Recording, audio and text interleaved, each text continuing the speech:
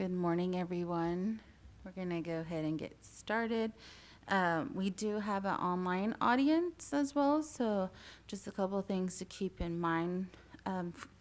Feel free to ask as much questions as you feel needed when the speakers are giving their presentations.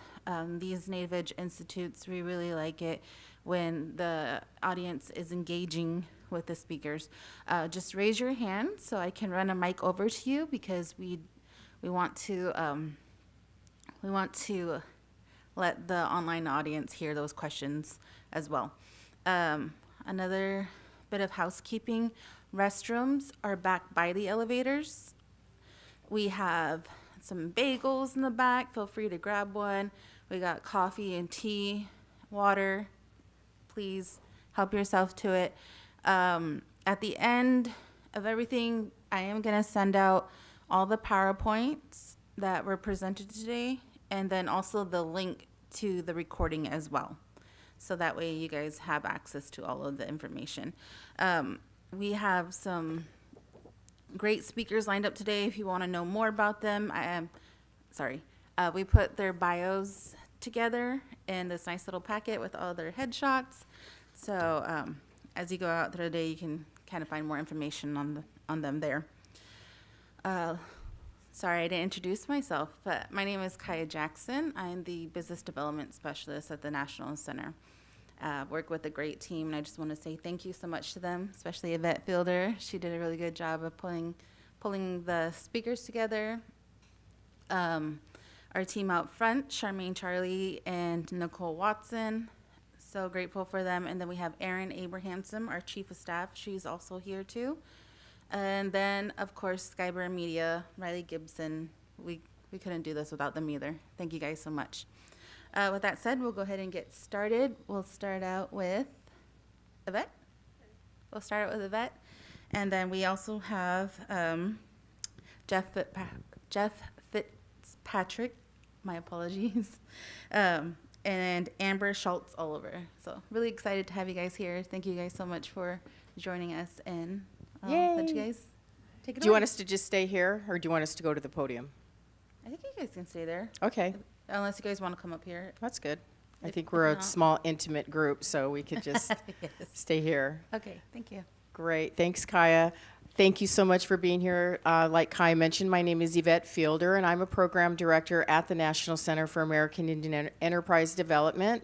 The National Center has been in existence since 1969.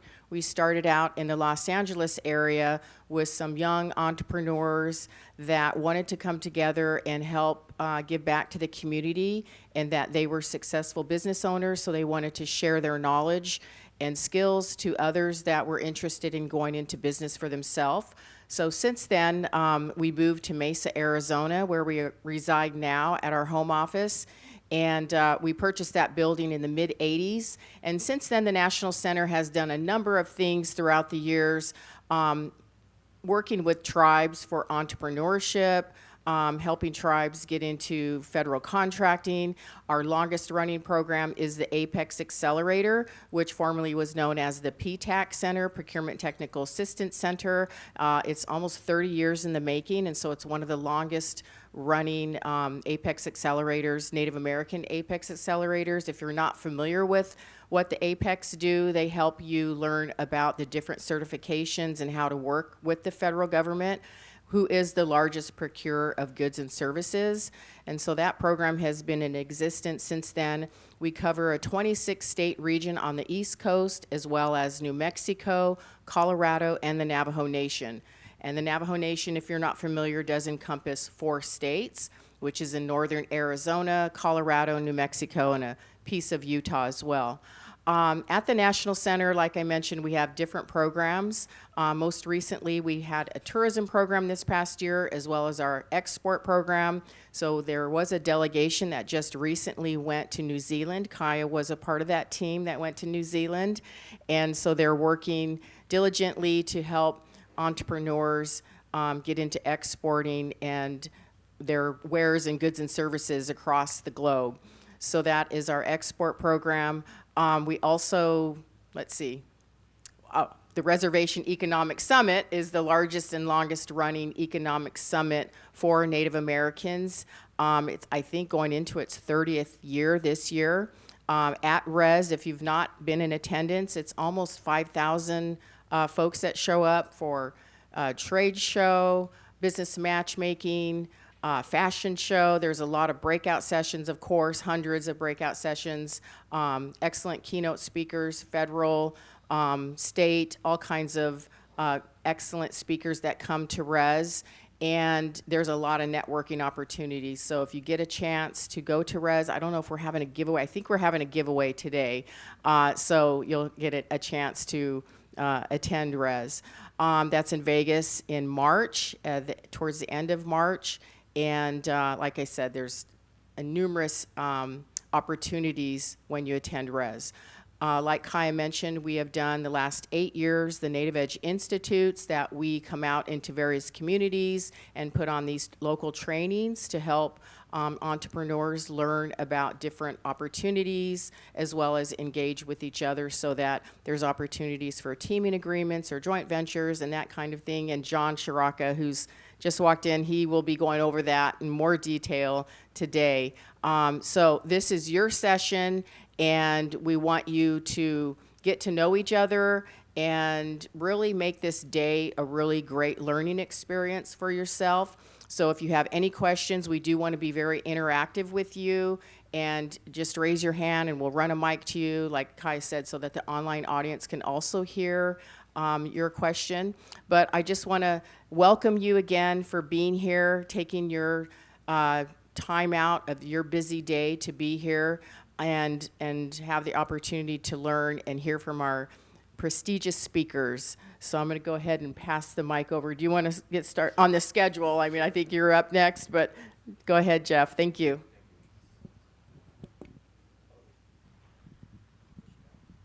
Hello. All right. Well, good morning, everyone. My name is Jeff Fitzpatrick. I'm a Nez Perce tribal citizen, and I have the privilege to serve as board director for the Northwest Native Chamber. First of all, I want to thank and recognize NCAIED, their team, and their leadership. Thank you for continuing the great work and for coming to the Northwest. For over 30 years, the Northwest Native Chamber has been walking the path laid before us. What started in 1994 with a dream of connecting Native businesses in Oregon has truly blossomed. We are now rewalking the trade routes of our ancestors. We are reestablishing the networks of commerce that have always been our way. Today, the Chamber serves Oregon, Idaho, Washington, and Southeast Alaska. There's been a lot of incredibly impactful work done. Across the Pacific Northwest, our work this year has been both expansive and transformative. For example, through partnerships with Business Oregon, we've provided technical assistance to Native entrepreneurs statewide.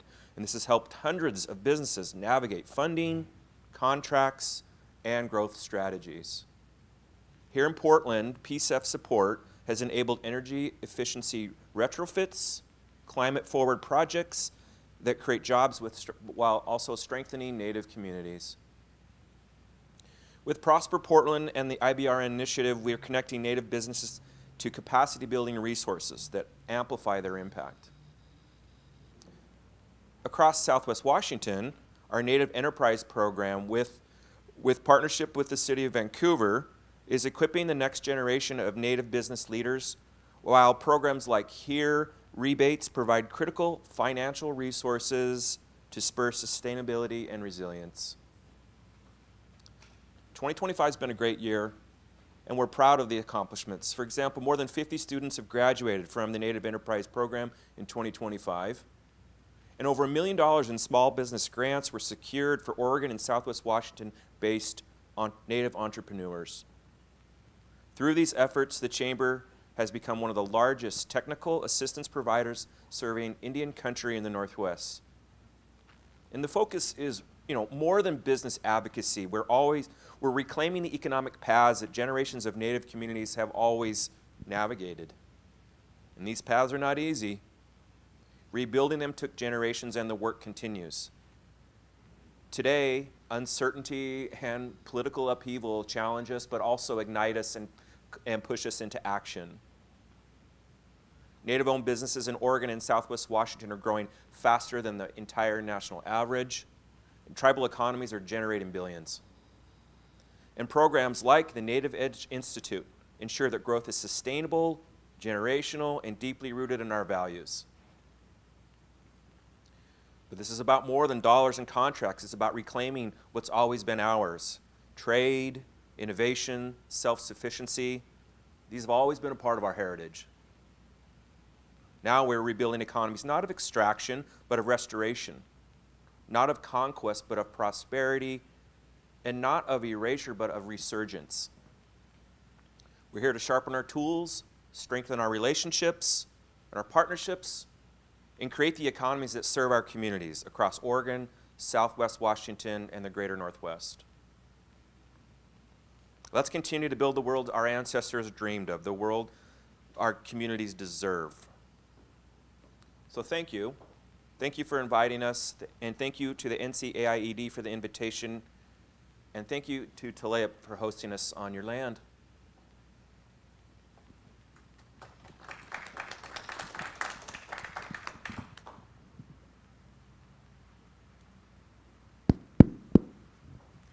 Thanks for that, Jeff. That was really nice.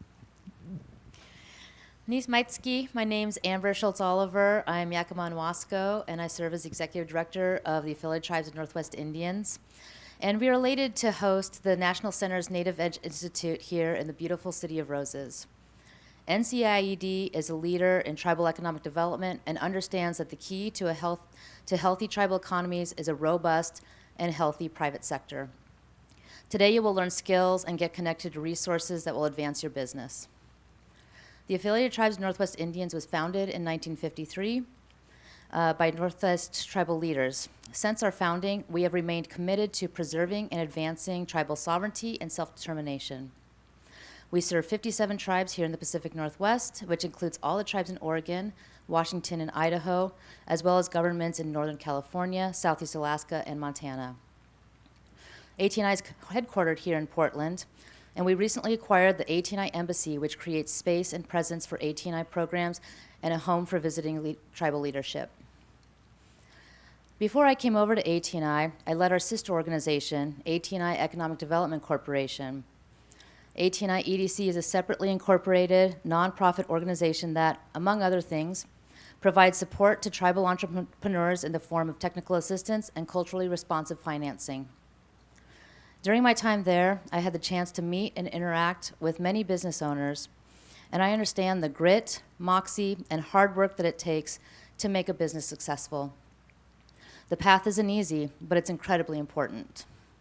Thank you for being here today and doing what you do.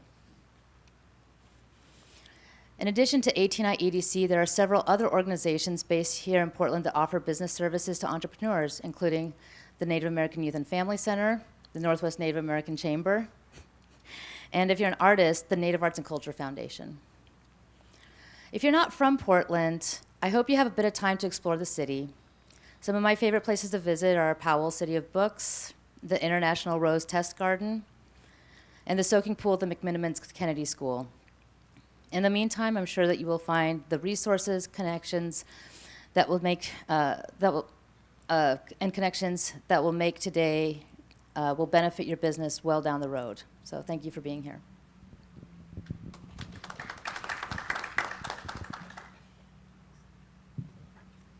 I was going to ask Aaron, are we going to have a giveaway today? Or yes? Okay.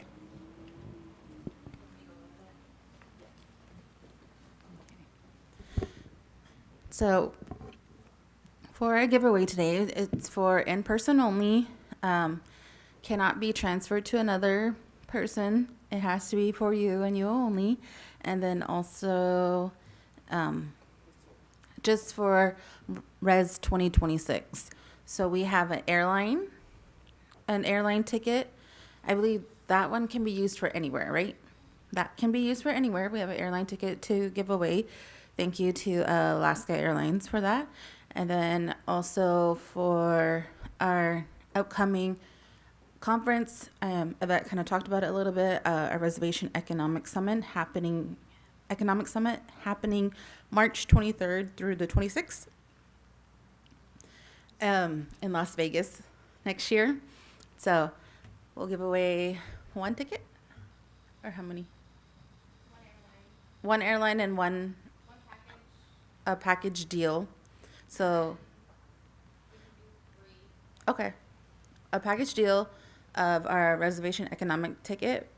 Res covers all kinds of great information. If you've never been, it is such an amazing event for small businesses in general. So you receive access to our business matchmaking, access to our all of our networking events, all the sessions. Really great information happening. My favorite part is the artisan market, so you guys get access to that. But so we'll do that as one ticket and the airline together, and then we'll give 2 additional res tickets. So completely free, but just used for this upcoming year of 2026. And then of course it has to be you, you, and then present today to win. So we'll put a basket out during lunch, and you can put in your business cards for that drawing. I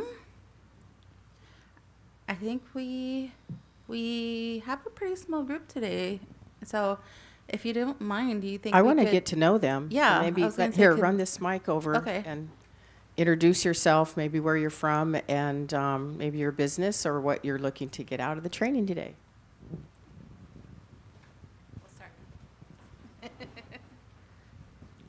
Okay, Fraser Whiteout with Sun Alta Construction. We do a commercial and residential remodeling. I'm looking forward to getting into A. When I first started this company 5 years ago, I want to do A. I want to figure out how to get a contract with the government. VA hospitals, forestries, all that's government projects. Thank you.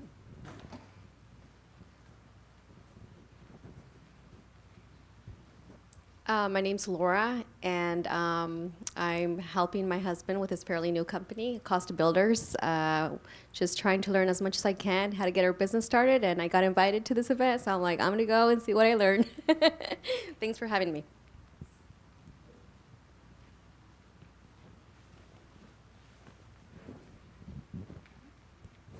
Good morning, John Chiraka. I am presenting on government contracting and the set-aside programs later today, so I hope you guys hang out. And I'm here all day, so if there's questions that you might have with respect to federal contracting and working with the government and the 8A program, happy to chat through them. Thanks.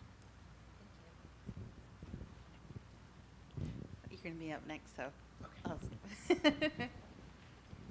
Hello, my name is Karen May. I'm the owner of Aphrodite Hair Salon, and I'm looking to find out how to best find the contracts for my industry.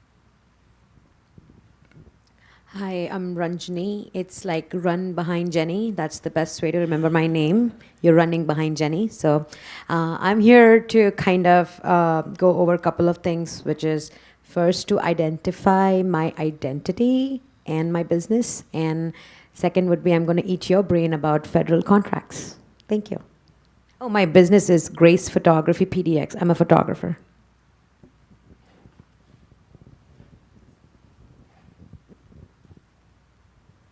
Hi, I am Sadie. I am currently a college student at New Hope Christian College. I work in the fashion industry, and I also do marketing and media for my parents' company. And I came with an open heart, and I understand that the harvest is plenty, but the labors are few. So I come to learn as much as I can.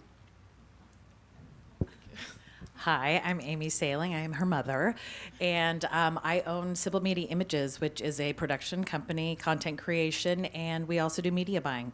So we've been in business for 8 years, and we're always looking to expand and grow because this industry, clearly there's multiple of us in that industry. Things are always changing, especially with AI.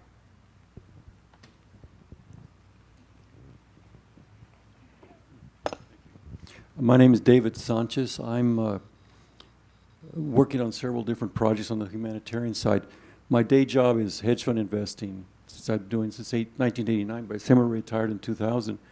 One of the things that we do is I'm on the Yale Board of Governors, Yale University Board of Governors, and we've created a Yale NYU sovereignty program, which brings native and non-native legal firms together to help tribes with federal cases. When a tribe has a federal case, it means that a multinational corporation is trying to exploit their resources and using their lobbying with the state and federal levels. The smaller tribes don't have the financial resources nor the sophistication to endure a decades-long legal battle. So what we do is we try to come in and provide pro bono support for them. We just recently won the children case at the Supreme Court. Our lawyers were cited 7 times by the Supreme Court justices to get the gain. So if we can help with a tribe on those federal cases, and almost every tribe has environmental issues, either pollution or exploitation. So it's something that we're trying to expand on that side.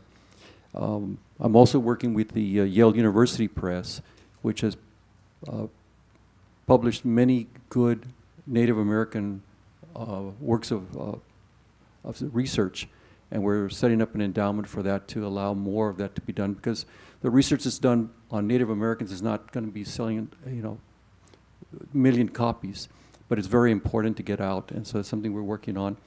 We're also developing a platform for hydroponics, which is water-based growth of microgreens, 24 different kinds of microgreens.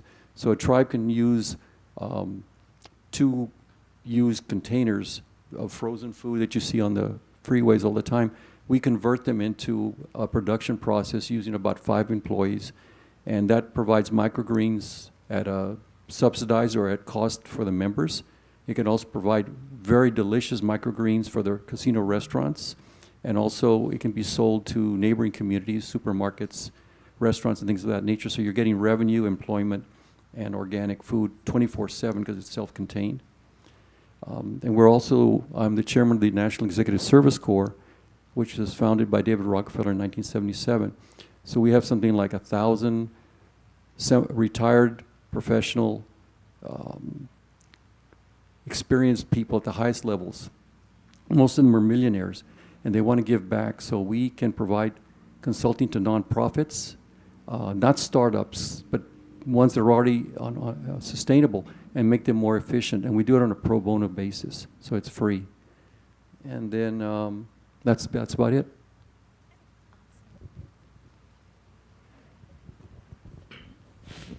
Good morning, everyone. My name is Dominic Carter, and my company is RCE Group, just my name spelled backwards. I've been an electrician most of my life, and I was a veteran. I'm a veteran, and so I got injured while I was in, and so I thought the best way for me to keep my income going was to try to start my own business, and I just here to learn everything that I can and hopefully get a government contract working with someone. Yep. Awesome. Well, thank you guys so much. Give yourselves a round. And thank you so much to our welcoming speakers, Yvette, Amber, and Jeff. Thank you guys so much. And we'll get ready to start our day.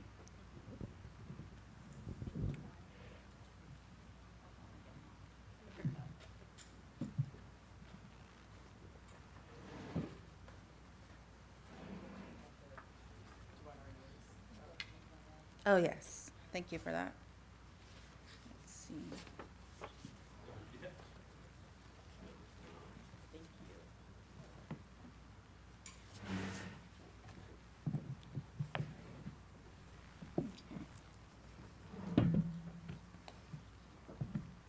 Next, we have Hasem Shah. Yeah? Haesum Shah. Haesum Shah is Director of the U.S. Commercial Service, International Trade Administration of the U.S. Department of Commerce, based in Portland, Oregon. So before I transition into this role that I'm currently in with the National Center, we had an MBDA export program, and so I was actually a part of that. So I always love topics on export. And so really excited to have you here. Thanks. Hi. Is this coming through okay? Small group. Welcome, everyone, and thank you. Thank you so much, NCAIED, for having me. My name is Haysam Shah. I'm with the U.S. Commercial Service. We are the U.S. Department of Commerce's export promotion arm. Our job is to help U.S. companies sell their goods and services overseas to international markets. Is there a clicker I can use, or do I? We'll click for a second. We'll give you one. Oh, cool. Okay. Sweet.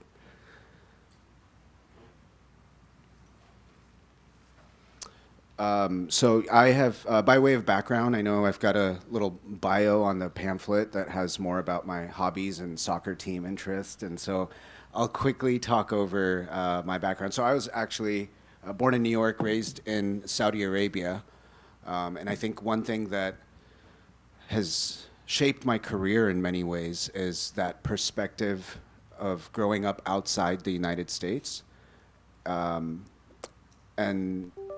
very tangibly seeing the value of what Made in America means and how it's perceived internationally. I think that conversation rings true even today, where sure, it's turbulent times.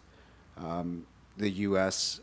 has a slightly diminished image overseas, I think, in many ways. But one quote that I still hold on to is a good friend of mine from back in the day said, "American used is as good as anyone else brand new." And he was talking about furniture. He was in a yard sale looking at 20-year-old furniture, but the value of the reputation of American quality still rings true in a lot of international markets. And so our job, our mission as part of the federal government is to help bring local small and medium-sized companies and find them success overseas, and we help them along the way. I'll go into some of those concepts today. Oh, sweet. Point anywhere. Okay, that's working. Thanks. So yeah, our entire thing is grounded in the fact that exports matter. Think of it this way, right? There's a few small business owners in here. If you sold to every single person in the United States, it's a population of 300 plus million people. You're doing great, you make a lot of money. However, you're barely scratching the surface of your potential. More than 70% of the world's purchasing power lies outside the United States. And I think one thing that hits me home pretty consistently is that 95% of our businesses in the United States don't export overseas. Less than 5% of the total business world. And that's shocking. I mean, I think when you pair initial remarks of the value of American products overseas, why are we not selling them overseas? And there's a lot of reasons why. There's a lot of obstacles. It is a very challenging landscape to navigate, but there are resources, and that's why I'm here. That's why I've got partners at the state level, city level. We put together our team to help you find those international markets. Whoops. So weird pointing it somewhere else. I'll just keep clicking. I think I broke it. Okay. This is a very important chart. These are numbers from 2023. You can see how our competitors are performing, right? Sadie, you're fresh in college. Look at this GDP percentages out here, right? What do these percentages mean? This is how much of the GDP is being generated by exports, by the country selling overseas. We're far, far, far behind our competitors. We only generate 12% of our GDP. Our country works on, it's a consumer-based GDP. We spend internally. But what if we could sell overseas? What does that do to our job markets, right? So we're here to bridge that gap. Our job is to take that 12%, try to take it as far up as possible. This is going back, I promise. Okay, I'll press the down button. Now it's working, cool. So what makes us different? There's a lot of support agencies, a lot of government agencies out there. What makes the U.S. commercial service very different is our international presence. And I call it the golden eagle effect. It carries a lot of weight. You're a small company here in the U.S., you want to find a distributor in Kenya, for example. How do you even get started? You go to ChatGPT, ask them to give you a list of certified buyers, and then do you cold call them on LinkedIn? Do you reach out to a contact? There are many ways to do it, but there's a shortcut, and that is leveraging U.S. government resources. The U.S. State Department, the United States government, is one of the most entrenched international presence on the planet. We have U.S. embassies in over 100 countries. We have tons of locations, consulates. And in each U.S. embassy, even though our first thought goes to U.S. embassies are here for political engagements, for public diplomacy, for visa processing, but there's a little tiny section of commercial affairs. There's a commerce department in each embassy, and their job is to help do this, take American companies out to overseas markets. So I sit here in Portland. I work at the World Trade Center, and my job is to cover the state of Oregon and Southwest Washington. So that's my jurisdiction. And if you think of that, even if you're a small company based out of Klamath Falls, you can give me a call, and my job is to take you to each of these U.S. embassies and consulates. So through that one email, you get access to a huge portion of the world. Now, we'll manage expectations by these days with our staffing situations. Just full disclosure, I'm the last remaining export assistance federal human in the state of Oregon. We are an office of 5, and currently you're looking at it. So, and that's a microcosm of what's happening around the world at our embassies as well. So it's tough times. I remain optimistic, and I believe in the mission. I believe in the service, and I think it's going to be important for me to be a part of the transition of the next wave that comes in. But the pendulum will swing, so we hold on to that. The last element is that we are results driven. Our entire KPI, my end of year evaluation, ties to how many companies I helped support with exporting. How many stories can I tell? How many jobs did I help create or retain by helping that company sell overseas? So with those 3 things, and knowing the fact that it's your tax dollars that are at work, if you're even thinking about exporting, or if it was just a sideways thought in your company's growth, give us a call. We can at least navigate some resources for you, especially during these times when tariffs and all these things are fluctuating minute by minute, right? A few numbers just to talk about how impactful the U.S. commercial service has been. $161 billion is the amount of the total sum that we helped generate for the economy in financial year 2023. That's $109 billion in exports and $52 billion in inward investment. Inward investment isn't really my forte, but my agency helps with that stuff.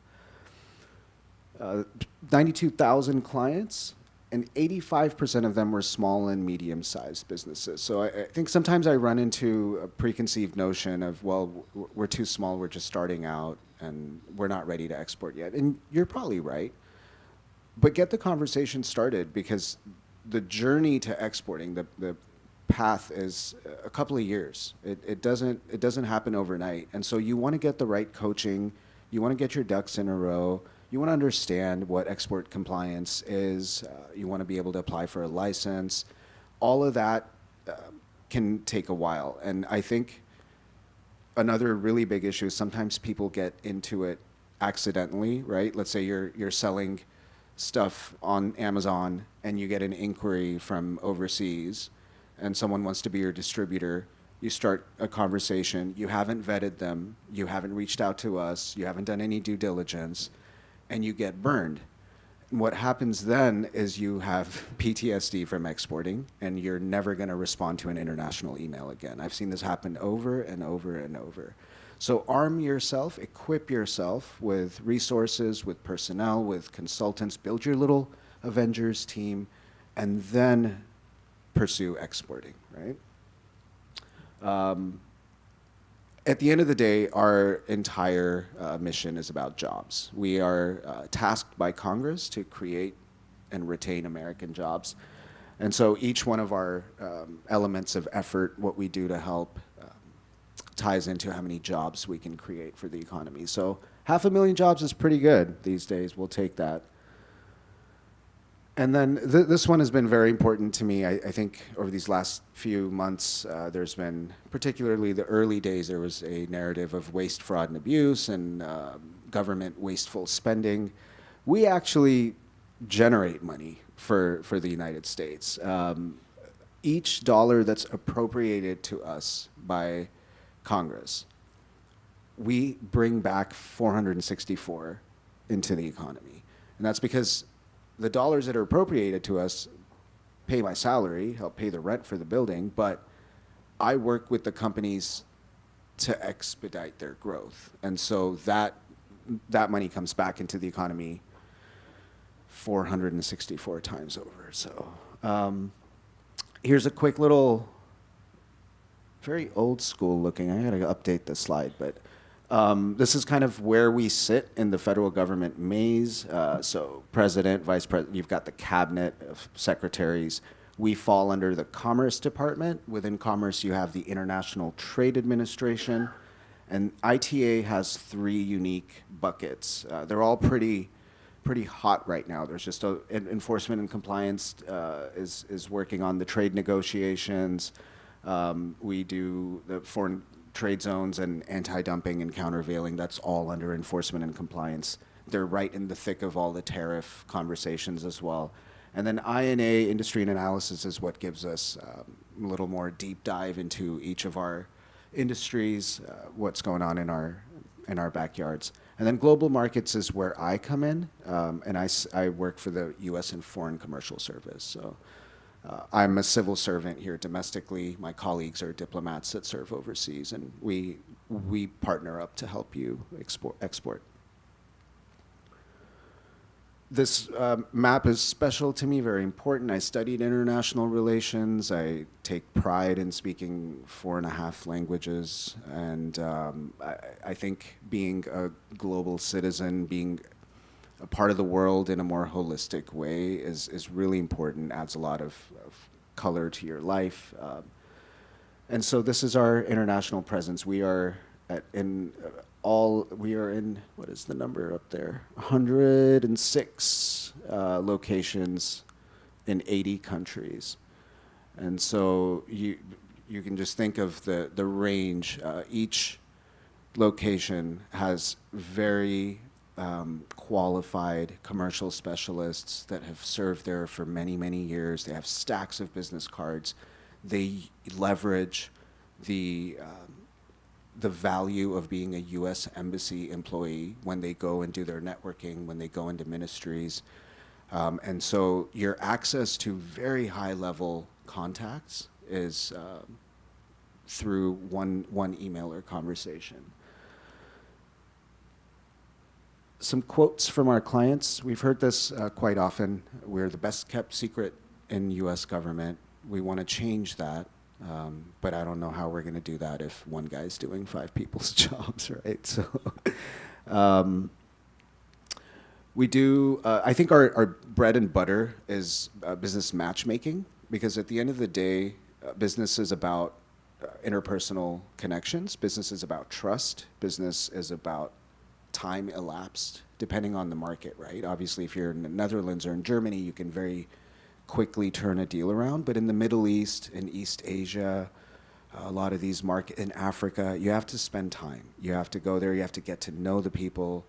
Sometimes you have to go as deep as knowing what their kids' birthdays are. And that's how business has historically worked. That's how we respond as humans. And so matchmaking is our big thing. We do a gold key service It's probably our Air Jordan to Nike, right? It's our best-selling service where we sign you up with 5 matchmaking meetings. Think of Tinder for the international business world, but very, very fast-tracked and like really accurate. So we also do commercial diplomacy and advocacy, which is very high level. If you're ever pursuing, those of you that are gonna hear about government contracting, if you're ever curious about international government contracting, there's a process for that we can assist with, and we can leverage very high level presence in DC. There's a specific advocacy center whose entire job is to help level the playing field for American companies by engaging with international governments. So reach out to us. There's a whole spectrum of services we can offer you, and a lot of it is free consultation as well, which goes a long way. This is our export team, which is just one guy. And we do work very closely with our state and local partners. Business Oregon is across the hall from us at the World Trade Center. They do the same job that we do. We're federal level, they're on the state level. SBDC is a really important group as well, the Small Business Development Corporation. They'll help you kind of ramp up and give you additional tools to get your export process started. The Small Business Administration, the Office of International Trade, used to be co-located with us. He retired this year as well, so we do have SBA coverage up in Seattle. And then Ex-Im Bank is what comes into play when you need export credit insurance. And my hope is that all of this stuff is very unfamiliar, because that gives me more opportunities to dive deeper when the time comes. But please do keep these groups in mind. They each play a very important role in the export journey. But let's see what else. Is that my last slide? I think so. Yeah, great. Well, I don't know if there was a Q&A session. I'm happy to take questions and have conversations. Yeah.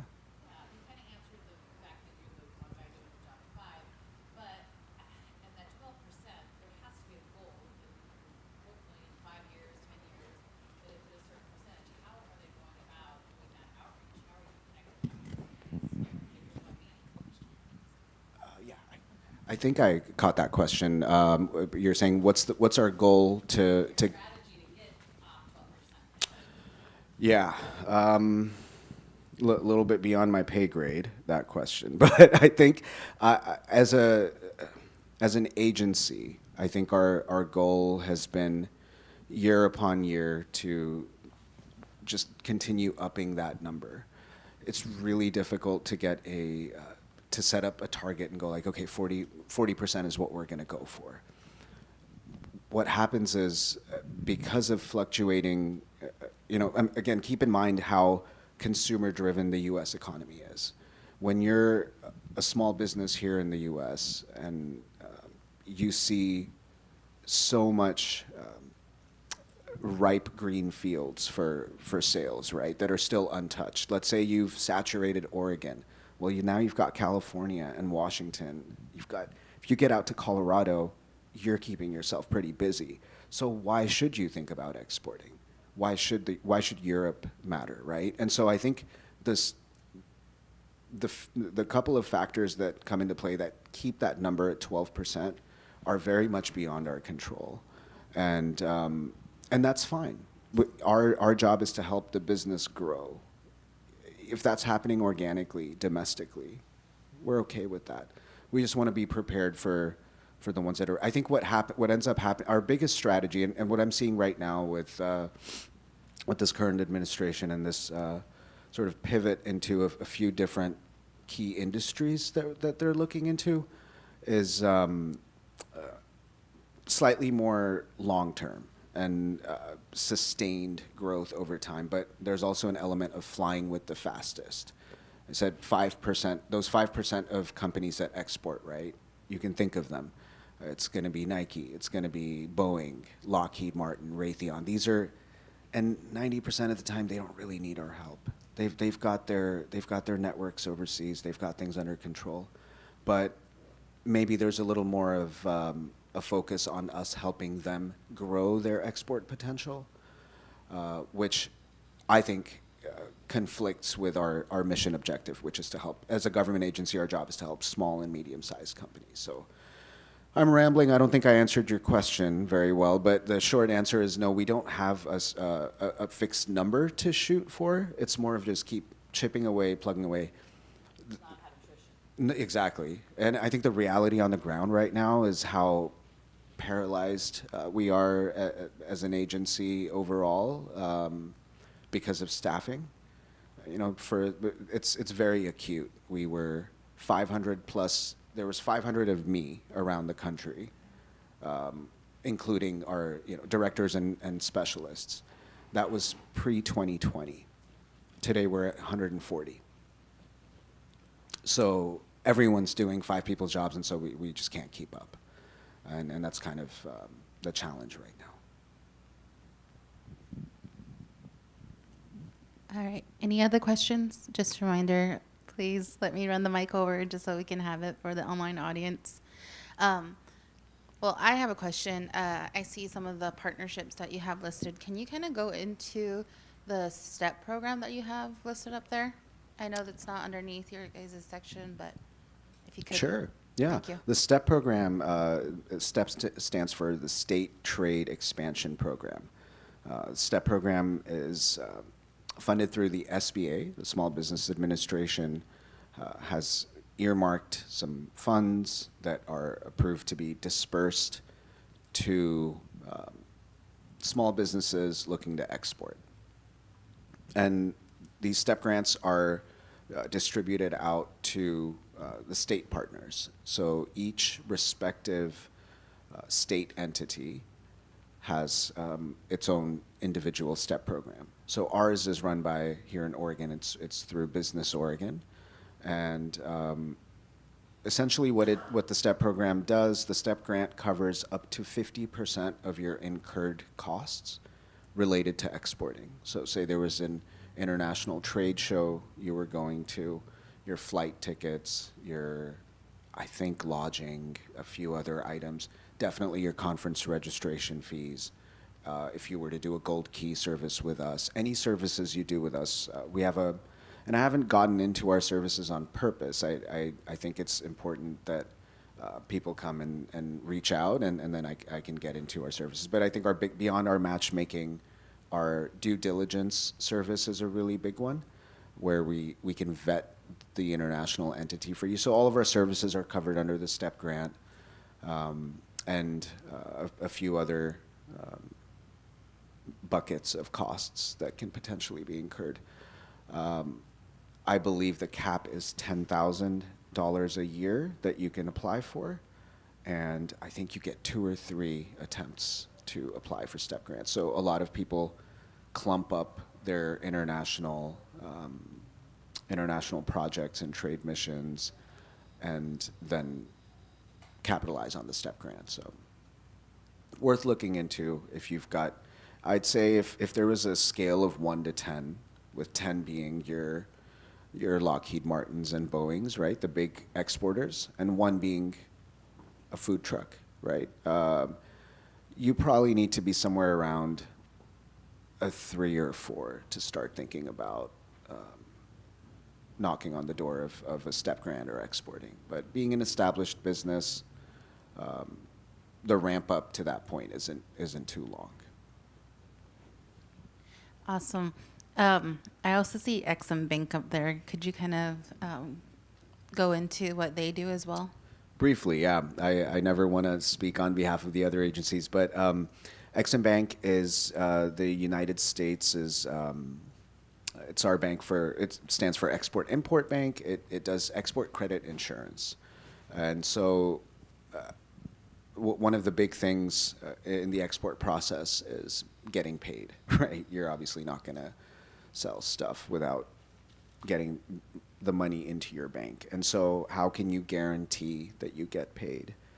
How do you ensure that the buyer on the other end has the right amount of resources to be able to make that payment. Sometimes these transactions go into hundreds of thousands or millions of dollars, and just a handshake and yep, I got you is not going to do it. So export credit insurance comes into play when banks are talking to each other and you have letters of credit and certain payment terms that fall into place. And so Ex-Im Bank is a great entity to help you navigate through that and offer export credit insurance. Awesome. One moment. We have a question.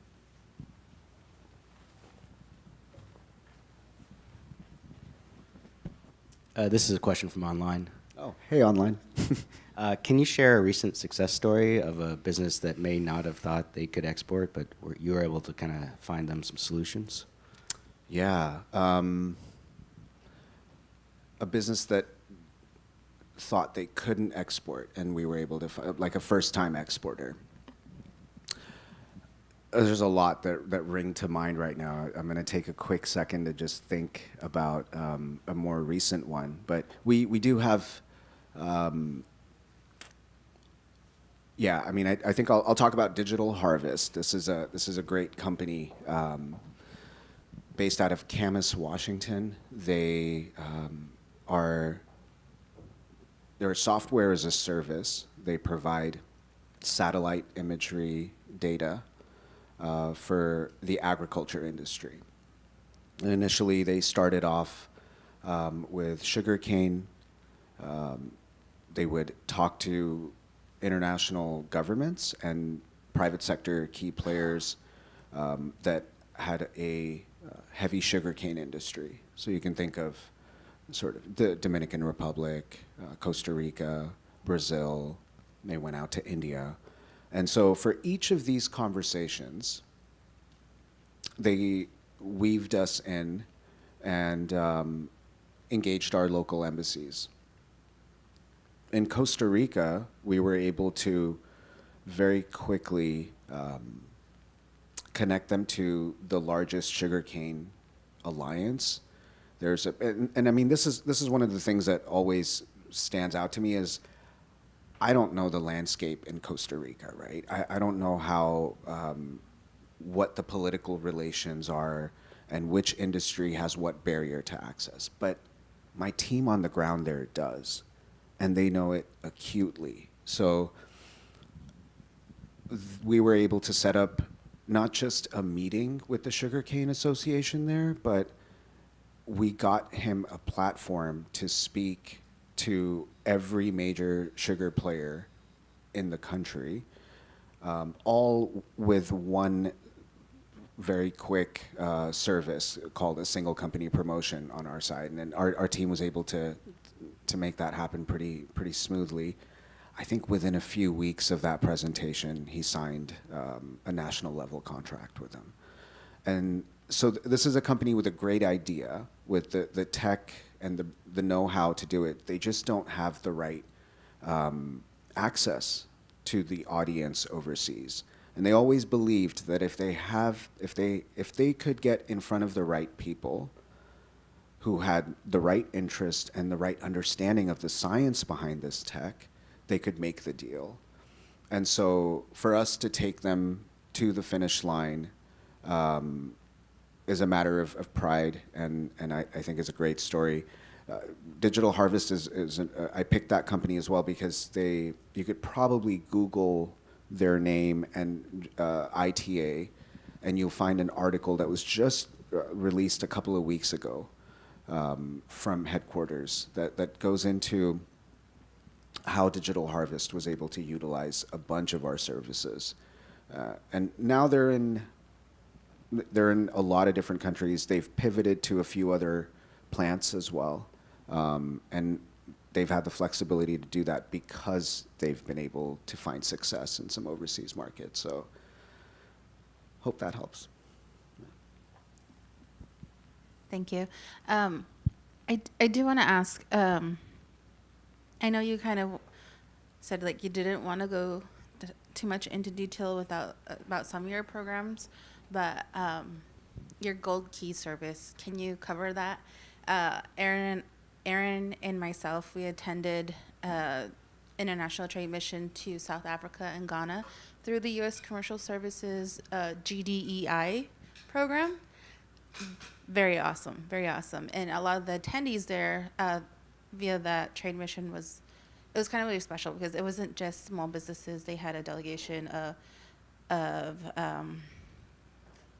organizations like the National Center, so chambers and whatnot, to come as well and kind of connect there. And then they also had the undersecretary and other political personnel to join as well, and it kind of really made it real cohesive and just kind of like rounded out all the group.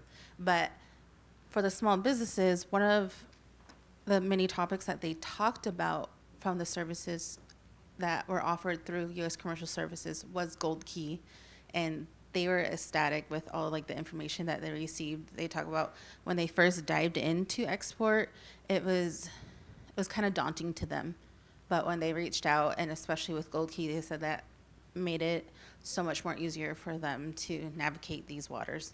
So if you could please. Sure, go yeah. into- No, I love the Gold Key service. I believe in it. I think one reason I've been with the Portland office for 5 years now. Prior to this, I was stationed in Saudi Arabia. I was at the U.S. consulate in Jeddah. And so we had a lot of small companies come out. I did a lot of Gold Keys on the ground over there. And so I think I'm a big fan because I've seen it. I've seen the efficacy of it on both sides of our workflow. The Gold Key service is a matchmaking program that gives us the opportunity to identify your key targets in a foreign market. You work with our staff on the ground to develop a game plan. Are you looking for distributors? Are you looking for agents? Are you just looking for e-commerce sales? What are you looking for in that market? Our team will help you answer that question. And then the next step is we set up the meetings for you. We identify the contacts. This is another critical part, right? You could set up the meetings yourself. You can reach out to people, but the difference between me as a small business owner reaching out versus, hey, I'm calling from the U.S. Embassy. There's this great American company. They want to talk to you.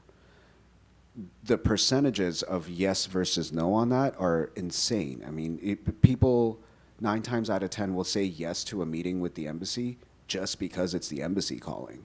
And that's access to future networking events, or that's potentially, hey, I've got a visa problem, can you help me out, right? And that's very off the books. We don't promote that, of course. There's no, the lines of agency division are very clear and opaque. But we work together as a group. If there's a national economic interest for something, things can get expedited. So the landscape in an overseas market and the value of having the U.S. Embassy vouch for you instantly takes your credibility up, makes you a vetted potential interested partner for that person overseas.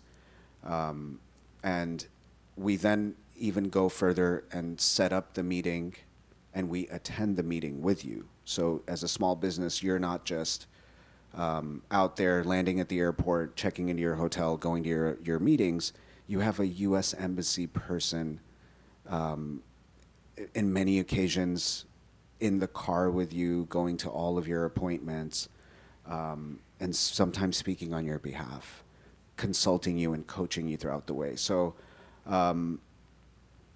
our clients that are small businesses, our customers have loved the Gold Key service because you're already flying there for a trade show or a trade mission, and you just tag on a little Gold Key, set up some very, very sniper style direct meetings, and maximize your trip, right?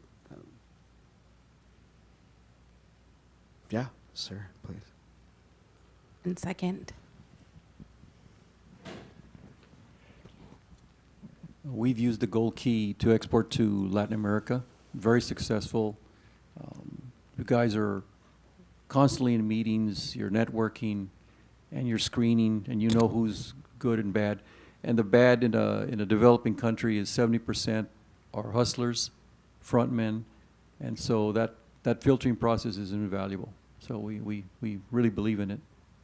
I appreciate. What was your name again, sir? David Sanchez. David, I really appreciate that because I think one thing I've noticed with a lot of small businesses is, especially in the sort of manufacturing space that are out there, really pushing.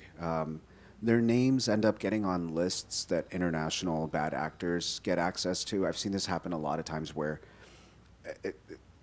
it's a straight up scam. People are reaching out trying to take advantage of a small American business that has a great product, and they'll make promises of, hey, we'll get this sold into 50 European countries and blah blah blah.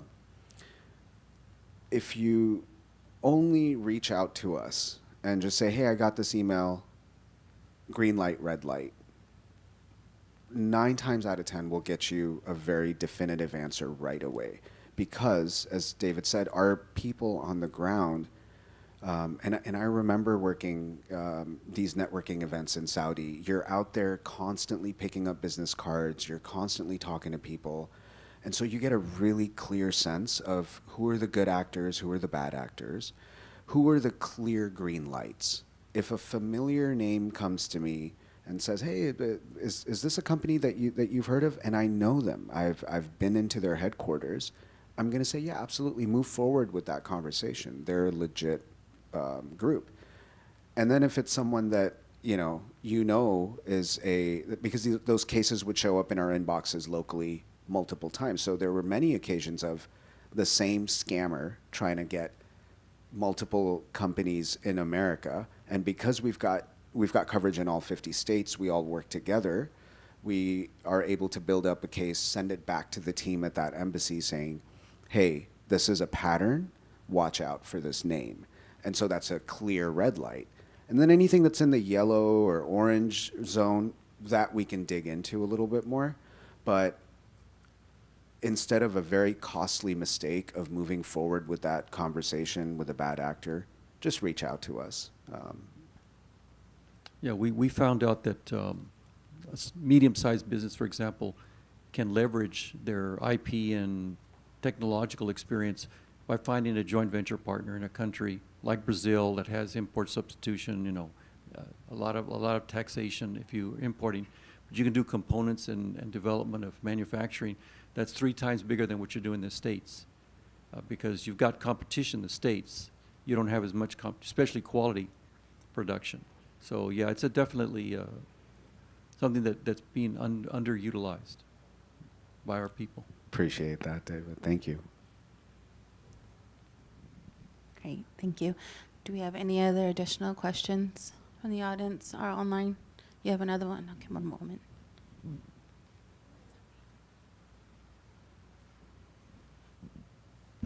This one's actually for me. Oh, hey. You ever worked with film distribution in foreign countries?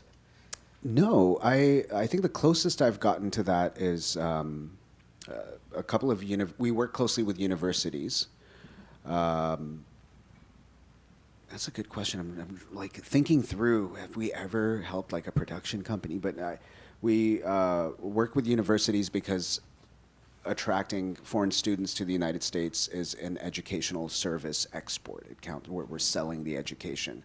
And it also adds ripple effects to the economy because the students come and spend money here locally. But I was working very closely with universities in Saudi Arabia to develop their film programs. And so they were looking for JVs and partnerships, joint ventures and partnerships with American strong film institutes. We got pretty far. I think a lot of, as happens with a lot of international business, things will fizzle out depending on time. But I'd be happy to talk to a film distribution group. Are you trying to sell films overseas? Is that?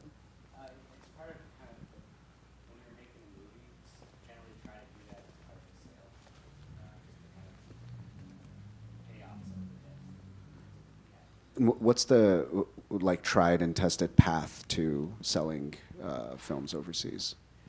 Typically finding a distributor. Finding a distributor. We can help with that. Yeah. As long as your content is 51% American made, we'll we'll help with that. Oh, cool. Okay. Kind of along those lines, we actually brought Riley to New Zealand. We went a couple weeks ago on our own mission. So the National Center also houses a Native American specific program similar to STEP that we were able to take a few of our businesses through the west end of the United States to New Zealand. And so I was really excited that they were able to participate in that because, again, like 95% of the world of the buying power is outside of the U.S. And so I think that's something that we should all think about and really look to tapping into. Okay, do we have any more last minute questions before we move along to our next session? All right, awesome. I would just like to thank everyone. And one last thing, we do have a very robust internship program. We require student status and U.S. citizenship, and the rest is we can walk through it. I think a big part of my career has been opportunities that have allowed me to grow.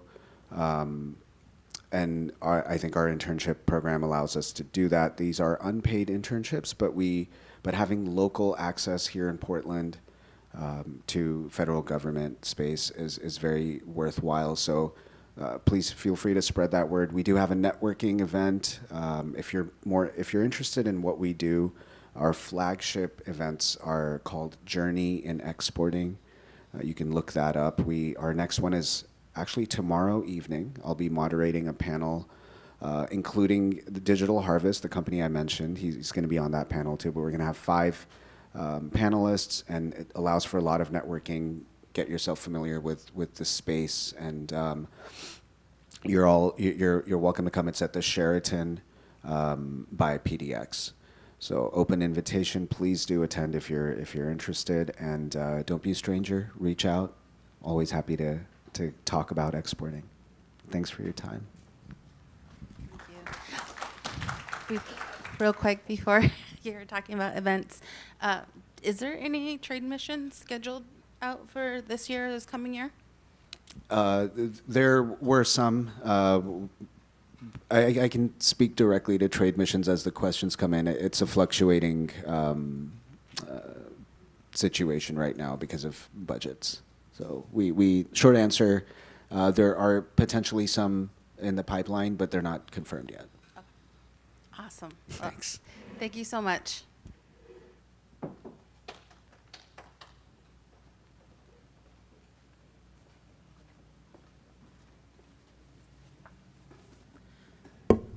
So a couple of things while we're moving forward to our next session. We had Derek Watchman on our agenda.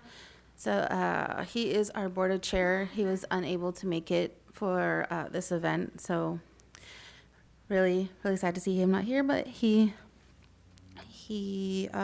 wasn't able to make it. Next, we have Kasten Steffman. Kasten is running late, so we wanted to go ahead and move forward with John, if we're able to. Right. So I know John's not on until after lunch, but he brings in a lot of great information about government contracting. So we can go ahead and move forward with GCP. Thank you.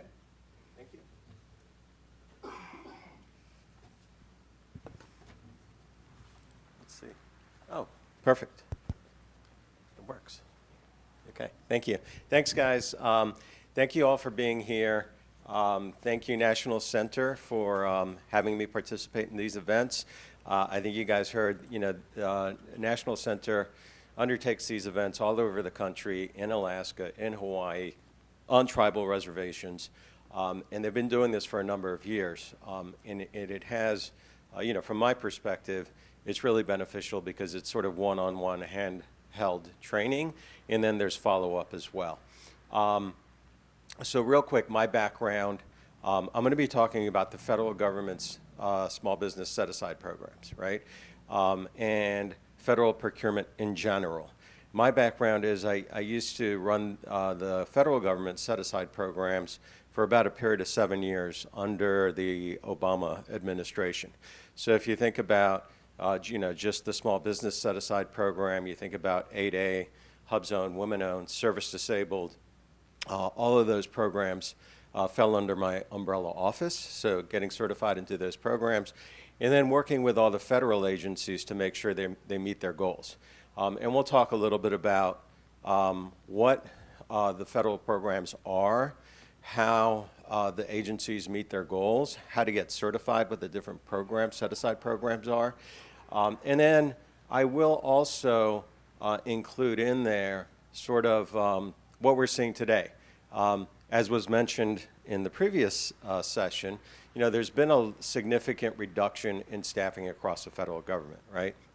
And so where, when I was running these programs, we had, 300 or 400 folks in my office, they're down to like about 100. And so that has obviously an impact. It has an impact on the certification process. It has an impact on requirements getting set aside. It has impact on oversight of the federal agencies to make sure that they are setting requirements aside. And so I'll sort of mention how the current environment is changing the landscape. But I do want to talk about sort of the basics of the programs, right? So we'll talk a little bit about the federal marketplace in general, why it's so important to look at it as one source of revenue, right?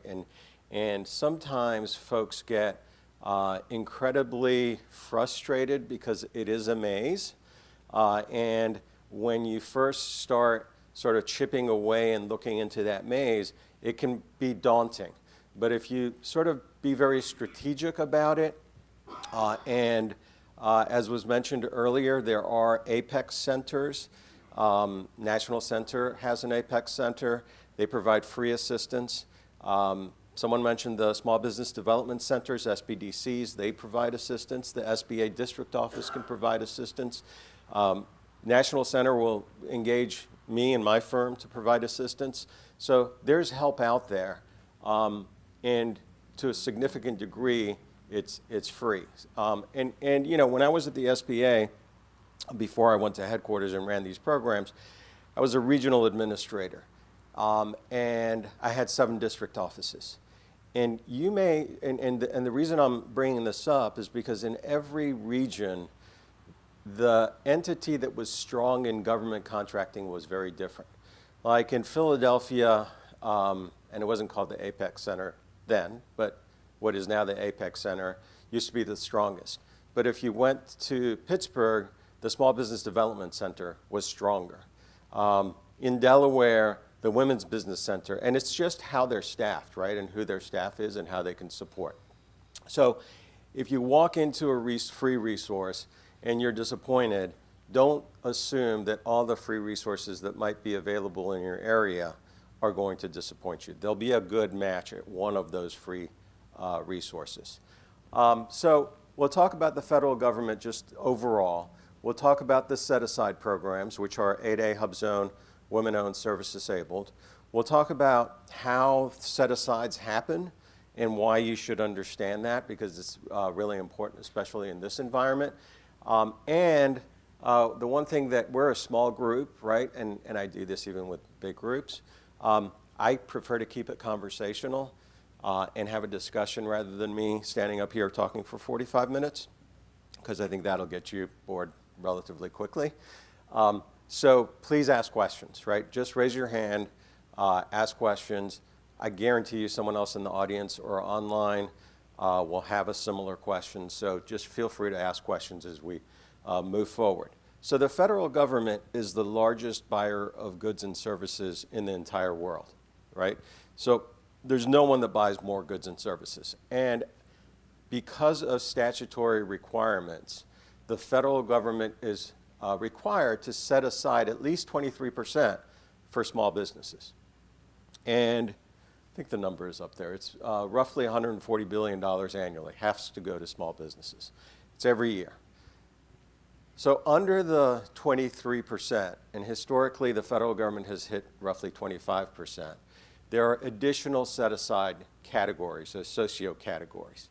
One is 8A, small disadvantaged, or 8A.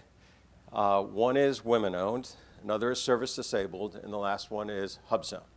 Used to be, some of these were quote-unquote self-representation. In other words, if you were woman-owned, you used to be able to go and register into the federal government database, SAM, System for Award Management, and the federal government loves to use acronyms. So don't be intimidated by the acronyms, just ask. I forget some of them, actually. But it used to be you could self-represent. It used to be for much of the federal government, except for the VA, you could self-represent as a service-disabled firm. That's all significantly changed in that you can self-represent as small, but once you start getting into these other socio-categories, and these are the goals, by the way, so 5, 5, 5, and 3, with respect to the federal government achieving these socio goals. But in order to get into these socio goals, you have to go through a front-end certification process. And sometimes that can be a little bit painful. So the first step is getting into SAM. How many folks are thinking about doing work with the federal government? Okay. How many folks are already in SAM? Okay, good. Because that's kind of painful, right? And then as soon as you start your application, you start getting a bunch of emails. And it's like, hey, we can help you get into SAM, and it looks official. And it'll be $250 or $500. And what I always say is, make sure you don't respond to that, right? Because getting into SAM is free, and there's assistance, like we talked about, to help you walk through the process. Now, the challenge is, and I know a lot of people said they're already in SAM, the challenge is that once you start the process, you have to look out for emails that you end up getting. And you might get an email, and I'm not saying you might, you will get an email from like a .mil address. For the love of me, I was involved in this, running these programs. To this day, I don't know why it goes to the Defense Logistics Agency to verify your cage code, but it does. And so between the GSA, between the IRS and the DLA, you get emails. And if the addresses don't match specifically, and I mean if you said suite STE versus SUITE, it bounces back. If you don't respond to that email in 3 days, you get kicked out. You have to start over again. So be vigilant, be patient, and if you need help, there's free help available. So once you're in SAM, the other socio-categories, now why the other socio-categories, right? Because it further limits competition. So if you are small, right, you've limited the competition. There can be a set-aside only for small businesses. So you have limited competition. You're not competing against large businesses. However, if you're 8A, there's much fewer of those companies, right? So now you've limited it even further. Women-owned, service-disabled, hub zone, et cetera. And the federal government has these goals, so they have to set requirements aside for these categories, right? And if you think you can qualify for more than one, I would encourage you to at least consider it, because although the government can't do a multiple set aside, so they can't do small and then something, they can do just small, and then they can do 8A small, hub zone small, women-owned small, service-disabled small, but they can't do like all of them, right? They have to pick one.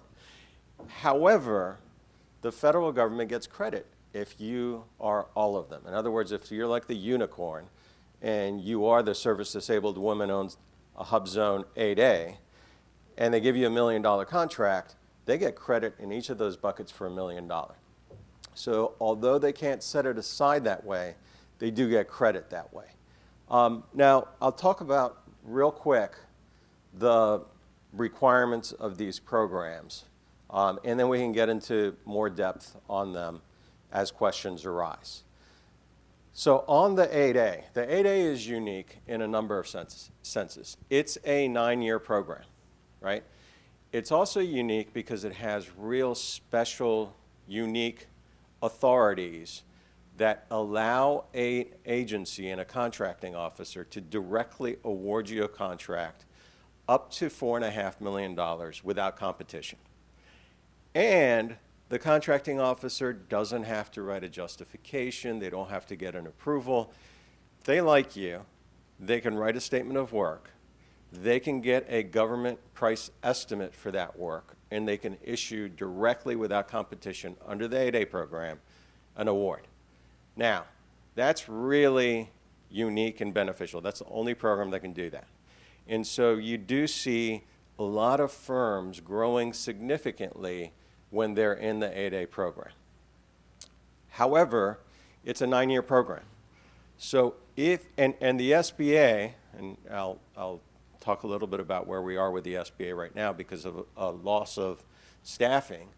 The SBA has to let you in if you're qualified, but you might not be ready. And what do I mean by that? Because if it's a 9-year program, after year 7, they start weaning you off the sole source, right? Those direct awards. So if you get into 7, 8, and 9, they're like, wow, 100% of your work is coming from sole source awards.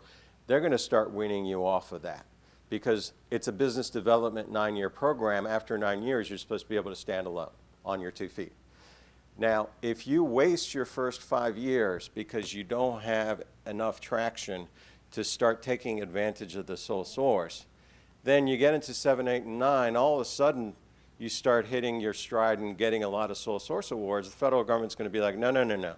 Only 50% or 75% of your work can be sole source. So you've wasted the first 4 or 5 years because that's when you were gaining traction. So a lot of the times that we see success for 8A in the 8A world is, look, I've had work at a federal agency or at a buying activity, and the client is really happy with my work. And they've asked, you know, can you do X, can you do Y, and they want to expand the amount of work that they're giving me.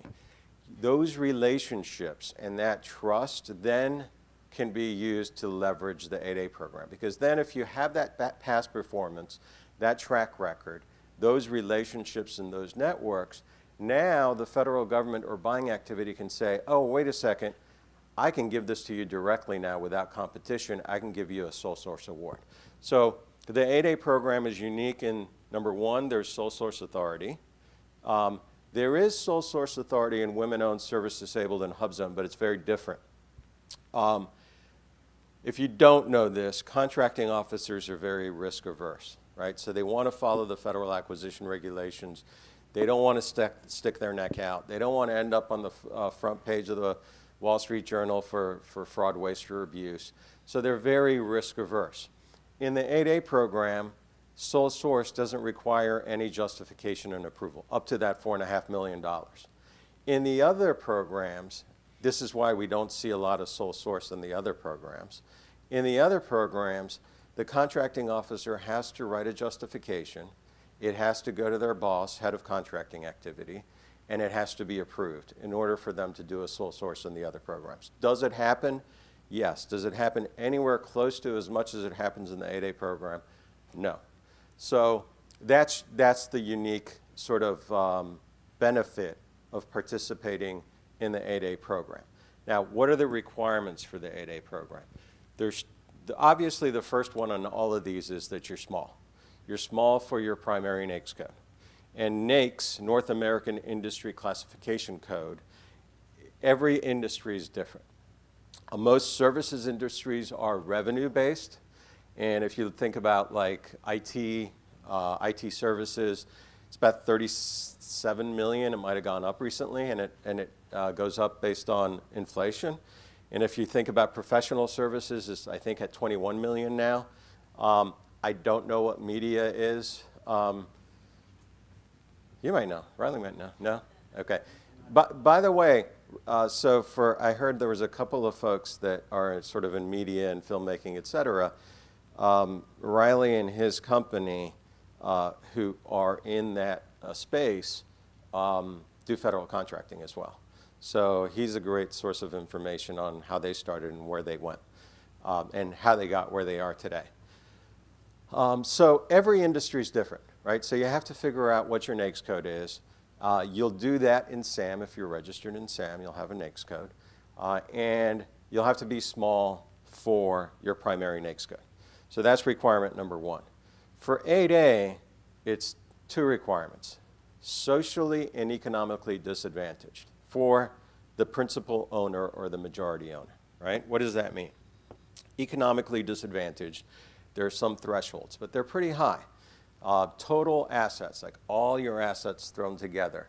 I think it just went up, and it's in here on the slides. And we'll share these slides with the group, because I'm not going to go through all of them. But it's in here. It's like $8 million total assets, right? Throw everything in. You can keep your retirement out. Then net assets is you can take out your primary residence, you can take out your retirement, you can take out the value of your business. It has to be 800,000. So net assets, 800,000. And then your AGI, annual adjusted gross income, 3-year average has to be less than 300,000. So those thresholds are economic disadvantaged. Am I economic disadvantaged? The other requirement for the 8A program is, am I socially disadvantaged? Now, it used to be you could check the box on presumed classes. What does that mean? It means if I'm Hispanic American, African American, Native American, Asian Pacific Islander, I could check the box and I could say I'm socially disadvantaged.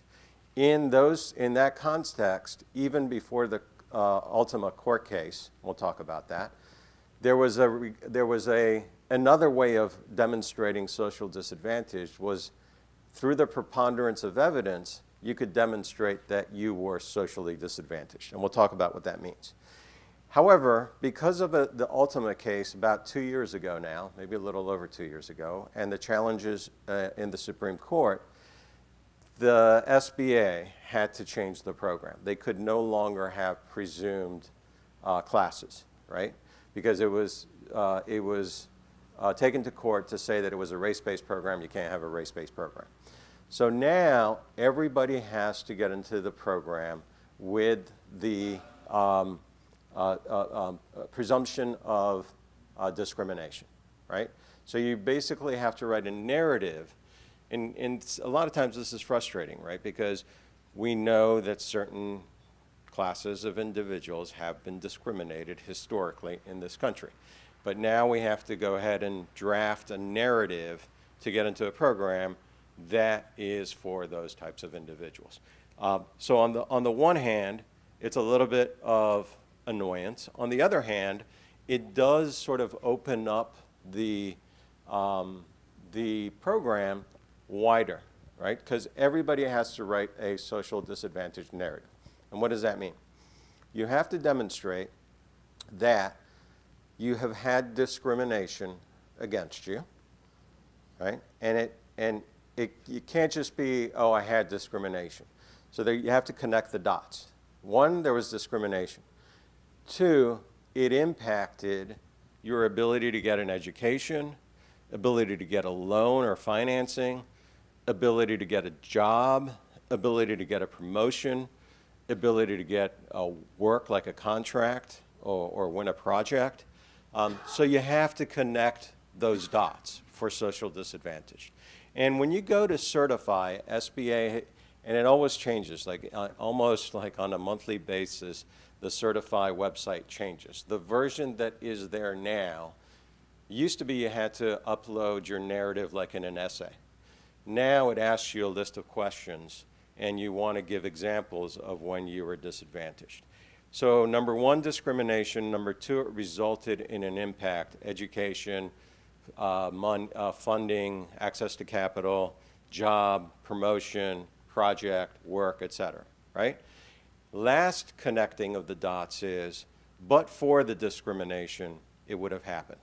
And the reason they want to see that is that maybe you didn't get the job because you weren't the most qualified, right? So you have to sort of connect the last dots, which says, look, I was discriminated, I didn't get the job. However, we were both equally qualified, and it was just the discrimination that didn't get me the job because I was as good, if not better, qualified than the individual that got it. And what happens a lot of times, unfortunately, and we have a lot of clients that we work with through this, is a lot of folks who have been in those shoes are like, oh, yeah, I overcame that. It's like, isn't that part of life? Like, you just deal with it, and I overcame it. And it's really difficult to get them to sit down and, number one, it's painful. Number two, to sit down and analyze the examples and connect the dots in order to achieve that acceptance with respect to social disadvantage. So it is painful. Don't discount the examples of discrimination. And everybody always says, oh, well, I overcame those. Yeah, you overcame them, but compare it to someone that didn't have to face that discrimination. Where are they, or where did they get to, as opposed to the time that it took you to get there and the impact that it had on you long term. So it really takes a thought process to be able to put that together, but I would encourage you to take the time. Don't just assume like, no, I overcame it. I don't really qualify for this program. So on 8A, economic disadvantage, social disadvantage, you're small. And then on all these programs, again, the individual that the designation is based on has to own and control. What does own and control mean? Own is easy. You own the majority of the stock, right? Or membership, 51%. Control can become very difficult because a lot of times small businesses think, well, I own 51%, I must control. That's not how the SBA looks at it, right? If you have a minority owner, or if you're woman-owned and your husband's the 49% owner, is there negative control? And by that I mean, is there any unanimous consent provisions in your operating agreement that prevent you from making day-to-day decisions or important decisions or managing and operating the company? Because if there's significant unanimous consent provisions in your operating agreement, that means the disadvantaged individual isn't controlling the entity, and therefore SBA is going to say you don't qualify for the program, right? And it's not just your operating agreement and unanimous consent provisions. You can start, and SBA will start looking at, let's say your minority owner put in $1 million, right? You didn't put in anything. There's no unanimous consent provisions, and you owe 51%. Well, that's negative control because the SBA is going to say, oh, wait a second, they put in $1 million. Yeah, they only own 49%, but I guarantee you're not going to do anything unless you ask that person that put in $1 million. So they'll look at stuff like that. And then the other thing, and I have a slide on this, but we'll talk about it now. The other thing is affiliation. So when you are considered small, right, they'll look at your revenues when you fill out SAM, and they'll look at 5 years of revenues to determine if you're small. They'll ask, like, are there relationships with other companies or other individuals? Is there common management across a number of companies? Is there common facilities? Do you do a lot of prime sub-relationships or joint ventures with another company? Is your entire source of revenues from one large company? And a lot of startups, that can happen, right? Those can lead to a finding of affiliation. And affiliation in and of itself is not a bad thing, right? You might end up being affiliated, but what SBA will do is they'll combine the numbers, the revenues for both companies to determine if you're still small. So if there's common management, there's a bunch of joint ventures and a lot of your revenues are coming from your joint ventures, if there is one source of income and all your source of income is coming from your former employer, those can potentially lead to affiliation. And the one thing, and this was under my office as well, the one thing that always frustrated me is that there isn't a clear definition of affiliation. In other words, SBA doesn't come out and say, oh yeah, joint venture plus common facilities plus common management equals affiliation. They look at, quote unquote, the totality of the circumstances. And depending on how that building gets built, or the hay, or whatever analogy we want to use, they might come out and say the totality of the circumstances leads to a finding of affiliation. So the one thing that I always say is, business, it isn't always pretty, right? You have all sorts of relationships, you have all sorts of common ownerships, maybe common facility, working relationships. So business can be ugly, but for SBA purposes, try and keep it as clean as possible with respect to this issue. Let me stop there, and I'm going to talk about the other programs as well. But let me stop there and see if there's any questions either in the audience so far or online. Anything online? There was one, but it's about subcontracting. I can answer it if you want. They just asked if you were going to talk. Oh, yes, I can talk about subcontracting as well. Definitely. Any other questions so far? No? Okay. So small, that's easy. Ownership and control. And then women-owned, obviously, that's easy.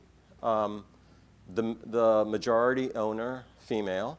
The women-owned program also has a sub-program, economically disadvantaged women-owned.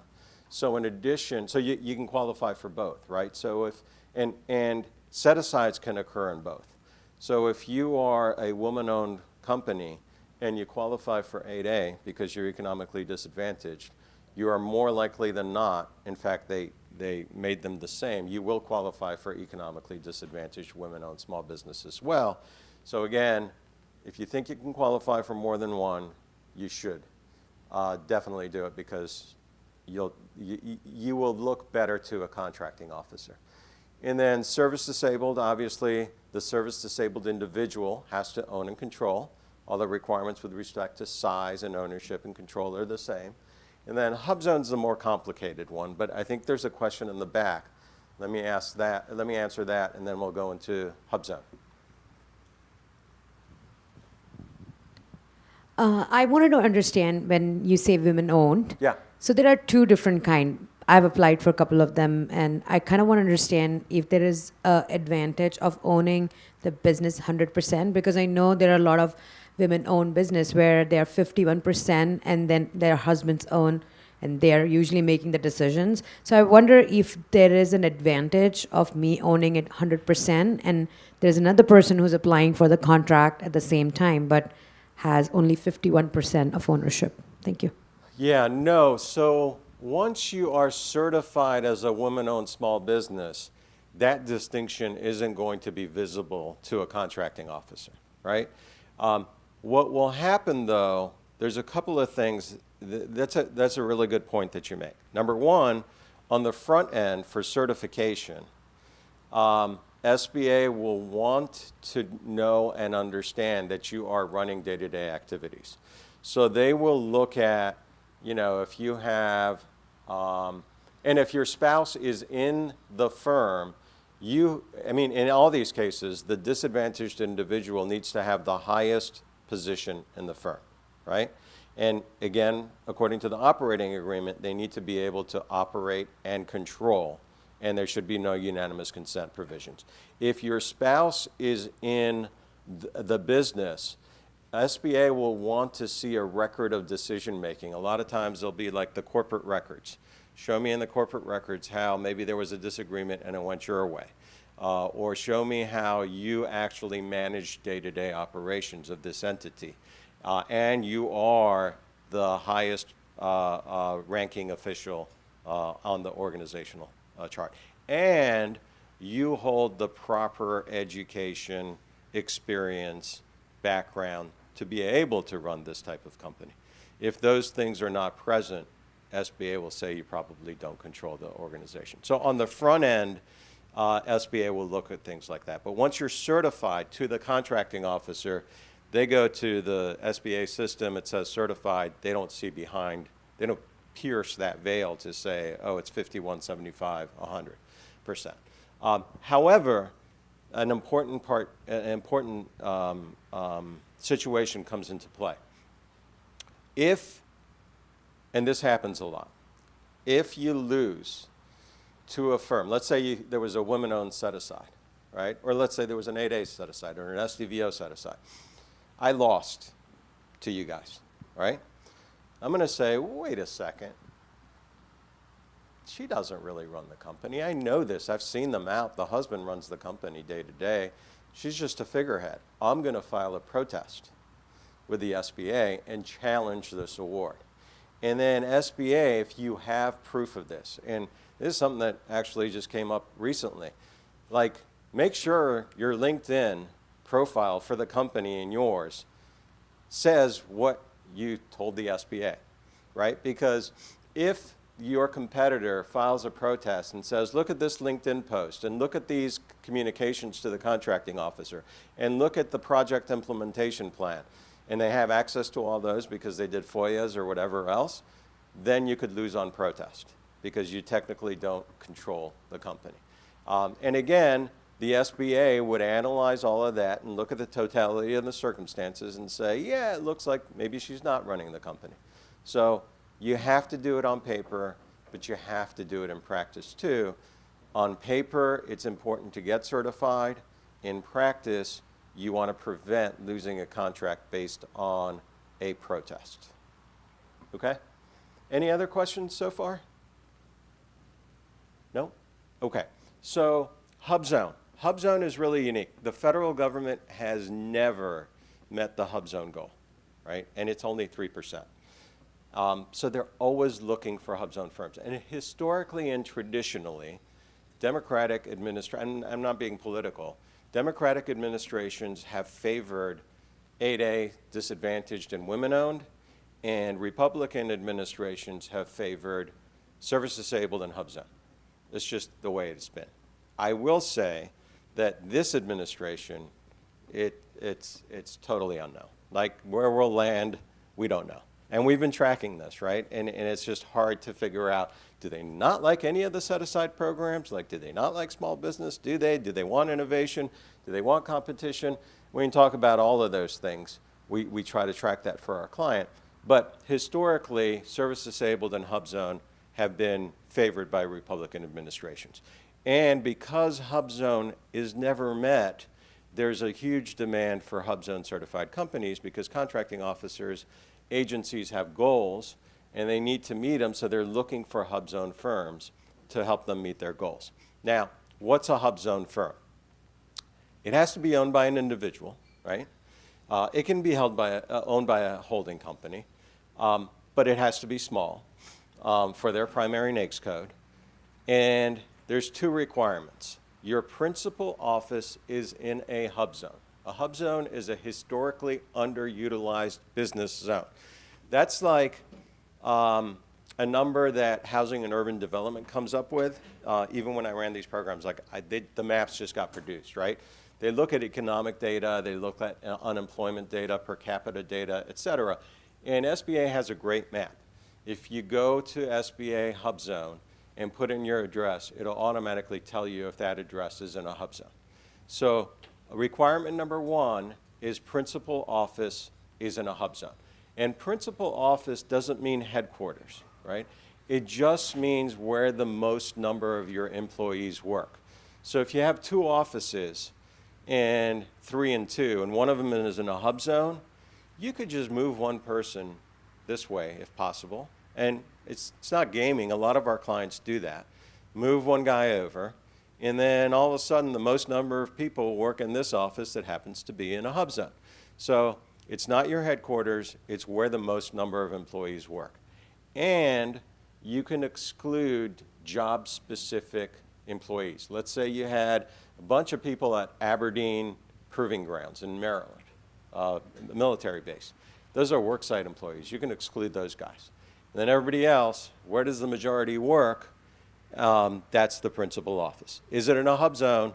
That's requirement number one. So principal office in a HubZone. Then you dump everybody back in, all your employees back in, And then 35% of those employees have to be in a hub zone. Not the same hub zone. They can be in any hub zone across the country. And college towns are hub zones. All reservation is considered a hub zone. So you can be in college town, and they can be interns, because an employee is anybody that works 40 hours a month, not a week, a month. So you can have college interns, 40 hours a month, and you could raise up your number to get to the 35%. So those are the two requirements: principal office in a hub zone, 35% of your employees in a hub zone. Any questions so far?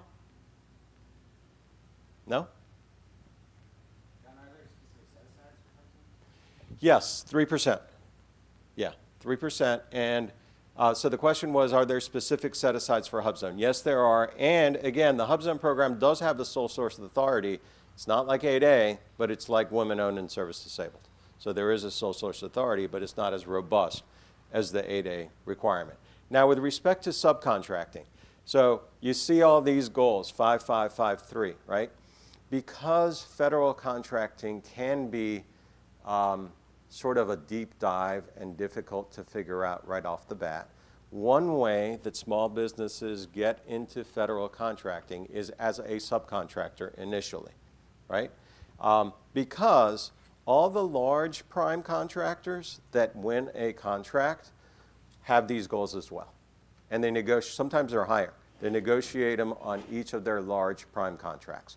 So when Lockheed or Northrop Grumman or AECOM or Deloitte win a large project, they have work that goes under that project, like media, outreach, engagement, et cetera.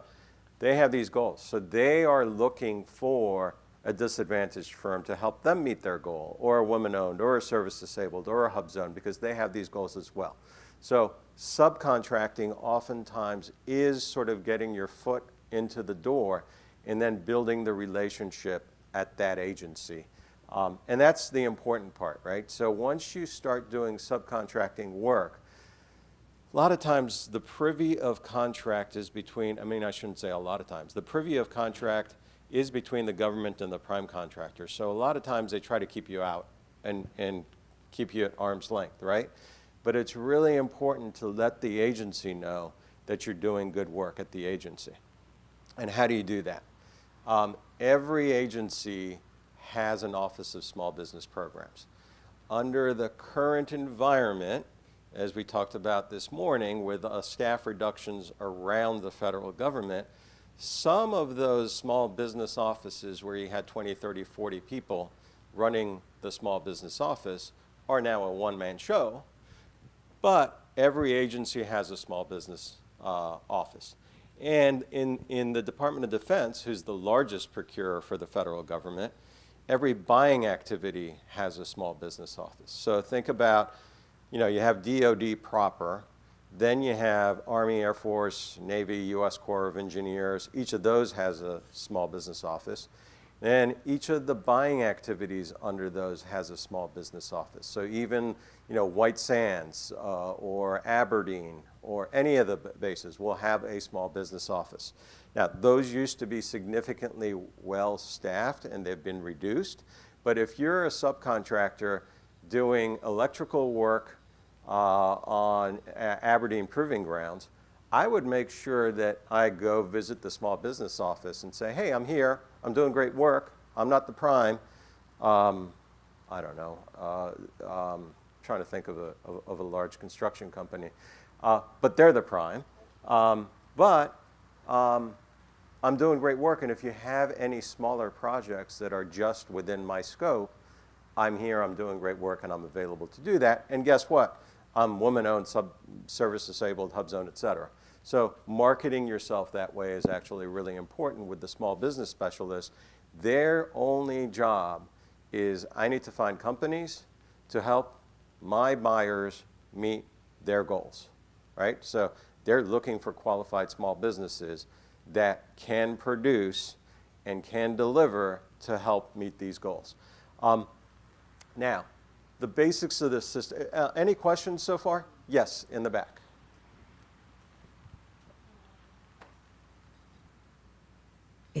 Yeah. Okay. All right. So I have a question about a certification. Yeah. So I have the WOSB, but I believe there is a private certification which is the WBENC. So WeBank. right, WeBank. Yeah. And I think that costs money. Yep. Right. Like I haven't done it yet. Do I need to? Does it make a difference, or is it more for networking? It doesn't make it so if you already are women-owned certified in SBA certified system. So if you did it the other way, SBA will accept WeBank because they're a third-party certifier, right? So if you got certified by WeBank first and paid the money, you could send them the letter and they'll say, oh yeah, they certified you. They're an authorized third-party certifier. We'll just accept that. And they would certify you. But if you're already in Certify, you've gone through, you've gotten your certification, WeBank isn't necessary. Now, where it can be helpful, to your point, networking and commercial work, right? So a lot of larger private sector entities, think like Walmart, Cisco, I don't know, Costco, sometimes they want a third-party certifier. Like if you tell them you're woman-owned, sometimes they'll say, hey, are you certified by WeBank or NMSDC or one of those other ones? So it would be helpful in that context. But as far as federal work, it's not going to add additional value as far as federal work. Awesome. Thank you. Yeah. Any other questions? No? Okay. So how much time do I have? Anybody? 10 minutes? Oh, okay. You guys bored yet? Okay. I keep going till the lunch break? Yeah. Okay, perfect.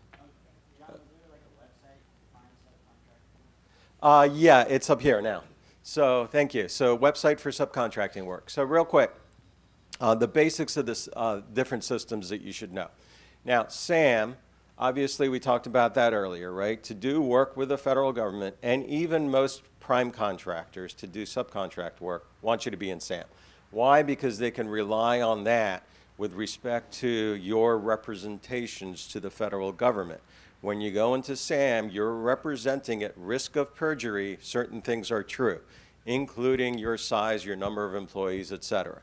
So when you put that stuff in there, and this is what a lot of people don't realize, when you fill out SAM, it automatically opens up a profile for you in small business search, right? And SAM and small business search are not the same. It flows down from it, but small business search is actually an SBA system.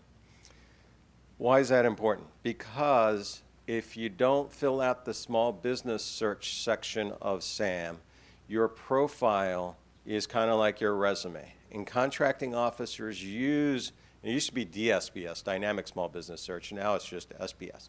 Contracting officers use SBS to do market research. So when we talk about contracting officers have to set requirements aside, one of the things they do is they do market research. And so let's say they're looking for a media company in the greater Portland area. They'll go in there, they'll put it in there and say, oh yeah, here's the top 5, or here's the 5 that came back, and it won't rank them, but here are the 5 that came back. Now it used to be, they just updated this, used to be the ranking actually was based on who updated it last. So, you know, we had clients that would go in there and put a period in, go in there and take a period out, put a sentence in, take a sentence out. But I would encourage you to continuously update, as you get more experience, your SBS profile.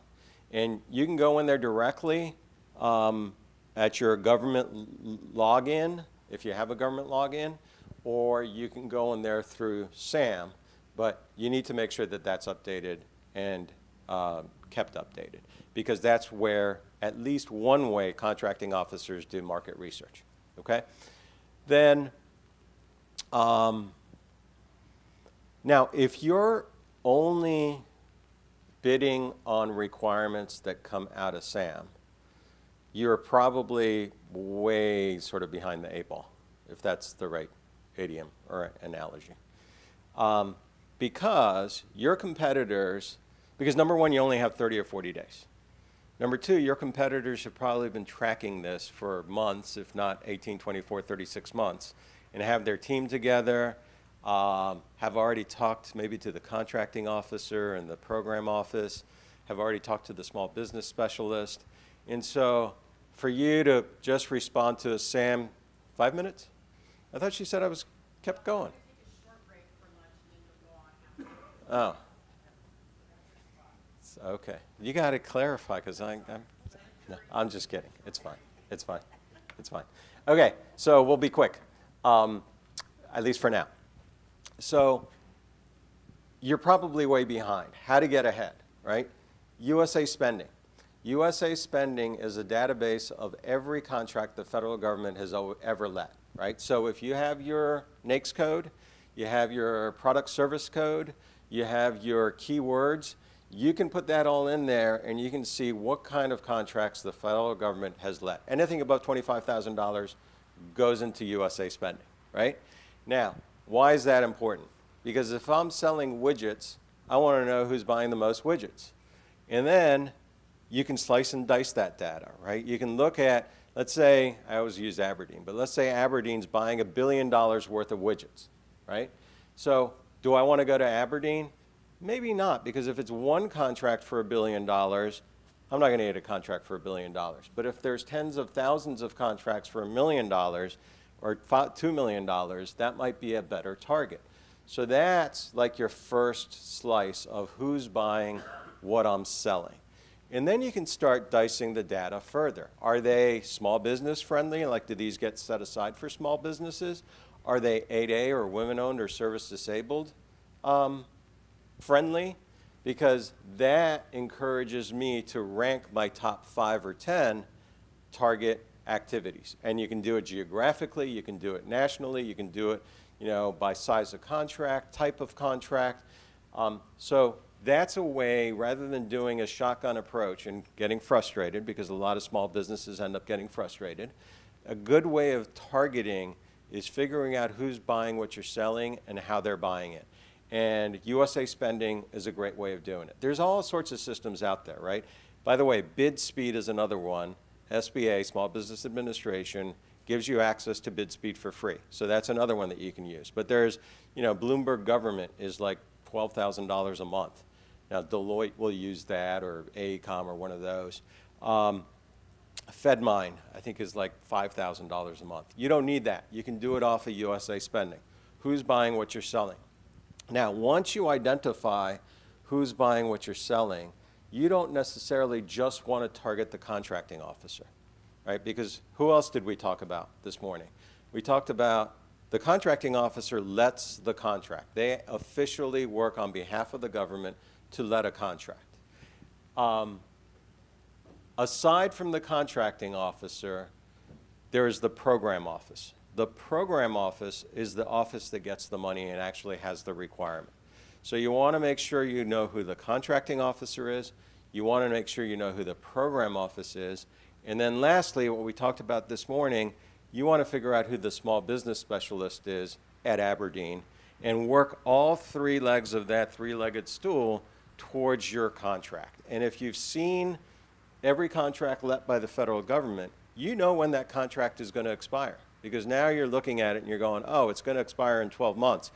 Oh, I know the incumbent. By the way, maybe I can be a subcontractor to the incumbent, or I can figure out who my competitors are and how they market themselves.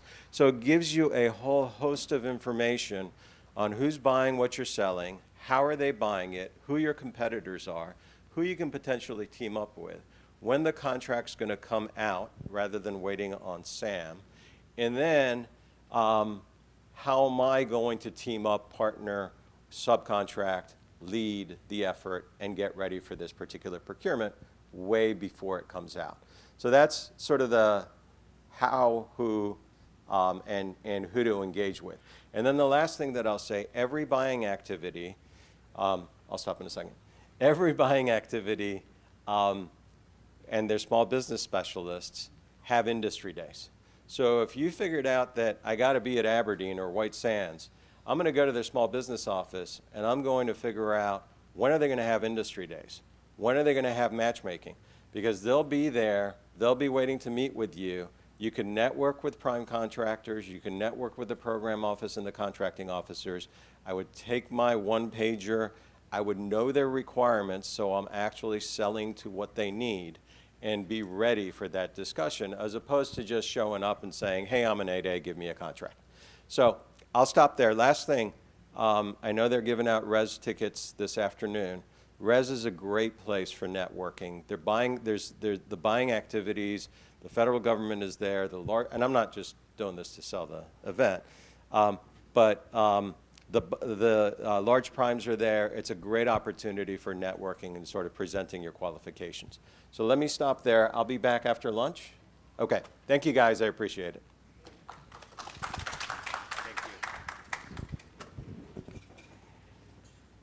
All right, so we're scheduled.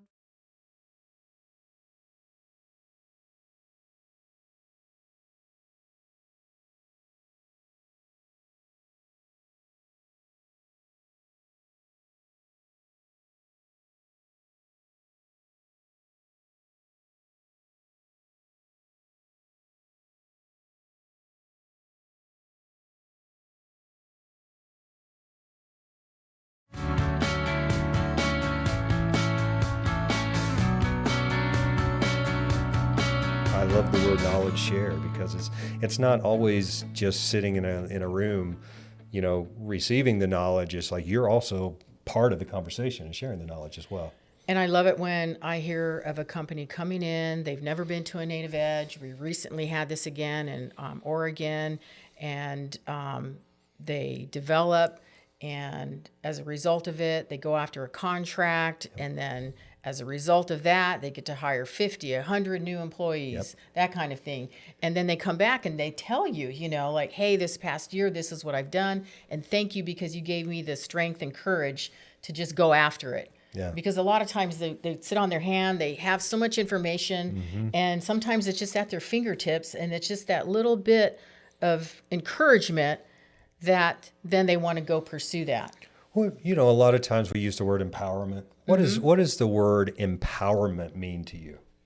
Empowerment to me, I think it's part of that, you know, just the encouragement that you can receive from someone that sees that in you, and it just may be one or two words or a short conversation, and it has empowered you to take the next step, to not be afraid. Because really it's our own fear that kind of prevents us sometimes, right? Well, I think it's fear that you can't get to your next level because you hold yourself back. A lot of times, like, you know, your worst enemy is looking back at you in the mirror. And I think empowerment can come from others, but sometimes you just can empower yourself, you know, light a fire for whatever reason. So I think these trainings and the work that we do at the National Center, it's all around empowerment and making sure that our businesses have a voice and that our clients that we work with, we're there to support them in their needs.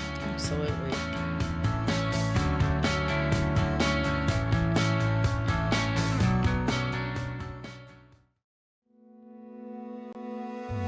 I grew up here in the community, lived here all my life. Our families were entrepreneurs, we had to be.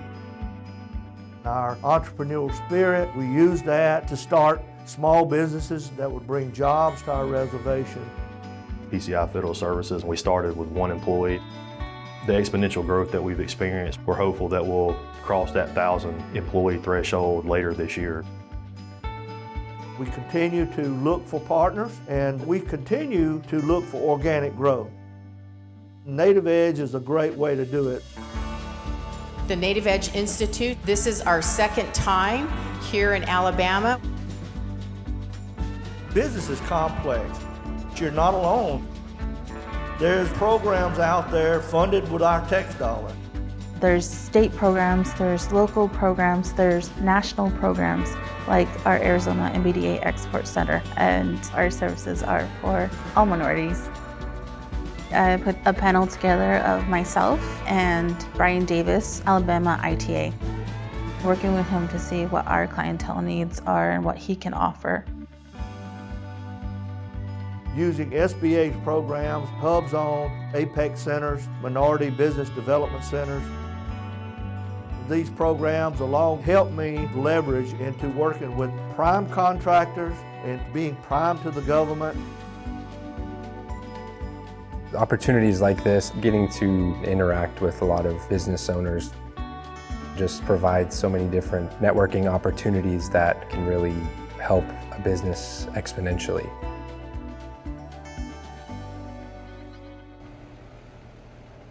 All right, here we go. I'm so thankful that all y'all wanted to go on the tour. Hopefully you'll be able to see some great progress that our tribe has made. PCI Federal Services was created in 2016 by the Porch Band of Creek Indians. It's funny the things you remember growing up, like we played in that ditch, you know? I mean, there was nothing between there. It's just amazing in such a short amount of time how far we've come. In 1988, we started to provide products and services to our federal government. And through that creation, it really started us to thinking about what we could do that would create revenues to bring back to seed our growth. PCI Federal Services, they've had this vision for this economic diversification. We have hotels all across the Southeast. We have 3 at Disney, 2 in Huntsville, Pennsylvania, Miami, Chicago, Aruba, Curacao, all across the United States. These are owned by individual tribal people. Each tribal member got to choose what plan they wanted. We built the house interest-free. Now there's housing and the new fire station and everything there. We have a state-of-the-art health facility, our recreational department, all the amenities that are available to not only tribal members, but to the public around the reservation. We want people to know that we care about our own and we care about the communities that we're in. Success means different things to different people. We create jobs that can sustain a family and provide good health care. We want to share our story, share our lessons learned. Native Edge coming to our reservation here allows us to do that, and we appreciate that.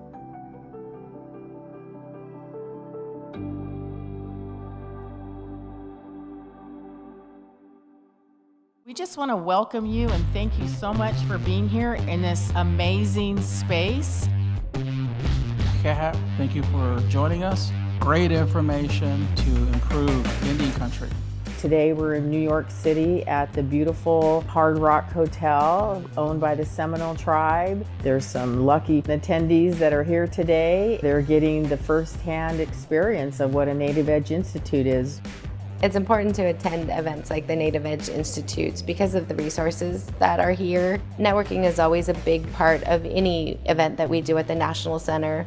We like to pride ourselves in being the #1 connector in Indian country and for Indian country. So we're able to connect these different tribal nations to each other because we're everywhere in contact with everyone. We see what someone on the West Coast is doing versus someone on the East Coast isn't aware. So person A has something that person B needs, and we're able to connect those people.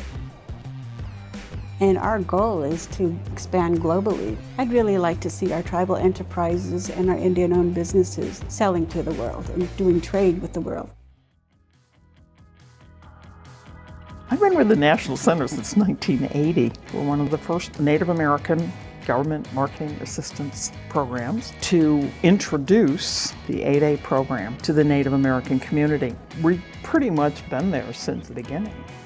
And my tribe's super active with the National Center, calling, asking for consultation. They're looking into working with our export team on exporting rice and doing their agriculture. For me, the 39 tribes in Oklahoma, we all have tourism groups. It would even be more beneficial to us if we had a museum, and the National Center, especially with the exports, could definitely get us there. They're going to Africa soon. They're doing great things.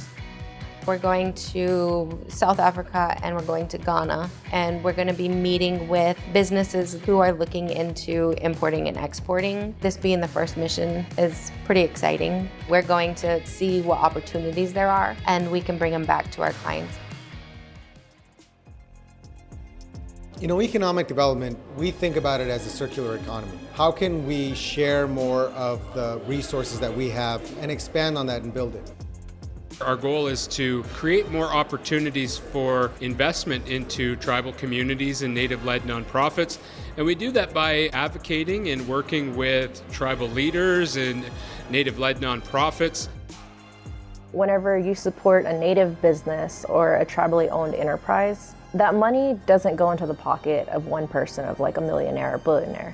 It goes into the pockets of a community. These tribes are assisting the local communities, the surrounding towns, the state that they reside in. Even though it's a sovereign nation within the state, they still provide financial assistance to the state by providing those jobs and supporting the local economies. A system that has made tribes dependent. If we're allowed to be creative and to bring into our culture, elevate tribal ecological knowledge, then the outcomes will look quite different. A lot of the communities that I went to when I was younger, you go there now and you see the growth, and that growth comes from the economic development that these tribes have done. Being able to provide resources and be an organization that can help move tribes and the businesses into their next level, that's something that I really enjoy. We have clients that have been clients for years, and they've just pivoted and grown their businesses into other arenas. So I would love to see small business owners just reaching their goals. And if we can be a part of that, sign me up.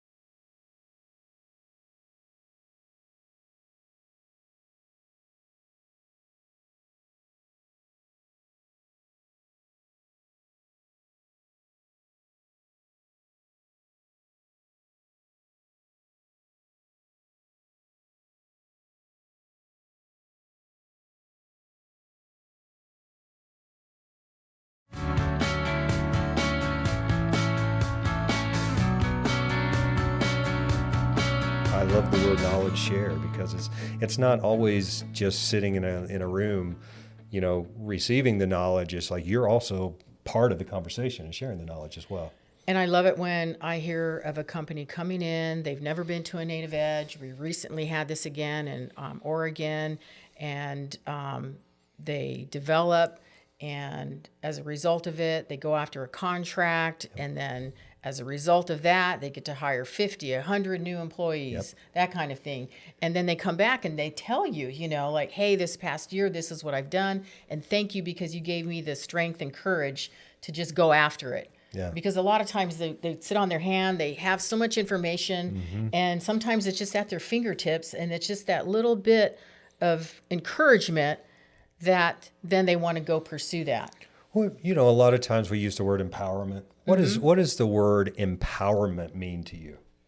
Empowerment to me, I think it's part of that, you know, just the encouragement that you can receive from someone that sees that in you, and it just may be one or two words or a short conversation, and it has empowered you to take the next step, to not be afraid. Because really it's our own fear that kind of prevents us sometimes, right? Well, I think it's fear that you can't get to your next level because you hold yourself back. A lot of times, like, you know, your worst enemy is looking back at you in the mirror. And I think empowerment can come from others, but sometimes you just can empower yourself, you know, light a fire for whatever reason. So I think these trainings and the work that we do at the National Center, it's all around empowerment and making sure that our businesses have a voice and that our clients that we work with, we're there to support them in their needs. Absolutely.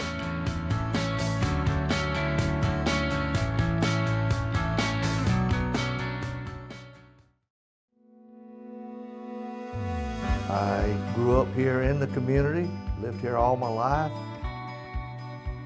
Our families were entrepreneurs. We had to be. Our entrepreneurial spirit, we used that to start small businesses that would bring jobs to our reservation.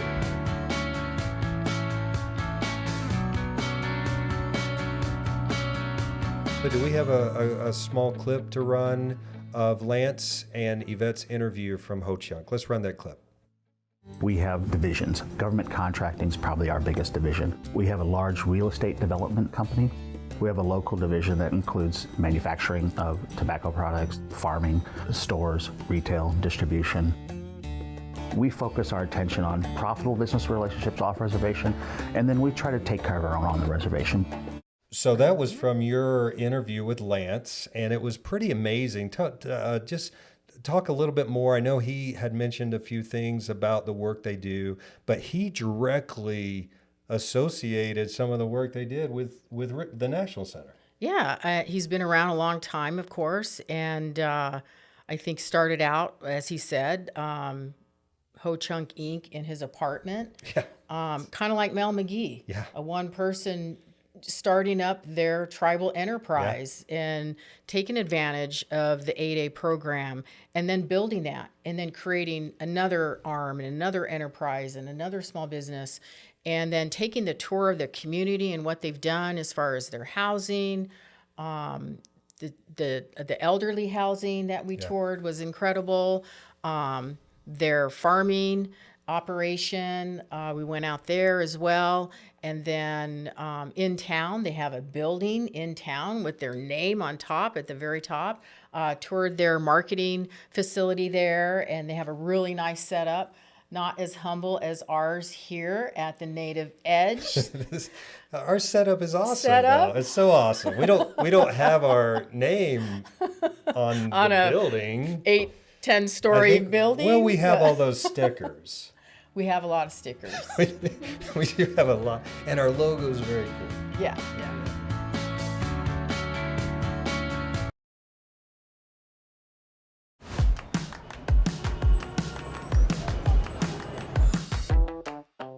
I've really been impressed with an event like this, really get that messaging for Indian country. As an organization to come together, to have an uplifting, motivational group of people, that style of topics behind it, it's incredible. It's been really great to be here at the Native Edge Institute. It's a really great networking opportunity in Indian country, especially for businesses. I want to bring that creativity. I just don't know where to start, and that's why I'm here today, to kind of learn a little bit more about business. We're here today in the Duwamish Longhouse. It is in the last village site of Seattle. When people come to Seattle and they're wondering who the first people of Seattle are, we are those people. This is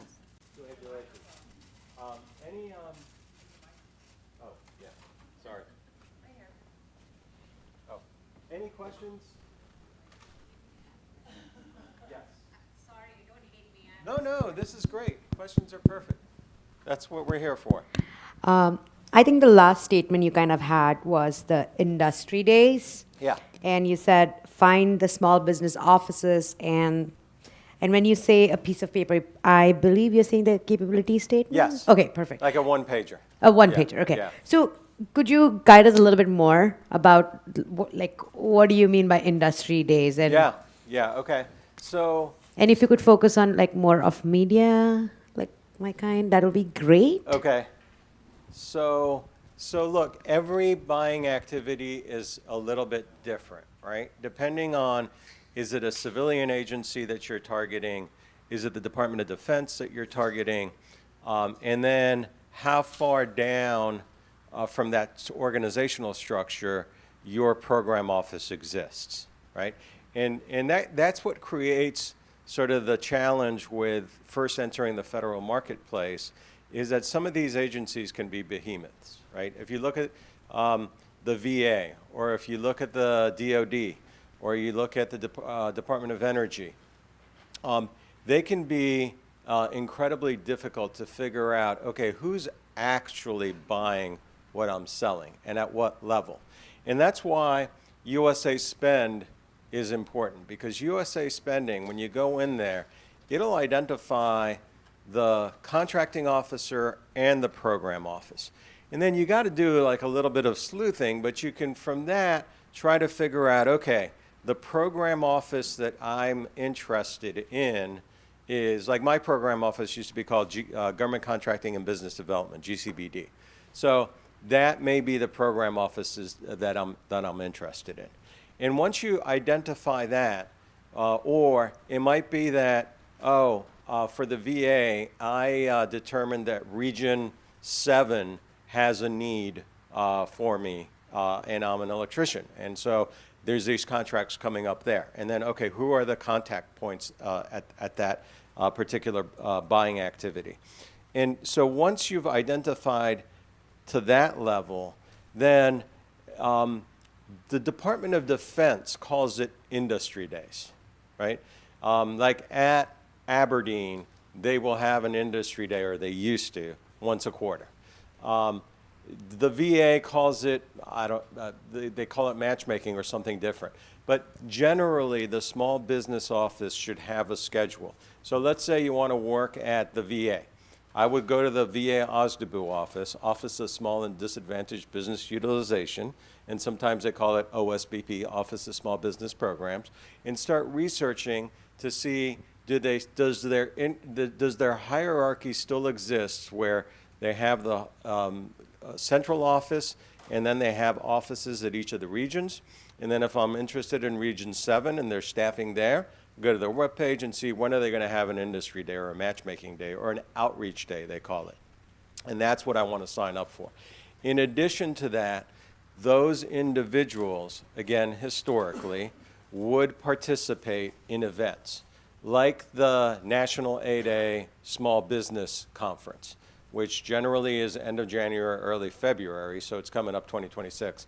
And they would put that schedule on their webpage as well. So they'd be like, hey, I'm going to be at National 8A Conference, and National 8A Conference in January, February isn't just for 8A companies, and I'm not plugging them either, but it's for all small businesses. So I would look at that too, potentially as something that you want to participate in, because a lot of the small business offices and a lot of the program offices are actually at that event, either speaking in sessions and panels, or doing matchmaking and engaging in matchmaking.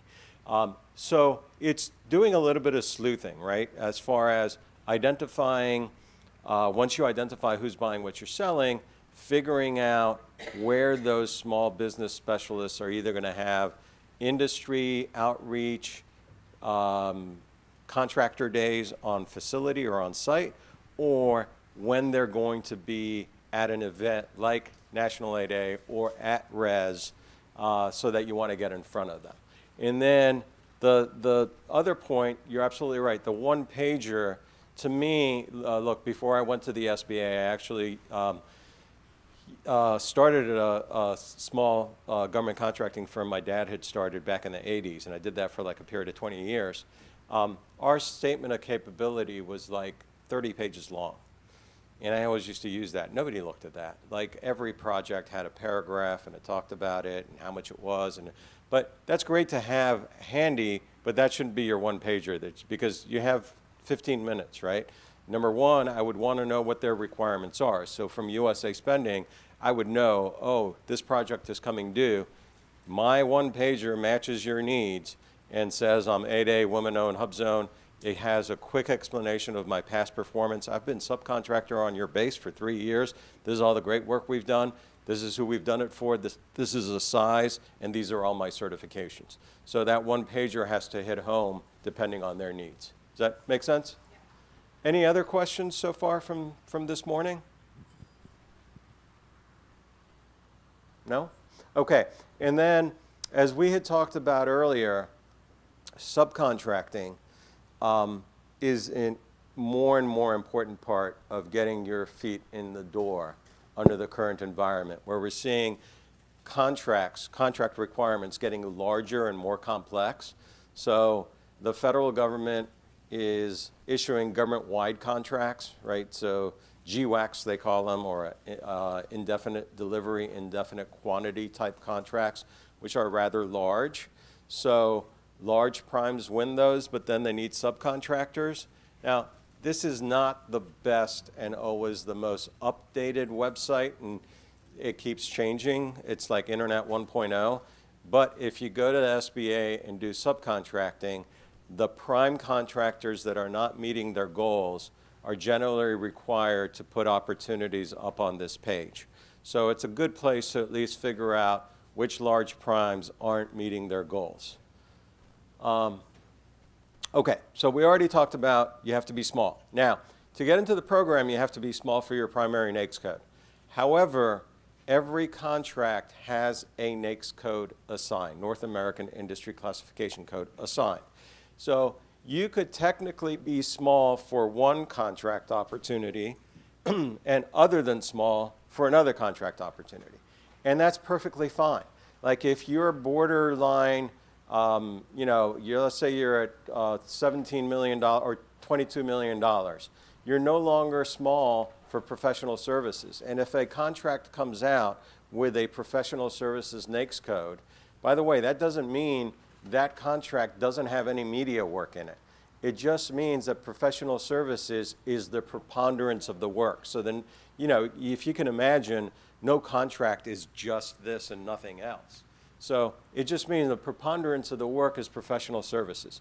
They could have work that's related to media, and that could be a much smaller portion of the work, but the NAICS code that gets assigned is what's the preponderance of the work. So technically, you could bid on if you're at $22 million and your revenues are $22 million, professional services comes out, you can't bid on that as the prime, right? Because the NAICS code assigned, at least if I remember correctly, is $21 million. However, if media comes out, and I don't know, media is at 25, you can bid on that project. So you have to look at the NAICS code assigned to a particular proposal and contract requirement to determine if you're eligible to bid on that. Make sense? Okay, revenue-based NAICS codes, which is almost all the services, IT services, media services, they're revenue-based, and they look 5 years back. Used to be 3 years. Everybody was complaining that you had one spike and you would graduate and you couldn't participate in small business set-asides anymore. So in 2020, they extended the look-back period 5 years. So 5 years average revenue. If you're manufacturing and you fall under the employee size standard, used to be a 12-month average, now it's a 24-month average. And it's pretty basic. It's just for understanding purposes. Firms, if you get in the 8A program and do really well in the sole source arena and start to graduate out of your size standard, they can early graduate you, right? And so for those guys that are looking to get into the 8A program, there's a strategy, like if you think like in year 7, 8, or 9, you think you might graduate out of your size standard, you can't go in tomorrow and be like, I'm graduating, I need to change my NAICS code to computer sciences because that's $37.5 million. You're like, that's not what you do. Like you can't just pick a NAICS code.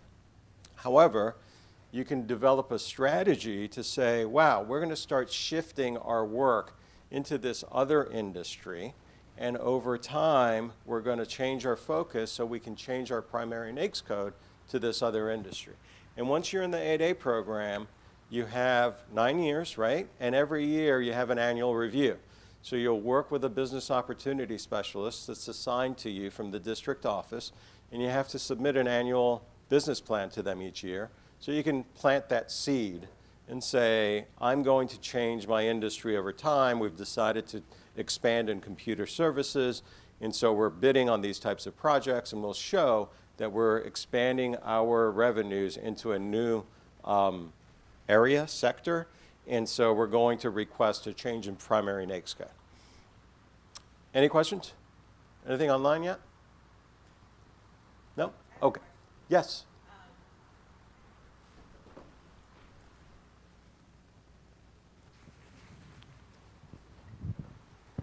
If we see an opportunity like in a different state, are we able to bid on that?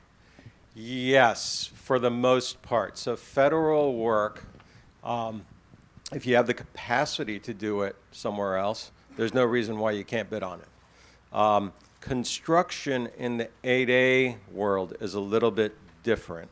Construction in the 8A world, you need a local office, even if it's like a one-man sort of show.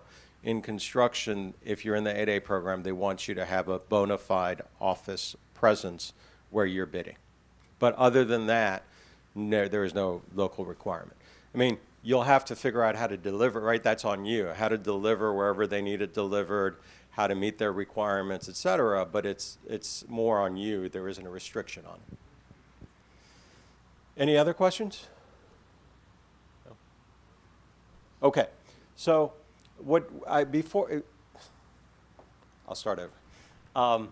Before I start talking about sort of the mentor-protege and joint venture programs, which is another slide that I want to get to, because that is a way to team up with more advanced firms and even larger firms to enter the federal marketplace. Before I do that, I really want to talk about how the set-asides occur, because as the workforce gets reduced, and we've talked about this all day, it falls more and more on industry to sort of make sure that the rules are followed, right? So this morning, we talked about the goals, the 23%, and we usually hit 25%, which is great. And then we talked about the 5, 5, 5, 3, the different socio categories and the requirements to meet those. But the question is, how or why or how does this occur, and what are the requirements around it, right?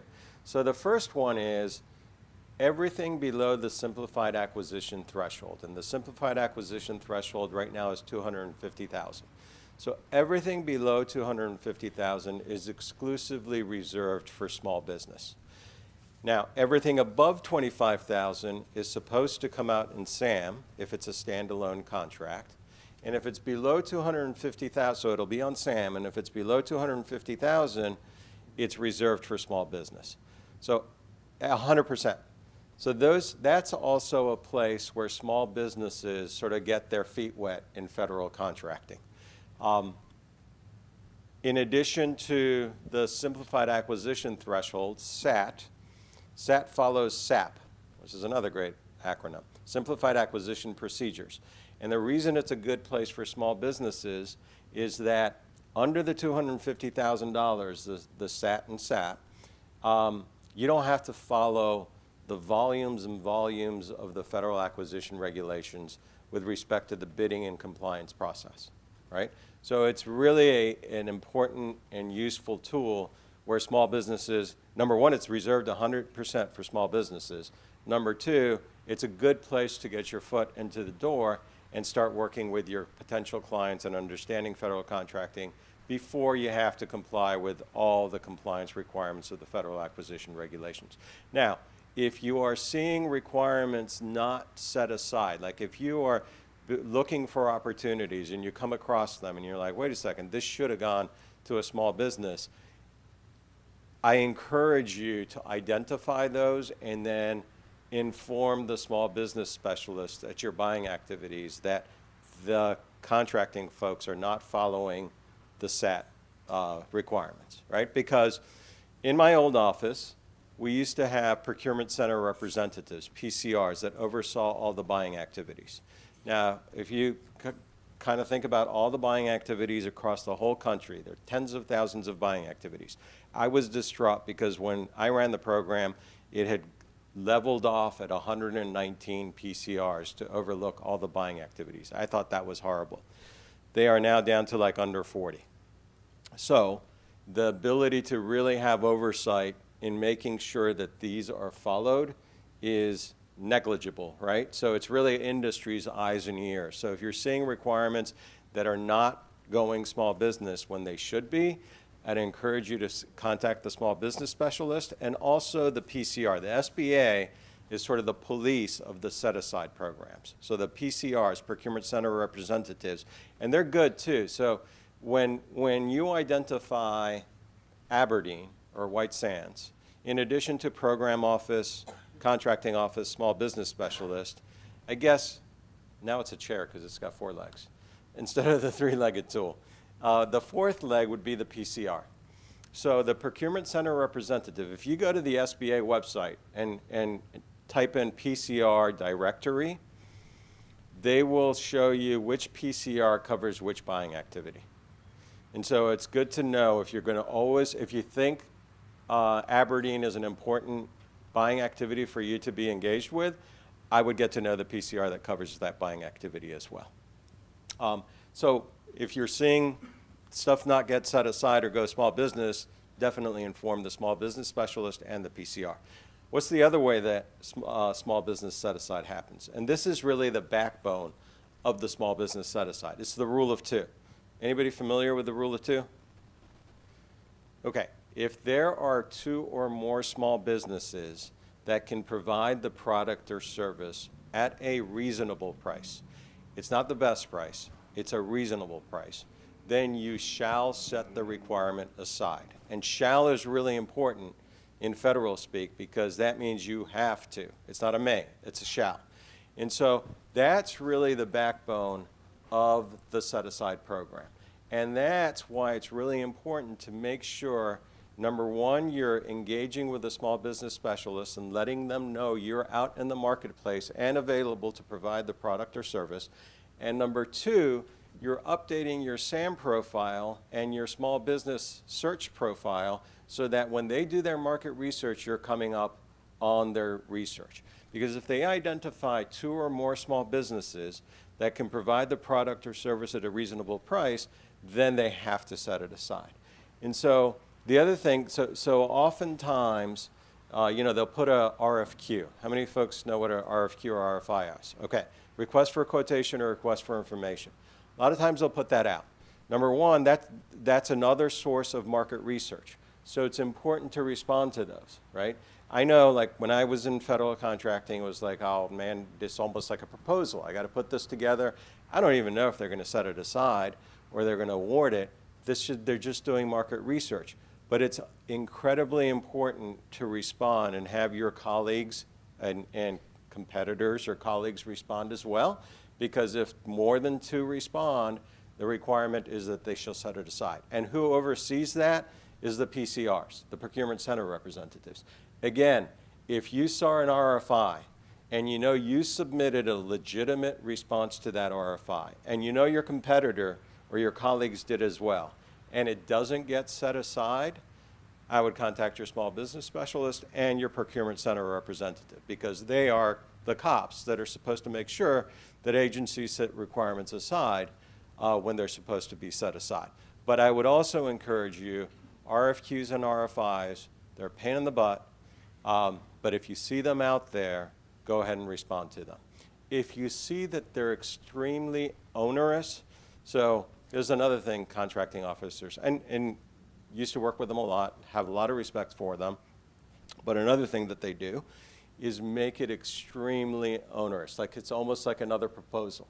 And 9 out of 10 firms are like, I don't have the time to respond to this. I'm not going to respond to this. So then they don't get any responses, and they're like, oh, see, there's no small businesses that can provide this product or service, so I don't need to set it aside.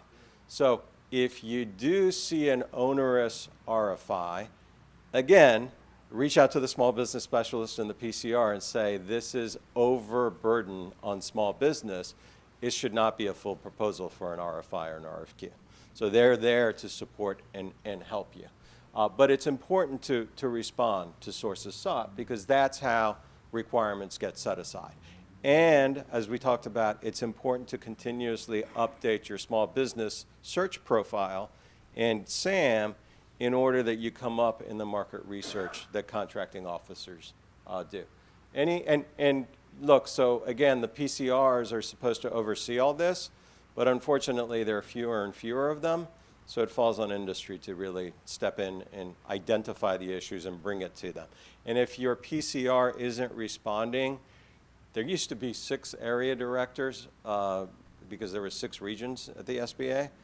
Now there's 2 area directors because they fired all the other guys, and there's 2 of them, one east, one west.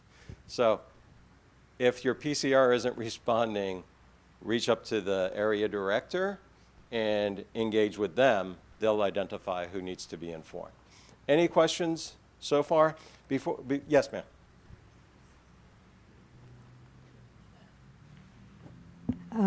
So I know you mentioned a lot of time about the small business specialist. Yes. Who is the small business specialist? Is it the Prosper Portland? I'm sorry? Like, is it Prosper Portland? Like, who is this? So they're assigned, they work for the agency. So every agency is required by law to have an Office of Small and Disadvantaged Business Utilization, OSDBU, or an Office of Small Business Programs. So if you Google Department of Defense, Office of Small Business Programs, it'll give you their office, it'll give you their directory, it'll tell you who is the OSBP director at DOD. Then you can see Air Force, Navy, Army, Army Corps of Engineers. Then it'll go down to each of the bases. If you do OSDBU at the VA, it'll show you who the OSDBU at the VA is, and then it'll show you at each of the regions, they have a small business expert, and they're all assigned by the agency. But by law, they have to have an Office of Small Business Programs office. Okay, thank you. Yep. Now, the challenge is, as we've talked about today, you know, some of these offices, like Health and Human Services, used to be a team of, I think, 25. Now it's a one-man shop. So all the sub-offices, like, what is the one that does the shots? CDC, yes. That they don't have, it's not staffed right now, right? So it's just a one-guy shop. Air Force just said they're going to reduce it to a one-man shop. So it's a little bit of a, I mean, this is a challenging environment. But technically, there is an OSDBU office, and then there are small business specialists at each of the buying activities. Okay? Any other questions so far? Yes.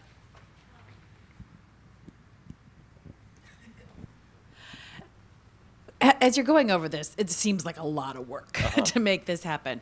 So I was wondering if there was some sort of like, how much time per month would you put toward this? Is this a daily thing? Is this a go online, check it, do? Because earlier you were saying like take a period off, put a period on, you know, do things like that to rise to the top. How much should you dedicate realistically to this? Yeah, so that's a great question because it does take a lot of effort. It really does. And if you don't put the time and effort in, you're going to get frustrated and you're not going to see the results. But what I think is really important is creating a project plan, like very structured project plan, and then being consistent with respect to the implementation of that plan over a long period of time. And then the other really critical part is, like we've talked about all morning, is be very tactical. Is that right? Don't do a shotgun approach, right? Because if you just follow Sam and everything that comes out, or you're like, oh, I'm going to go meet with the VA, and then I'm going to meet with HHS, and then I'm going to meet with the Department of Energy, not knowing that they're buying what you're selling is going to be really painful. So it's really important to do your homework on the front end and create a real strong strategy and plan, and then spend the time to implement it. Look, I won't lie. There are firms, like the firms that are doing this day in and day out, have an entire team of BD folks that do this day in and day out.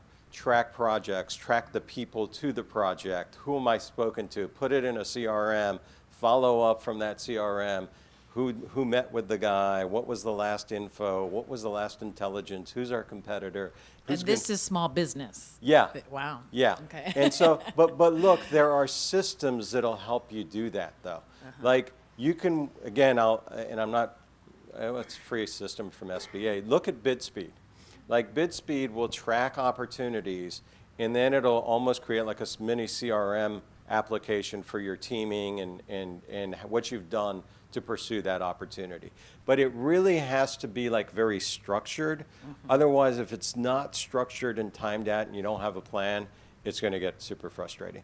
And there's folks that, look, some folks would hire us and get frustrated with us, because all we can do is like develop a roadmap, right? Like the most important is my roadmap. Like we would develop a roadmap for them, but then they wouldn't hire the BD people to implement it. Like if it's not going to be you because you don't have the time, you need someone that's going to chase these down and keep track of it and consistently work to get you to where you need to do. And in the federal marketplace, you know, the timeline for an opportunity isn't like the private sector, right? There are companies that'll track these for 18, 24, 36 months, buy USA Spend to say this opportunity is coming up, it contract's over in 18 months, I'm going to start working on it today. Mm-hmm. Does that make sense? Mm-hmm. Yeah, so it sounds like first thing is the roadmap. Yes. And then that is, you can go and you get somebody who's a free like consultation for you to do that first? Okay. Yeah, yeah. So so depending on how sophisticated your, and I'm sure your daughter's awesome on the computer. Not saying that you're not, but like my daughter's. Yeah, she's 22. Yeah. Yeah, same here. The first thing is who's buying what I'm selling, right? Like who's buying what I'm selling and how are they buying it? Because that's going to create the top 5 or 10. And then from that, you develop your roadmap. Like, okay, these contracts are expiring by then. These are the ones I'm super interested in. Okay, who do I need to meet? I need to meet the small business specialist, the contracting officer, the program office. Where are they going to be? Map that out. Oh, they're going to be at National 8A. I'm going to make sure I'm there. I'm going to get in front of them. Or they're having an industry day. I'm going to go to that industry day. So map that all out to that contract opportunity coming up. And so then the front load could be heavy. Yes. And then once you have your timing and your calendar mapped out, it's not as much. Yes. Yeah. Yeah. Okay. Yeah. Does that make sense? Mm-hmm. Oh, yeah. Okay. Thank you a lot. Any other questions so far? Okay. So, yes. Yeah, I usually work with the National Center, like one of the specialists, Yeah. Mabel Sosi. I think she's not here, but she always tells me to avoid like these companies that want you to pay for their service in order to help you. But she says that's something that the National Center can actually help you, or other organization that can be like a more of a free service. That there's companies out there that can help you instead of paying for that extra service. Yeah, yeah, and earlier we had talked about some of those resources, right? So you're absolutely right. The National Center has an Apex Center. There are the small business development centers. There are the women's business centers. There are the small business SPDCs. I mentioned that. Definitely there are free resources out there that can help you.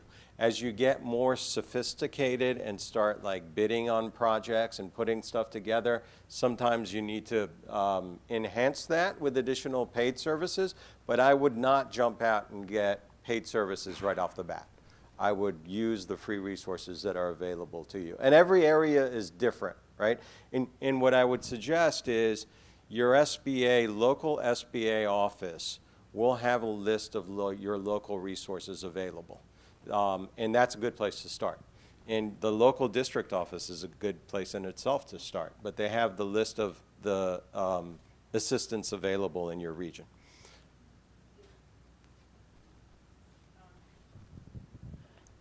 Has anybody been awarded a federal contract before in this room? You've tried. Stanford, have you won a federal contract? Can we switch? Thank you, sir. Okay. And would you say that you mostly do that through your network?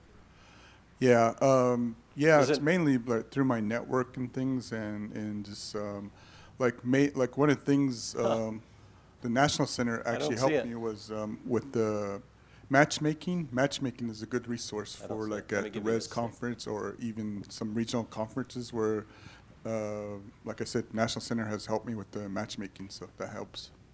Yeah. Sorry. Number 2 isn't. Okay.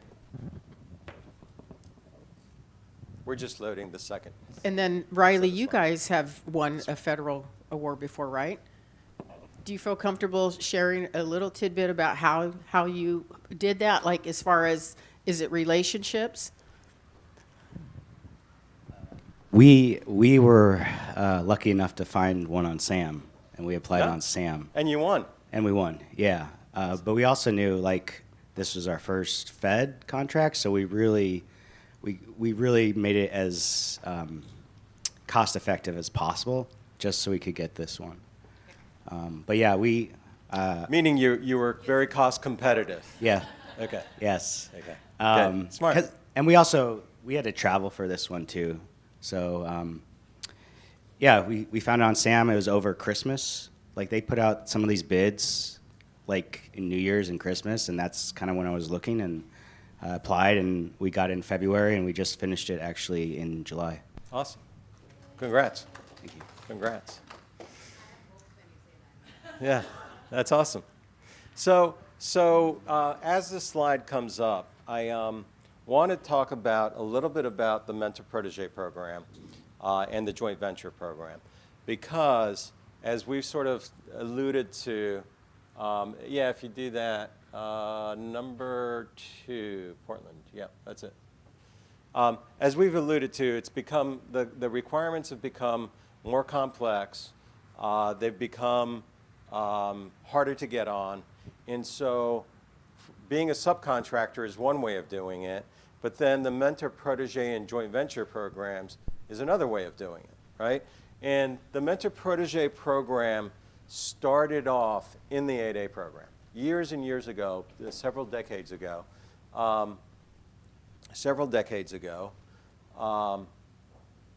SBA decided that nascent 8A firms, like startup 8A firms or new to the program 8A firms, could benefit from partnering with a mentor. And the mentor didn't have to be small. It could be small, more sophisticated.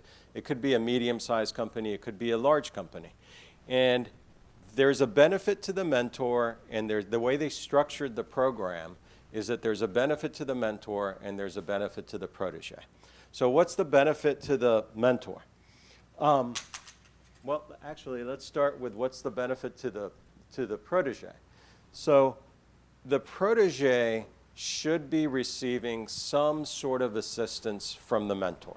Now, this is a relatively easy application on the SBA website. Again, it's under certified. Again, they're understaffed, so it's taking longer than it normally would, but it's a relatively easy application. However, you have to demonstrate that there are some benefits flowing from mentor to protege. And there's these areas, and you don't have to pick all of them, right? The way I always talk to our clients about is, what are your needs? Like, do a gap analysis. But for X, Y, and Z, I could be doing excellent in federal contracting, right? And again, you could use the APEX centers, you could use one of the resource centers to help walk you through your needs analysis. But you have to determine what are my needs, because you only get 2 mentors in your entire lifetime of your business. So you want to make sure that you select wisely, right? So what are my needs? And there's five or six buckets. You don't have to fill all these out. A lot of people, no disrespect to international trade, we had the international trade guy here earlier, but a lot of people don't fill that out. And you know, do I need BD help, business development help? Do I not have the proper network to identify opportunities or do my market research? Do I need help building out my proposal and my pricing? If I'm in construction, do I need help in project management tools and project management capacity? Do I need administrative, accounting functionality that's in par with government requirements? So that analysis will help you identify what your needs are.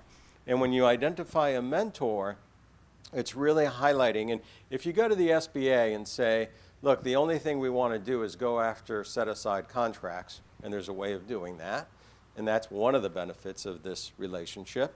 If you go to the SBA and say that's all we're going to do, they're not going to approve this mentor-protege agreement. So you have to demonstrate that, number one, you've really thought about what your needs are, and then number two, how the mentor is going to meet the needs that you've identified over a period of time.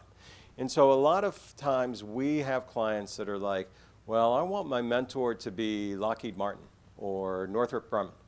Well, number one, unless you have a pretty strong relationship with Lockheed Martin or Northrop Grumman, chances are they're not going to be your mentor. Number two, you get to, only 5 minutes? Wow. Okay, so number two, you only get 2 mentors in your entire lifetime. They get 3 proteges at any given point, right? They can cycle them in and out, but they only get 3. And so if you think about Lockheed Martin with all their, subsidiaries and everything else, only 3 is not a lot. So, and by the way, if you go with a really large firm, they're just going to assign you a small business liaison officer, and I know a lot of those guys, and they're great guys, but they've never ran their business, right? They never ran a business, they never made payroll, they haven't been in your shoes. So from our experience, the best mentors are folks that have been in your shoes. Like when you identified your competitors in the previous slides, make friends with those guys. Like they grew their company from an 8A company to be super successful. They might want to be your mentor. Now, and I'll tell you why they might want to be your mentor, but they might want to be your mentor, and they've been in your shoes. So if you only get 2, one maybe can be Lockheed or Northrop or AECOM or Deloitte if you're lucky to get that, but the other should be someone that's been in your shoes. So we know the benefits that you get. It's the technical assistance that's flowing from mentor to protege. Why would the mentor want to do this? Fresh ideas. That's part of it, but they also get to go after set-aside contracts. So technically, when you get a set-aside contract, let's say you're an 8A, you get an 8A contract, technically you're supposed to do 50% or 51% of that work. You can subcontract 49%, right? Let's say to Deloitte or AECOM, if they want to be your subcontractor. They can't go after a set-aside contract. However, when you have a mentor-protege relationship, you can create a joint venture under that mentor-protege relationship. The joint venture is a separate legal LLC entity. That joint venture should be 51% owned by the protege, meaning you own 51% of it. Again, ownership and control, so you have to control it as well. 51%. Because they're your mentor, they will own 49%.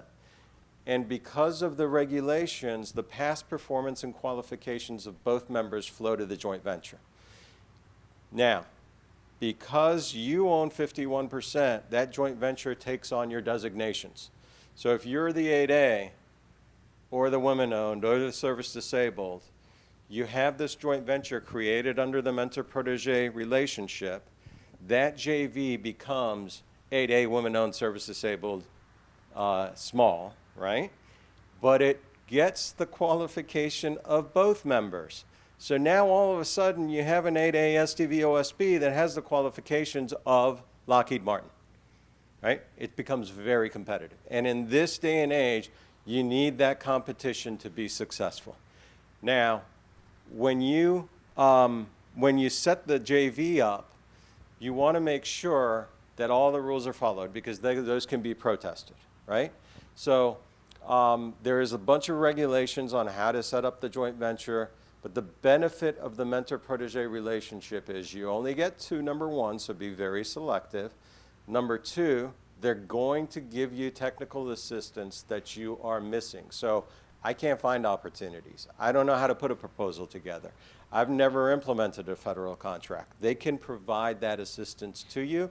The benefit to them is they can go after a set-aside contract, and guess what? Instead of doing the 49%, they can do up to 60% of a set-aside contract. So that's the benefit to the mentor, and that's why they like to participate in this program. Now, again, they only get 3, and they can cycle them in and out, so they're selective. But as you identify your competitors, as you identify who's winning the work that you're interested in, put that in your project plan on teaming and relationship building, because those guys are at industry days and at National 8A and at RES as well. So you want to meet with those guys and build a relationship with those guys as well. I'm going to stop now. I will be around if you have any questions. Thank you guys for your patience and attendance. Thank you, John. Yes, let's give him a round of applause. Something's falling off the podium. Next, we have Mr. Ed Byers with Byers Holding Group. He will be presenting online. He couldn't join us today, but he's in the queue waiting. And I had the privilege of working with Ed this past year, and he's really good at taxes. So if you have any questions, definitely pick his brain. And I think it's going to be a little difficult because he's not going to see you guys, but we can see him, hopefully pull him up. Yeah. Yeah, we could do that. We could up here. So just give us 1 minute.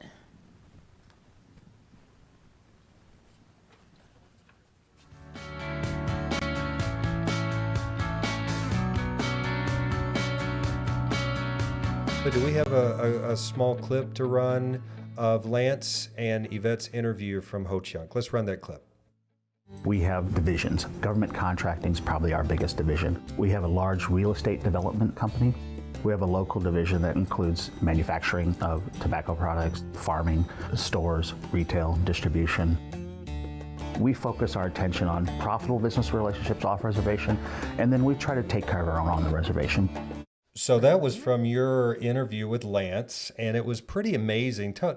Just talk a little bit more. I know he had mentioned a few things about the work they do, but he directly associated some of the work they did with the National Center. Yeah, he's been around a long time, of course, and I think started out, as he said, Ho Chunk Inc. in his apartment. Yeah. Kind of like Mel McGee. Yeah. A one-person starting up their tribal enterprise and taking advantage of the 8A program and then building that and then creating another arm and another enterprise and another small business and then taking the tour of the community and what they've done as far as their housing.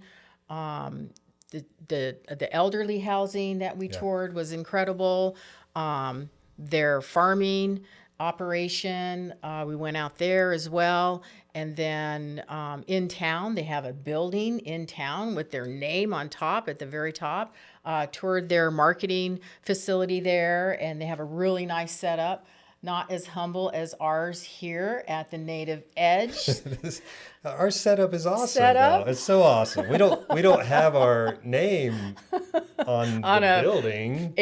8-10 story building. Well, we have all those stickers. We have a lot of stickers. We do have a lot, and our logo is very cool. Yeah.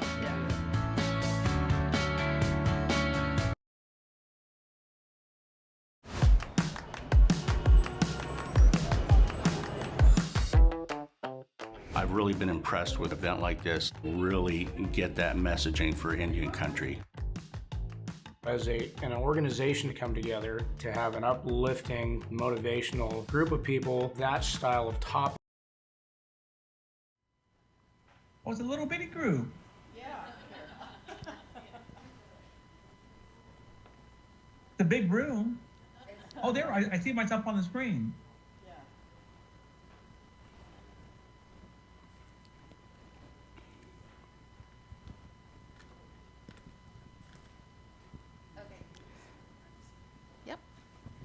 All right, we are good to go, Ed. Oh, do I share my screen? Yes. Okay, let me see. Hold on. That's you guys. Make sure nothing confidential here. Hold on.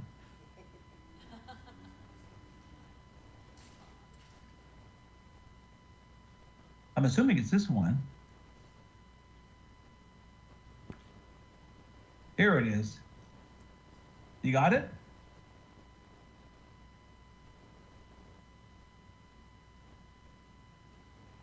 I think we're good to go. Can you hear us? I hear you perfectly. Do you guys hear me? Yes. And we see your PowerPoint. There. It should be full screen. Yep. Okay, I see people looking up at the screen, so that's good.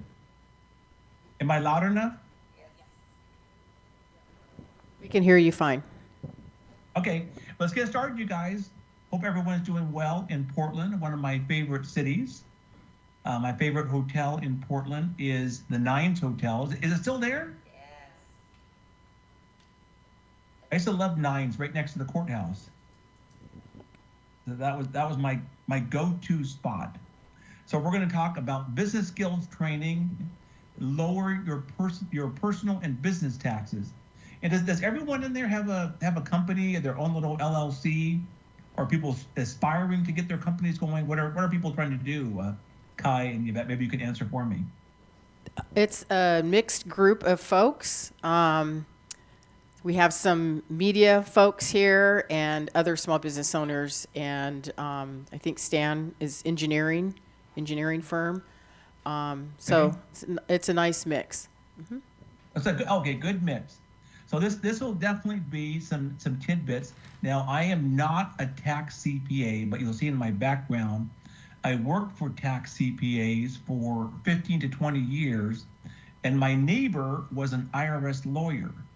And so I have a lot of stories from him about how to save on taxes, some tidbits, and those type of things.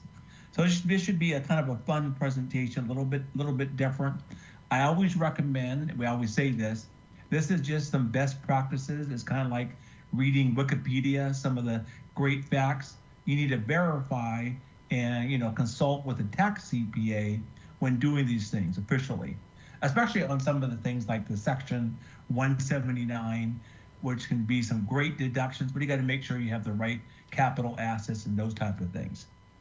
So let's go down one slide. First of all, the speaker is me, Ed Byers, 35 years professional experience. I worked for IBM a couple of years, Procter & Gamble in Cincinnati, and I worked at Deloitte for 20 years. And at Deloitte was kind of interesting because I started in the audit practice, then I was in the consulting practice for 20 years, but I also kind of led a couple different key areas of risk advisory, internal audit.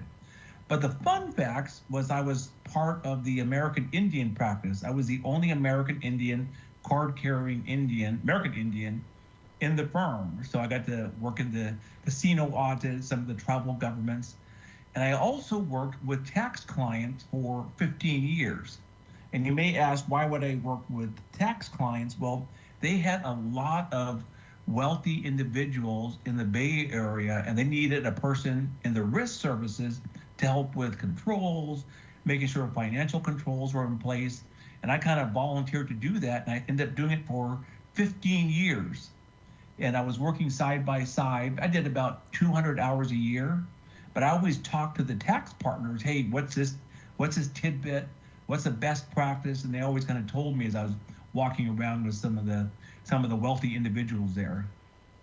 I was also the Las Vegas Risk and Compliance Roundtable leader.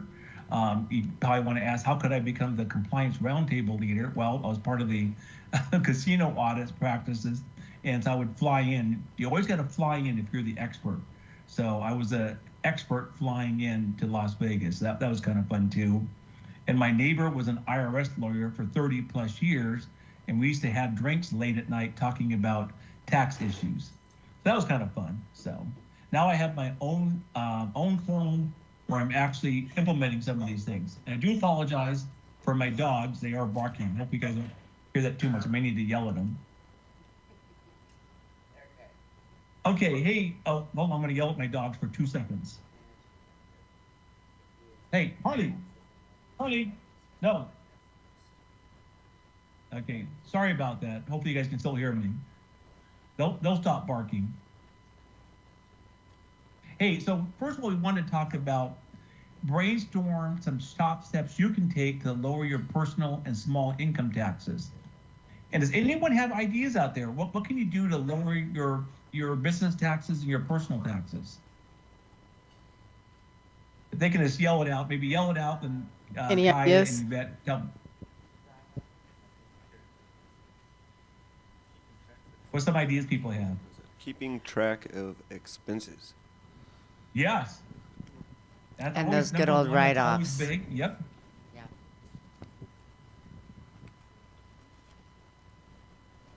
What other good ideas? I would say donations.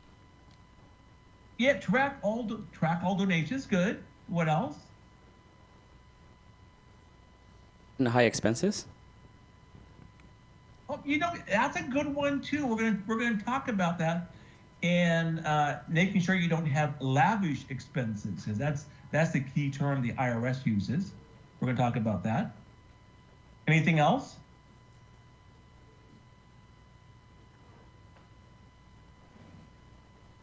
That's good enough. Square footage of your office space? Yes, make sure you take all deductions that are eligible to you, like a home office. Like I'm in my home office right now, a 605 square foot home office. Make sure you track all those things. So that's a good one. Mileage? Let's move on here. Okay. So know these important IRS terms before we kind of get going in here. There's a few things that we should know.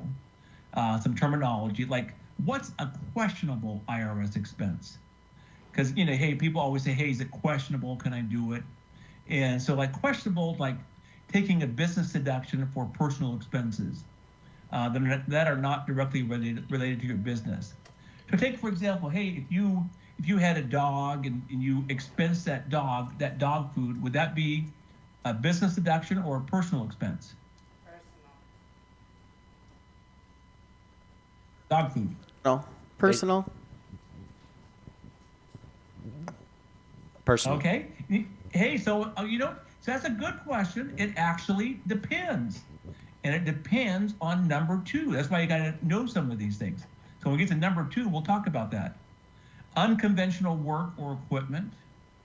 Okay, so you got your little pet dog there. I have my 2 dogs, my little golden doodles, and I have a little a dog grooming kit. Would that be expensible? It depends. We're going to talk about it. Large, unusual, or questionable items. So these are any significant or unusual expenses that do not line with your taxpayer's reported income. Okay, that kind of makes sense. Hey, you bought a new fancy car. You don't really need it for the business. That could be kind of questionable, but it also depends. The key here is it unreasonable? So you got to ask it the other way, is what is reasonable? And I do apologize, my golden doodles are barking at someone. What is reasonable? A general guideline you should follow is that reasonable business expenses must be ordinary and necessary. And that's what they say. You may think this is too vague, but it actually may be to your benefit. Okay, let's read this next one. When you think to yourself whether your expense is ordinary, you should ask the question, would a similar business incur this type of expense during the year? If the answer is yes, then the expense most likely is ordinary. Okay, that makes sense. But here's the key thing. Look at the last one. Many business owners think that necessary, which is key, means that expenses are required. But this is not true at all. For the expense to be necessary, it just needs to be helpful to your business in some way. Needs to be helpful. This is directly from the IRS. Let me ask you the question. Do people come and like dogs? Yes. People love dogs. People, you go to the dog park, you go to all these, shops, they have dogs running around. Those dogs, I actually go to shops because there's dogs there. I love them. Are those dogs helpful to the business? Potentially. But yes, they potentially are. So in that case, you could actually write those expenses off. Or you should consider writing those expenses off. That's a key thing. If you actually have expenses and they're documented expenses and they meet this criteria, are they helpful? You most likely could expense it. Now I think the dog thing and the grooming kit could be a stretch, but I just want to throw it out there as something that's reasonable. And also you're not making it up. It's a real expense. You're incurring it and you got a receipt for it. Next thing is fraudulent IRS transactions. Everyone thinks, hey, if I do the doggies with the grooming kit and the thing, that's fraud. No, that's not fraud. Fraud is something that you just knowingly do to reduce your taxes and you take expenses that don't exist. Okay, so take, for example, you take 20,000 miles a day. Is that fraud? Yes, that's fraud. So you're doing something to reduce your taxes that doesn't really exist. And it's also from a revenue perspective where you're not taking revenue when you actually know it and you're reducing it. So you think about the movies, you got stealing or embezzlement or mafia, those are fraud. That's why you always hear the fraud tax. The fourth area is leveraging loopholes. You always hear about it. They're going to close this loophole. Is there a problem of leveraging a loophole? Of course not. There's not a problem with that. Or tactical solutions from the IRS code. So you have the tax CPAs, you have Deloitte, KPMG. They have tax specialists out there who are just looking through all the tax code to, hey, here's a potential solution that we can leverage to reduce your taxes. There's nothing wrong with leveraging a tactical solution or leveraging a loophole until they close that loophole. So those are a couple things to know. So here's the top steps you can take to lower your business taxes.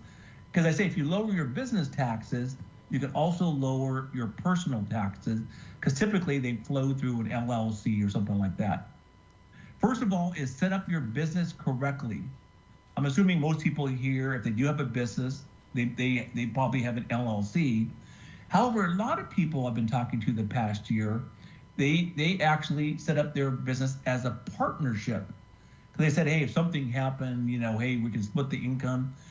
A partnership route is typically not the way to go if you have the same family, your family members, those type of things, because there's actually you don't have an effective way to reduce your taxes, or as effective if you just had it as an LLC.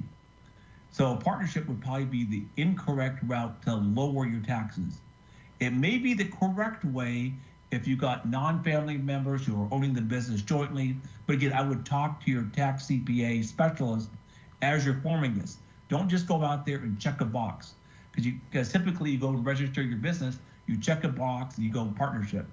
Typically the correct way is to start with an LLC and then change that to an S corp. We'll get there. Second thing is to document and track all your expenses. We're going to walk through all these. Third thing is know and maximize all your Schedule C deductions. And what's that? What's your Schedule C? So you got a Schedule A, which is all your itemized deductions. You got your Schedule B, which is your interest income. And your Schedule C is just, hey, you own a business. You got to fill out the owning the business schedule, which is all your revenue, then all your expenses. It'd be great to know what all those expense items are and to track all of them. We're going to walk through that. The fourth one is to maximize the home office deduction, which is Form 8829. And in the old days, hey, doing all this stuff was, hey, you had to get all these forms, you had to track them all, you had to fill them out. Now it's done simply on a computer. Very simple, very straightforward. The fifth area is, and some of you may be, who's leveraging the Section 179? Anyone out there leveraging the 179? Anybody? No hands You should went up. definitely be leveraging. I leverage the 179 about every 2 years.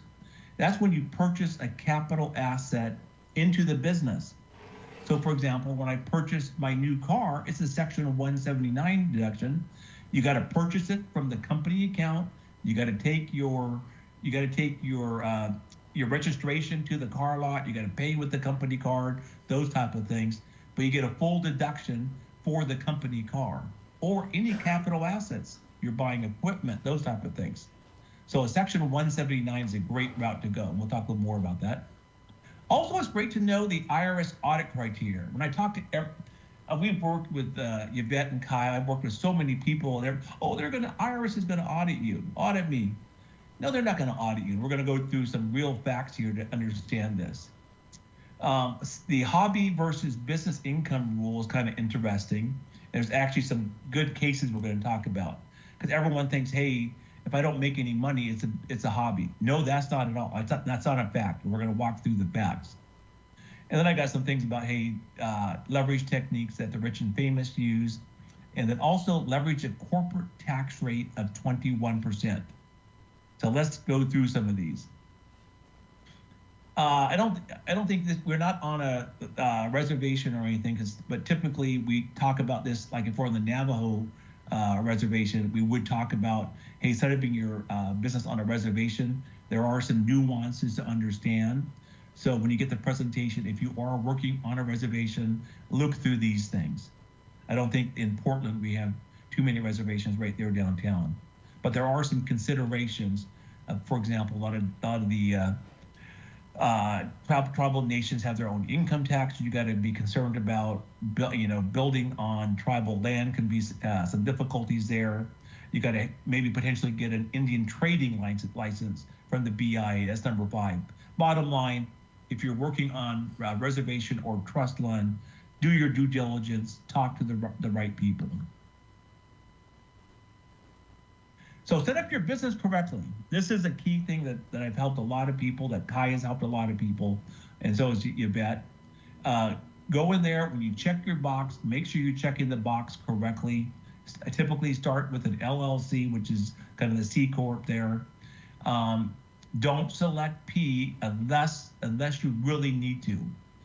A lot of people say, hey, if I die, I want to make sure it goes to my kids and I want to put them in the partnerships. No, the tax benefits just aren't there. Leverage wills, trusts, and estate planning to accomplish your goals. Again, whenever you're setting up your business, think about all this. Hey, let's get the business set up correctly so I can optimize cash flow, and then leverage wills, trusts, and estate planning to do the rest. Partnerships have a special tax filing requirements. K1s. I mean, some of you you got to do a K1 for your partnership. That's just a separate form you got to fill out. Very costly, that with your tax professional. Takes time, and you really can't expense things because the cash flow kind of goes in a different manner. And also, tax professionals love charging you for all these incremental forms and filings. Another key consideration, some of you may have done this, is consider changing to an S Corp from a C Corp to save on self-employment taxes. And the way this works is a C Corp, when the income comes through you, it goes directly to your 1040 as income. If you have an S Corp set up, the first like 50,000 would come through as income, which would have all your self-employment taxes, those type of things. The rest from an S Corp would be distributions, which wouldn't have your self-employment taxes. And that can save you a lot of money. So a key consideration when you grow and get bigger, you go to an S Corp. And my son just did that with our company. Of course, there's also corporations, which are big businesses, have shareholders, board of directors. You got to do all the things, Sarbanes-Oxley, and they pay corporate taxes. Okay, next slide. Again, the IRS forms are simpler than you think. It's all automated. You got your 1040, then your Schedule A, Schedule B, Schedule C. The Form 8829 is just part of the Schedule C, just feeds into it. And the Form 4562, which is the Section 179, flows directly into it. Very simple, very straightforward. And if you do TurboTax, like some of you, it's just all automated for you. The key thing here is losses from your Schedule C can offset other gains or income. So take, for example, when I retired, I had income coming in, but my first couple of years, the business lost money. Well, that loss of money actually reduced my income because I still had retirement income coming in. So the first couple of years, really leverage a Schedule C to reduce your income taxes. Old days, you filled out all these forms. Now it's all streamlined and on computers. So very simple, very straightforward. Document and track all expenses. Number 2. Here is the key thing to remember. If documented and e-receipts are available, 99% of the time you can expense it. So go back to that dog story there. If it's documented, hey, you got the dog there, you got the e-receipts for the dog food, and it's reasonable and necessary, those type of things, you could consider expensing it. I know that almost every tax CPA I would go to, I talked to them about this. I talked it with my tax lawyer. They all would expense that because it's a reasonable type expense for the business. Leverage a software tool like Excel or QuickBooks to track all your company card expenses. So again, some of you probably have this. My company card flows directly into QuickBooks, and I can just track it very easily. Also, for all like mileage or those type of things, I have a simple Excel worksheet that I update every Friday. Like I know Yvette, when she works at the National Center, they have a weekly report they produce for themselves. I do my weekly expense report for me. It just takes 5 minutes. I put my mileage, hotels, meals, parking, car rentals, airlines, incidentals, business entertainment, those type of things. A very simple Excel spreadsheet. You just track all your expenses. Credit card receipts are fine. A lot of people will say credit card receipts are not fine. If you look on the web, people still say that. No, that's not true. The IRS is fine with credit card receipts. No issues. All large companies don't require credit card receipts. If large companies can do it, you definitely can do it. Key thing here is remember, do not commit fraud. Do not make up expenses. If you document everything and take all the expenses coming to you, you're going to have more than enough expenses. Know all Schedule C deductions. First one is mileage, and I'm assuming all of you have lots of mileage. Again, initiate tracking. If you have a home office, always initiate tracking from your home office. The rate is 70 cents per mile. I was just actually helping my hairdresser with her taxes. Was it last year? And he was a subcontractor at just a little hair salon. And I said, hey, how's your taxes going? We're always talking about like taxes. That's always me. And she goes, oh, I'm paying way too much in taxes. And I looked through it. I said, you're not taking mileage or anything. She said, what do you mean? Well, she drove 30 miles each way from her home office, because she actually did have a home office. And so that's 60 miles a day to come to her, her contracting location where she worked 80% of her time. So 60 miles a day times 5, 300 miles times 50 is 15,000 times 70 cents is $10,500. I said, didn't you drive other places too where you had, you were doing little gigs at people's homes? Yeah, so all of a sudden it came up to about 13,000 that she had in mileage deduction that she was not taking. That's not even questionable. She was driving back and forth. It's all documented, very simple that she just put on her spreadsheet. All travel, it's very important to track everything on your travel, the hotel, car rentals, airport parking, mileage to and from the airport, all the incidentals and tips, which can be like, $10 a day. And people often forget about mileage to and from the airport. That's, for me, that's 60 miles round trip. You just expense at airport parking and all tips that you do. Another key thing that I always do, and I know a lot of people do, is, hey, combine your business travel with the vacation, right? So how many people go to Vegas? You guys are always probably flying there from Portland to Vegas. Hey, you're going to be meeting with certain people. You're going to be talking to potential customers. Make sure you combine that with your vacation so you can expense all those items. You can expense the mileage to the airport. You can expense the flight. Question people always ask, if I stay for 3 days, can I expense 3 days of the hotel in Vegas? No. Most likely that wouldn't sound reasonable, but if you expensed 1 night, that sounds reasonable. So all these things are just reasonable. 3 days, that's on the vacation side. 1 day, meeting with the client, having a meal with the client, those type of things. Meals, make sure you track all this, and this is directly from the IRS rule. Meals cannot be lavish or extravagant. Let me ask a question. What is lavish or extravagant? What's a dollar amount? $400 a night for the 700. food. Okay, good. 701. Okay, so it's whatever you deem appropriate. So our old Deloitte rule was $250 per person. So that was our rule that we had at Deloitte. And that doesn't sound like lavish. You go to French Laundry, $600. That would be lavish.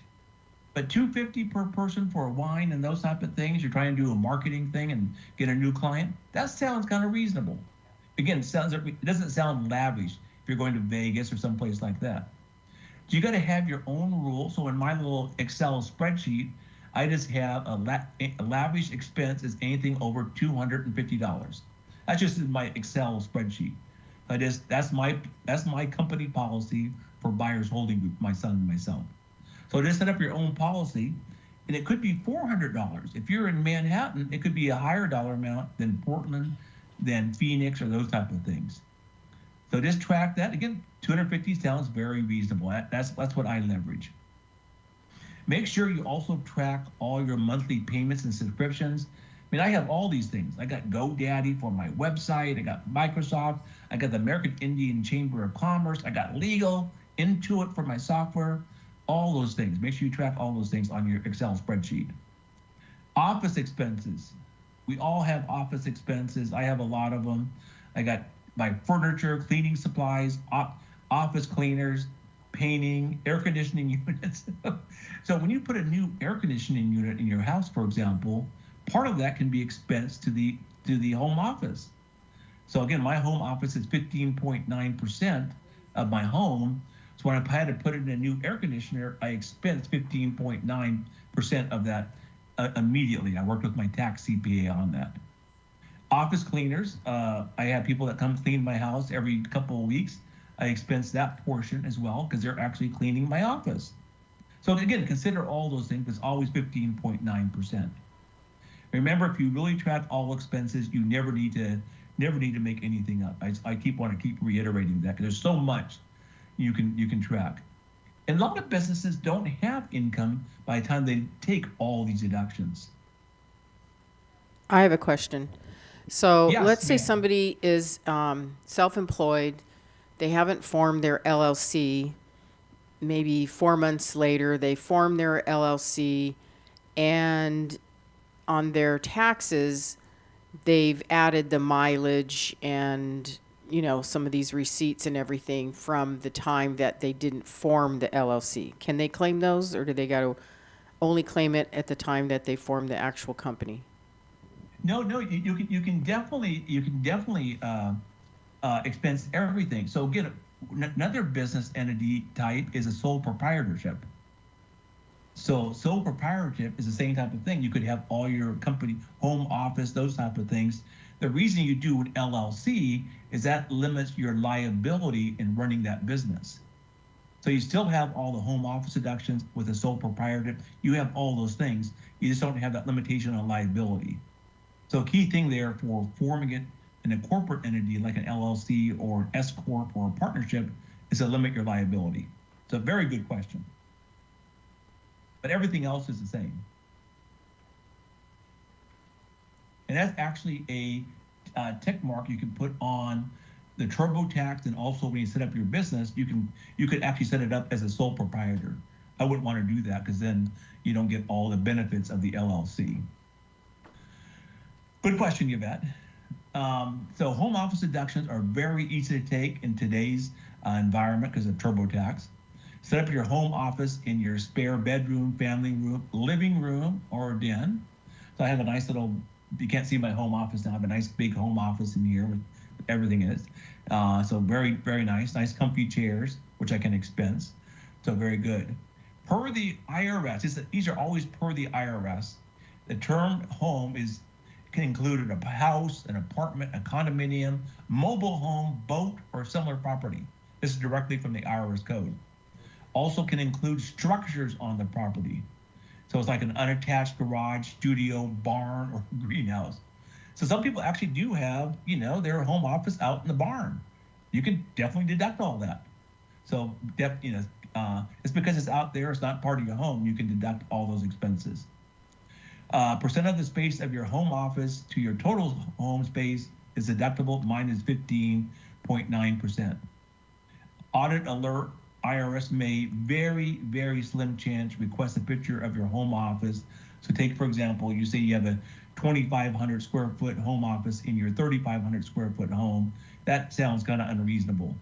That may just be a ticker. They may send you a documentation request list. Most audits are actually documentation requests where they ask for documentation. So it's not really the audit where they come to your house, knocking on your door, oh, we're gonna have you 80. No, it's a simple little documentation request. Here's a common mistake people make. When asked percent of the home office used for business, you always select 100%. Well, people say, I was working with my nephew who started his own pool supply company. And he said, well, I'm seldom in my home office. I'm always out with my clients. I go, but that is your home office. That's 100% of your home office. Your job is to be out with your clients, but when you're back in your home office, you're using that 100% of the time. So always select 100% or you get a real small minimal reduction. Multiple family members can use different rooms in the home for different LLCs. So you can make multiple home office deductions for different LLCs or sole proprietors. Any questions on home office? Because that's a key one. You can really get a good deduction by the time you include all your mortgage interest, insurance, utilities, repairs, depreciation, new large expenses. Like I said, I had to put air conditioners in, and I got to deduct 15.9% of that immediately. How did you arrive at 15.9%? Oh, 15, that was just the size of my home office compared to my total space of my home. Okay. So take, for example, if my home office was 65 square feet and the total home was 500, 65 divided by 500 would give you whatever that is, 14 or whatever percent it is. Great, thank you. Or it's 15 divided by 100 square feet, it's 15%. And that's all done on TurboTax. It just asks you to input, what's the size of your home office, what's the size of your total space of your home. Very simple. Next thing is leverage the Section 179 deduction, Form 4562. And these are just very simple. So whenever you get a capital asset, like new cars, new equipment, new furniture, new software, you should be deducting that full amount. Again, you got to buy it on the company credit card or the company, bank account, write a check for it, whatever. It's fully deductible if it's an asset being used by the business. The Section 179 is limited only to 1.080 million. So you can buy a lot of stuff on this. Again, always talk to your tax CPA to make sure you do this right, that you're using your LLC bank account, those type of things. It's actually very straightforward, and I've expensed quite a few items through this. Again, the company car or different assets, those type of things. Very simple. It feeds into your 4562, which then feeds into your Schedule C. There's actually a line item on the Schedule C, which is your Section 179 deduction. I mean, so it's very simple. I mean, it's documented. They expect you to be having a Section 179 deduction. The next area is here's a kind of a fun area. Know the IRS audit criteria and when to leverage an expert. Facts, these are directly off the IRS sites here. And also, I don't know if people listen to all those C-SPANs. I always listen to when the IRS commissioner comes on. It's kind of fascinating to hear him speak about the IRS. They beat him up. Hey, you're auditing too many people. You're doing this. All the senators and the Congress people. Well, here's the IRS facts. IRS only audits about 1 in 1,000 returns. And the official wording from their different documentation, significantly less than 1%. Well, 1% is 1 in 100, significantly less. It's about 1 in 1,000. I talked to my tax person. So your chances are much less than this. Why is your chances? Because if you use a tax CPA, if you're doing your business correctly, you're not going to be audited, most likely. Almost 100% of audits are handled solely by mail, unless you got a $100 million business and they may be knocking your door. Increased audits definitely now won't be happening overnight. There's a smaller IRS staff. Most of them actually have retired. I think 30% of the staff in this area retired in the last 12 months. So there is, if you ever call the IRS, I call them every now and then talking to them, and they are looking up on the web themselves, hey, what is Section 179? They got to actually look things up themselves as you talk to them. So it's very fascinating as they're kind of learning with you as they go through this. So the audits are a lengthy process and cost the IRS real money. They're not going to be auditing you unless they get a real return. So think about that. Hey, you got a questionable $500 expense. They're not going to be auditing you over that. They got big game to hunt. Most audits are triggered by overzealous taxpayers expensing $250,000 in mileage. Would that be, well, hey, if you're running a trucking company, that may not be, but if you're just, you got a little food supply company or just a pet store, that may sound kind of high.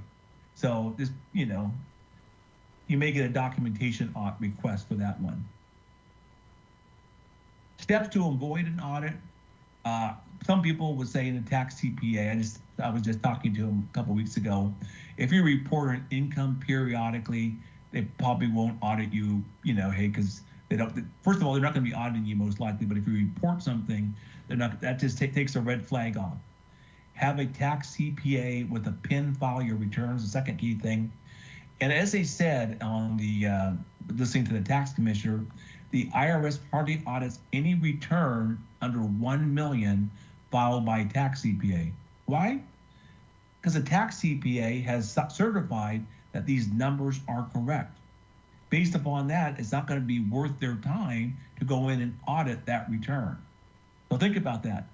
The IRS hardly audits any returns under $1 million. So it's less than that 1 in 1,000. Number 3, don't take Schedule C expenses that are unrealistic. Again, unlimited car expenses, things like that.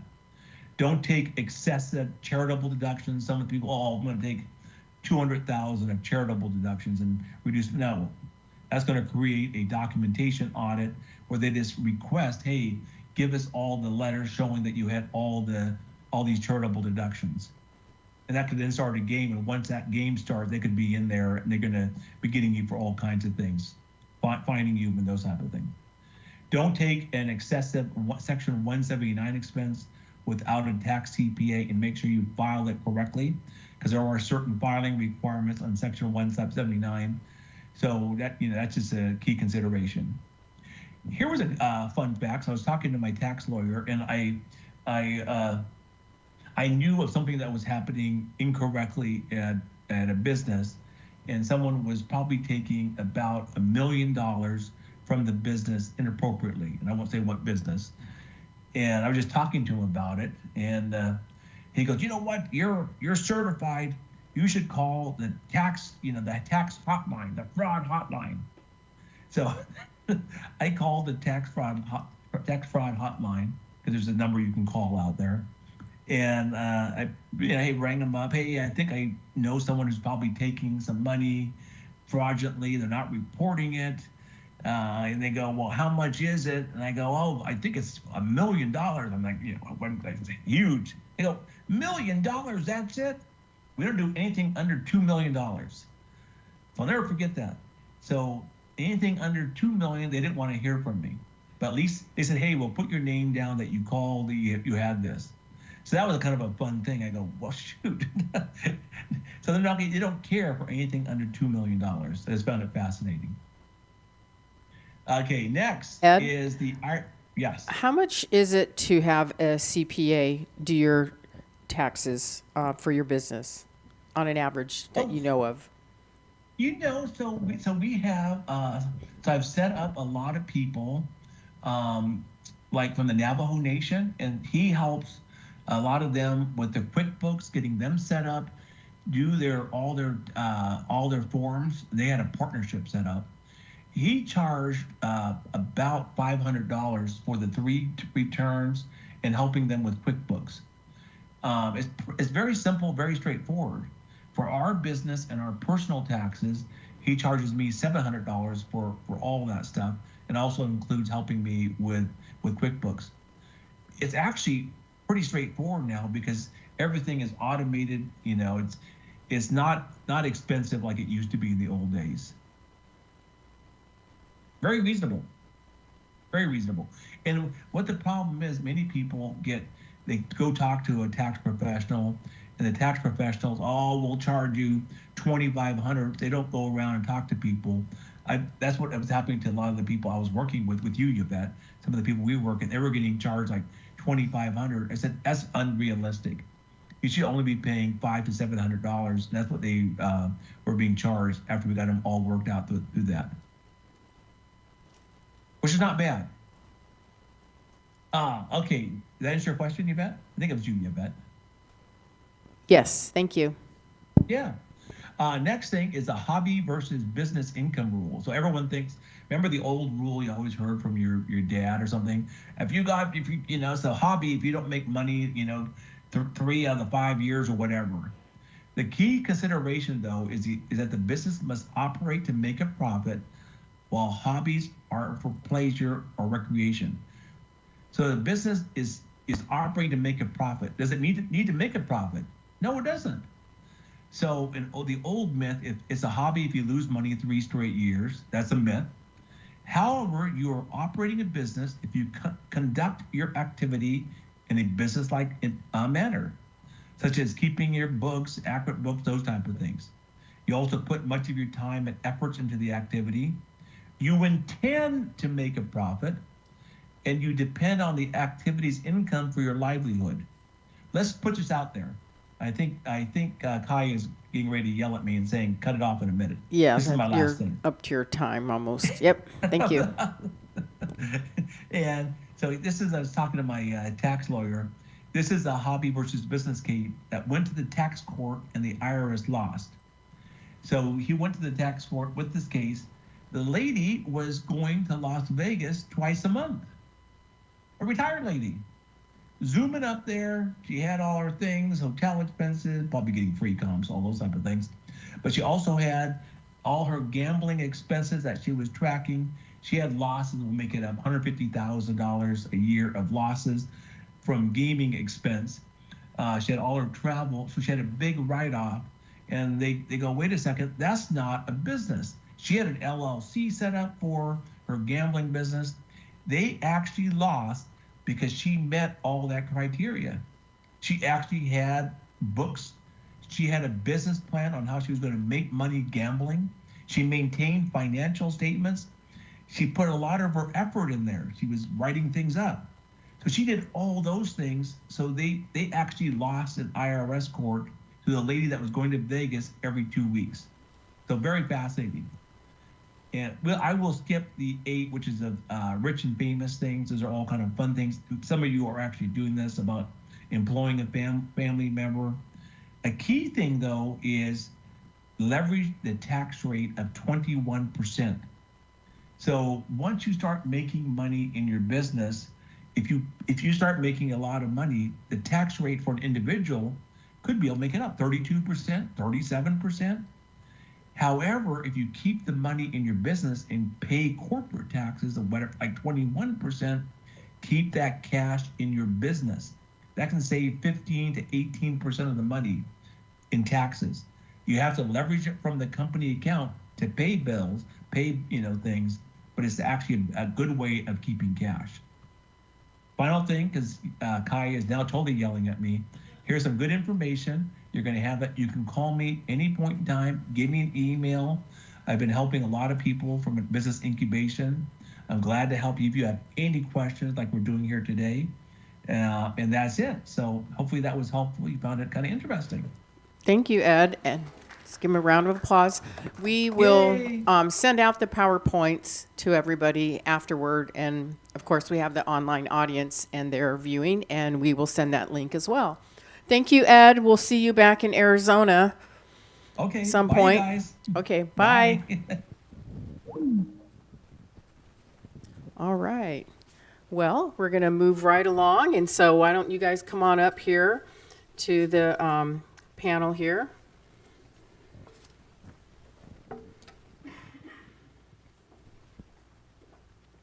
We have Mr. Kevin Williams. He's a branch manager and head office at KeyBank, as well as Dylan Borton. Do you guys want to present sitting down there, or do you want to use the podium? You can. Let me get your names.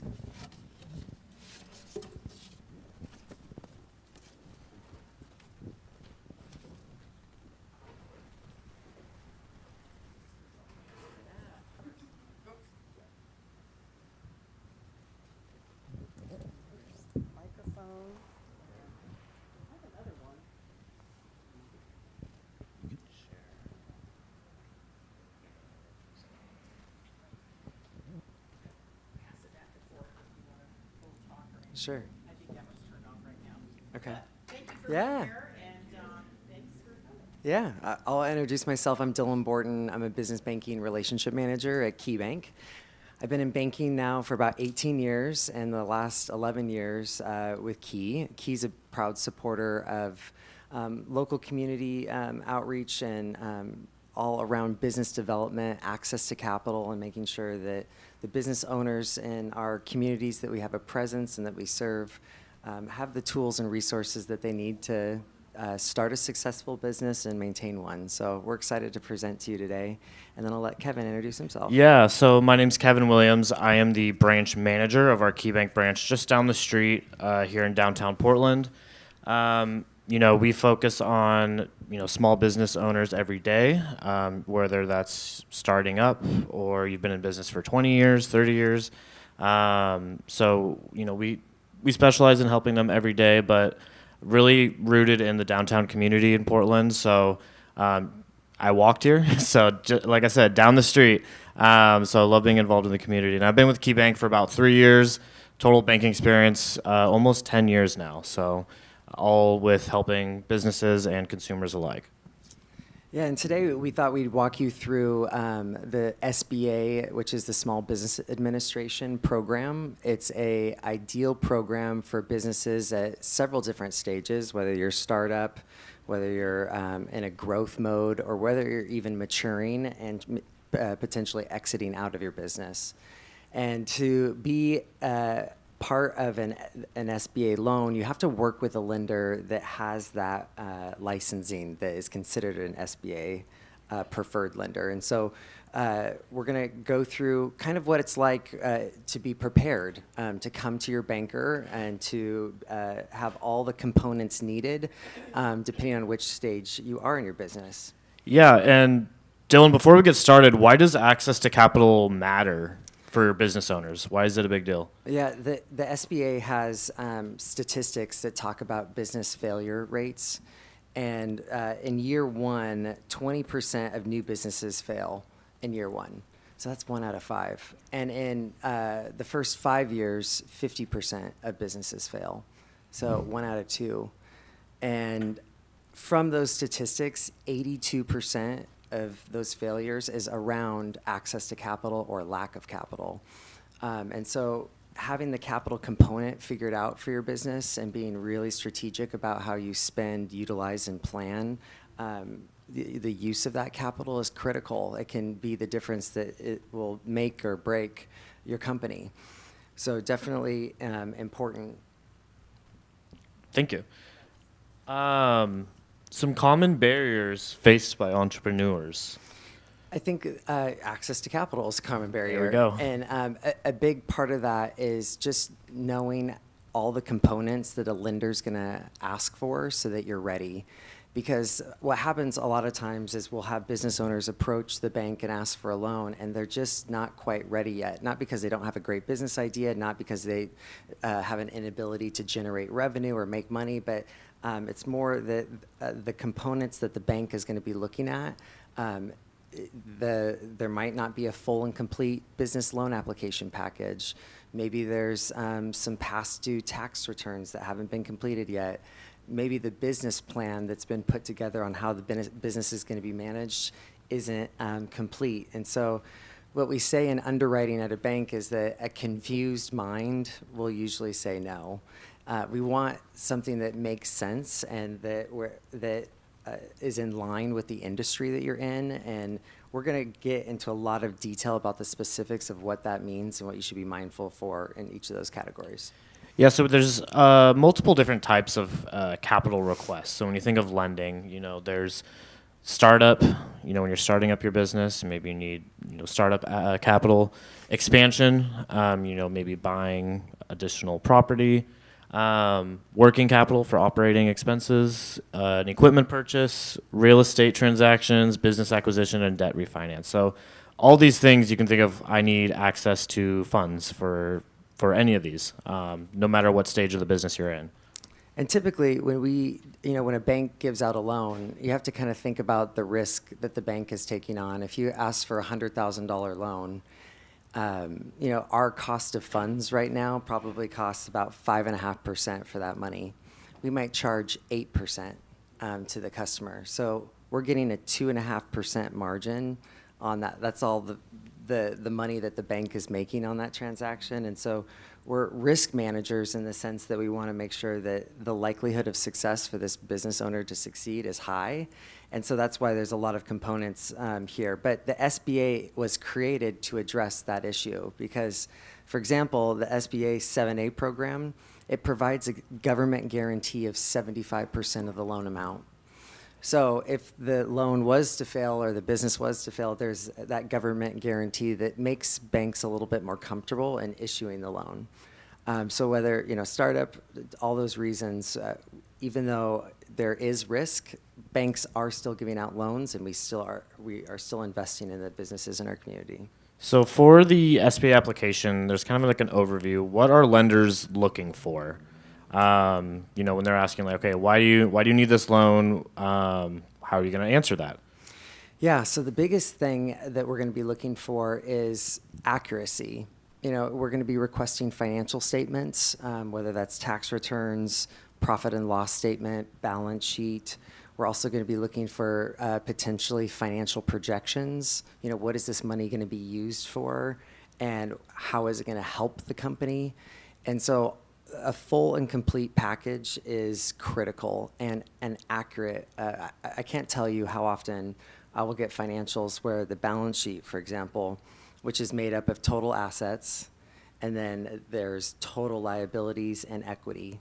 Those numbers have to match. Your total assets have to match your total liability and equity. It's at least half the time I'll get financial statements where they don't balance. So already there's a little bit of an issue with an accuracy component. So having complete accurate information and being able to have a business plan that makes sense, being able to tell the story, because your banker is going to their underwriter or credit officer and they're basically having to tell your story. And are there enough strengths such as good credit, money in the bank, some savings? Liquidity is another huge component that banks are going to be looking at, because if the loan that you're going to be getting, if you have a down payment requirement, we want to make sure that there's enough money left in your operating account to where you can make those payments and you can continue to operate after you get the loan. So those are all critical elements. And not only for the business, but they are going to need personal requirements. So some common asks are personal tax returns, typically, last 3 years, or W-2s, and some other like SBA forms, so like the personal financial statement and the SBA eligibility questions, which we will dive in next. And what I would add to that, back on that screen, is specifically the management resume. So if you're starting a company, the bank wants to know that you have enough experience to be successful at managing that company. So your resume, typically it's 5 years of management experience that gets the bank comfortable to know that you're going to be successful at running the business. A personal financial statement, if you haven't filled out one of these before, this is a great practice for everybody to do. It's like your own balance sheet for yourself. Your total assets, your liabilities, your income, all on the personal side, not just your business. And the personal financial statement is also what gives the bank authorization to pull your personal credit report. And so you want to have your arms wrapped around what your personal credit looks like, because even if you get a government guaranteed loan, if there's bad credit in place, it's still going to make it difficult for us to approve the loan. So diving into the SBA eligibility questions, some of these questions, they're just kind of to help make sure that we're going to proceed without risk. So some of these questions are, have you ever been involved in bankruptcy? Yes or no. Does your business involved in any lawsuits? Yes or no. Are your business and personal taxes current? Have you ever been disbarred from doing business with the U.S. government? These are all questions they will ask just because we need the clear answer. do you buy or sell to or use the services of any company in which someone in your company has a significant financial interest? Conflict of interest is a big ask too. If yes, they're going to want more details and be as accurate as possible. Exporting as a result of this loan, or you're going to engage in export trade. They'll go through and ask all of these questions. Criminal history, government affiliations, all risk-based questions might be common for any personal loan as well, for yourself. So, but being honest. Yeah, and the question around exporting has been kind of interesting. If you sell a product that goes overseas to a different country, obviously tariffs have become a really big deal right now and has been drastically impacting cash flow for business owners. I had one business owner that imports fruit from South America and from Mexico. And so when the fruit gets here, they have an immediate tariff that they have to pay within 10 days. They don't get paid from their customer for at least 30 days. And so they were doing a volume where they had $1 million tariff liability that was coming in that they didn't plan for. So, thankfully, they have a profitable business. They've been banking with the bank for a long time. We trust the owners and management of this company because of their history with us. We were able to increase their line of credit, for example, so that they could, one, pay that tariff and continue to operate, and two, figure out a way to essentially pass that cost on to their customers. Exporting is also interesting, that depending on what type of country that you are doing business with, it could be a sanctioned country that federally insured banks aren't allowed to do business with. Cuba, North Korea. There's about several more, but. So that's why those questions are typically asked, because we need to know that in advance. So your personal financial statement. So they're going to want to know your assets and liabilities. Yeah, and there's a great resource that the SBA recommends every small business owner to participate with, which is the Small Business Development Center. There's one of those in each of the community colleges within the communities that we're in. And what's great about their service, you get a free business advisor dedicated to help support you. And they are your advisor to basically get you ready to present your loan application to a bank. So they will go through and help you fill out a personal financial statement to make sure all the components are completed and accurate. But again, if you haven't done this exercise of completing one, banks will usually have a template of their own that they can share with you. You can also Google one and get one offline. And you're also going to need the business information. So last 3 years of business tax returns, year-end or year-to-date financials, depending on what stage of the year it is. The business debt schedule, which we'll get into more specifics on that, and then the history of business questionnaire. Yeah, and the reason why that's so important, what the bank's looking at, it's kind of interesting us going after the previous presenter, because it was all about how do you reduce your tax liability and how do you save money on taxes, which is great. And however, when you're looking and meeting with a bank, we want to make sure that you're actually producing enough profit and you're actually making enough money that you have enough net profit to make the payment on the loan that you're asking for. So sometimes it can be this catch-22 of like, wow, great, I saved all this money on taxes, but now my net income is so low that I can't qualify for a loan. So making sure you're having that balance, because when we ask for these financial statements, specifically last year, so we'll ask for 2024 profit and loss statement. We want to make sure that you've made enough profit during that time period, also on a year-to-date time period, and on a trailing 12-month time period. So we're going to be looking at those 3 time periods to make sure that you had enough profit to make the payment on the loan that you're asking for. So really critical. And so the business debt schedule. I actually had a client ask me, what is a debt schedule this morning? So perfect timing. But basically all the payments that you have to make for the business, what debt does the business have? Where do you have that debt? So is it another institution? What are those amounts? What are your monthly payments? Is it collateral? Do you have an auto loan payment for the business? What is secured? And then if there are any debts that need to be refinanced with the SBA loan, make sure that is marked. Yeah, and on the personal financial statement that we were just talking about, that helps us assess, how much income do you have versus how much you owe in payments. That will help us calculate your debt to income ratio. That's important. You don't want your debt to income ratio to exceed 45% of debt compared to your total income. Same thing on the business debt schedule. That tells us what are all your business debts and all your business payments. And so when we look at your financial statements and your taxes, do you have enough profit that you're making that covers not only existing debt that you have, but then the new loan that you're requesting as well? So history of the business and the business plan. So what is the background of the business? We're going to want to know that information. Is there relevance in industry? Are you week one of starting up your business what is your customers going to look like? How are you going to gain business? What is your marketing strategy? Are you on social media? Do you have a website? Do you have any expansion plans? And, succession planning. So who's going to take over if something were to happen to you?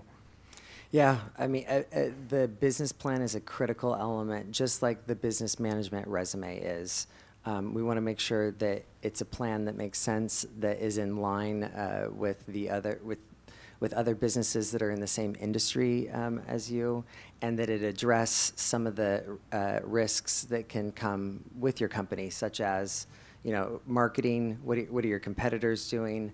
As long as you address each one of those points in your business plan, a bank is going to get a lot more comfortable issuing a loan.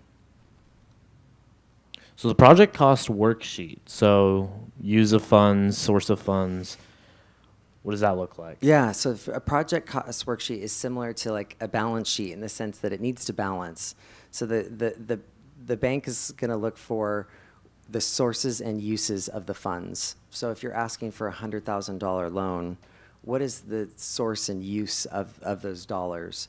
Are you going to be, 50,000 of it is going to go to an equipment purchase, 20,000 of it is going to go for long-term working capital, and then, 20,000 of it is your own money that you're bringing to the table. So essentially, just you want to make sure, like, what is my total project cost? What's the whole thing that I'm trying to do? Am I buying real estate?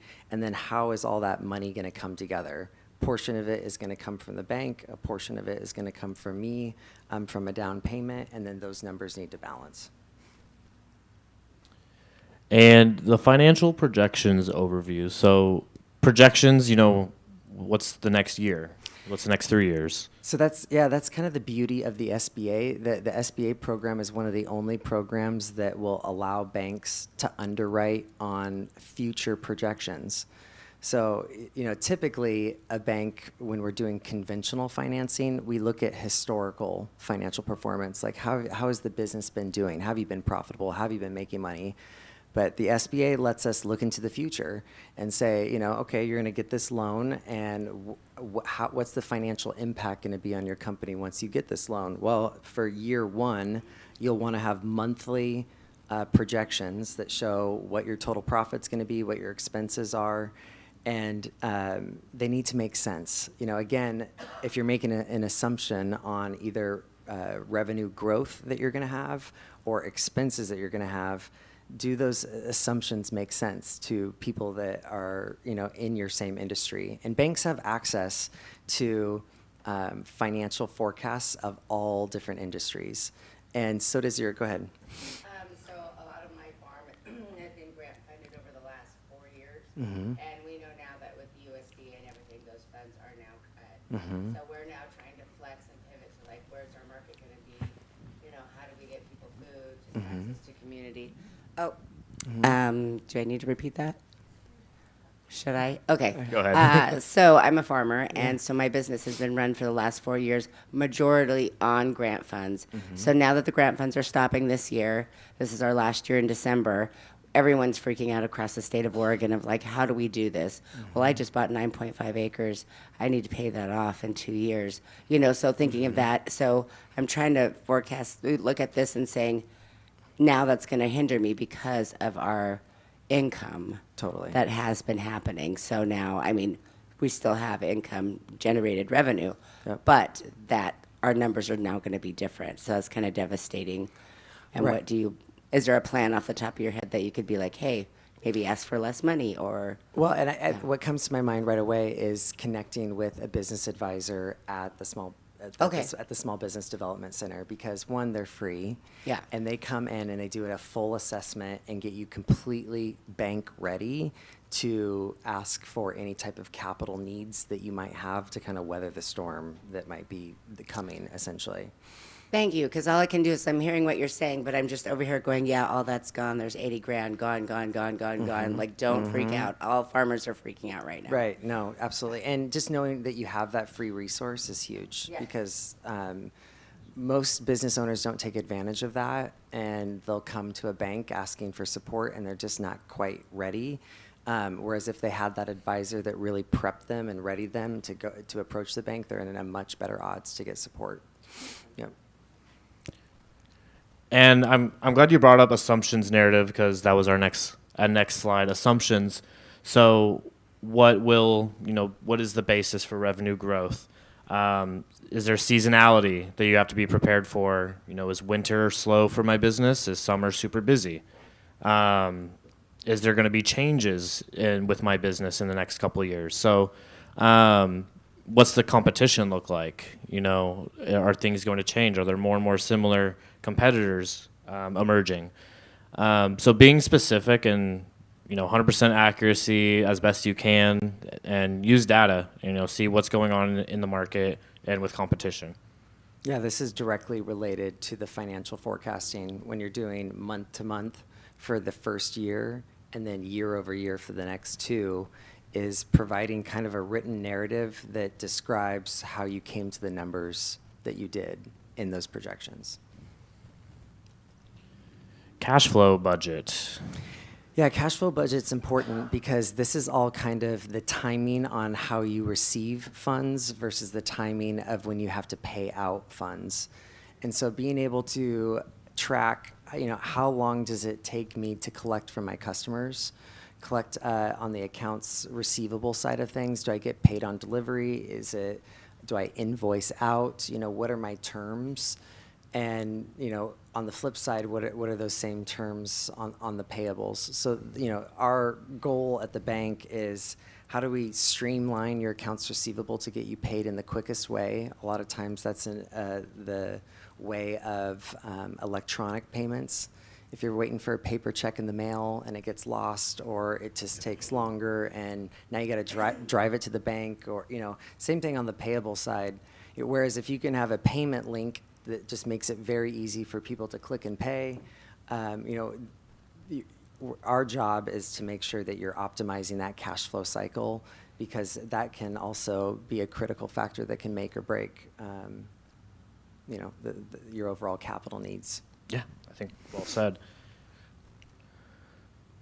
So completing the template. So when you go through the SBA application, you're going to make sure you double check, triple check each section. So your profit and loss, the assumptions worksheet, your cash budget. But Dylan, what are some common mistakes to avoid? Just not complete or inaccurate information. And, we talked about this a little bit earlier, but it's a balance sheet that doesn't balance. Or if you're coming and you're presenting a profit and loss statement and it shows negative income, it's hard for a bank to, if you're currently in a loss position, figuring out how to overcome that.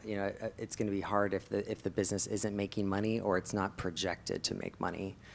Again, it's just around accuracy.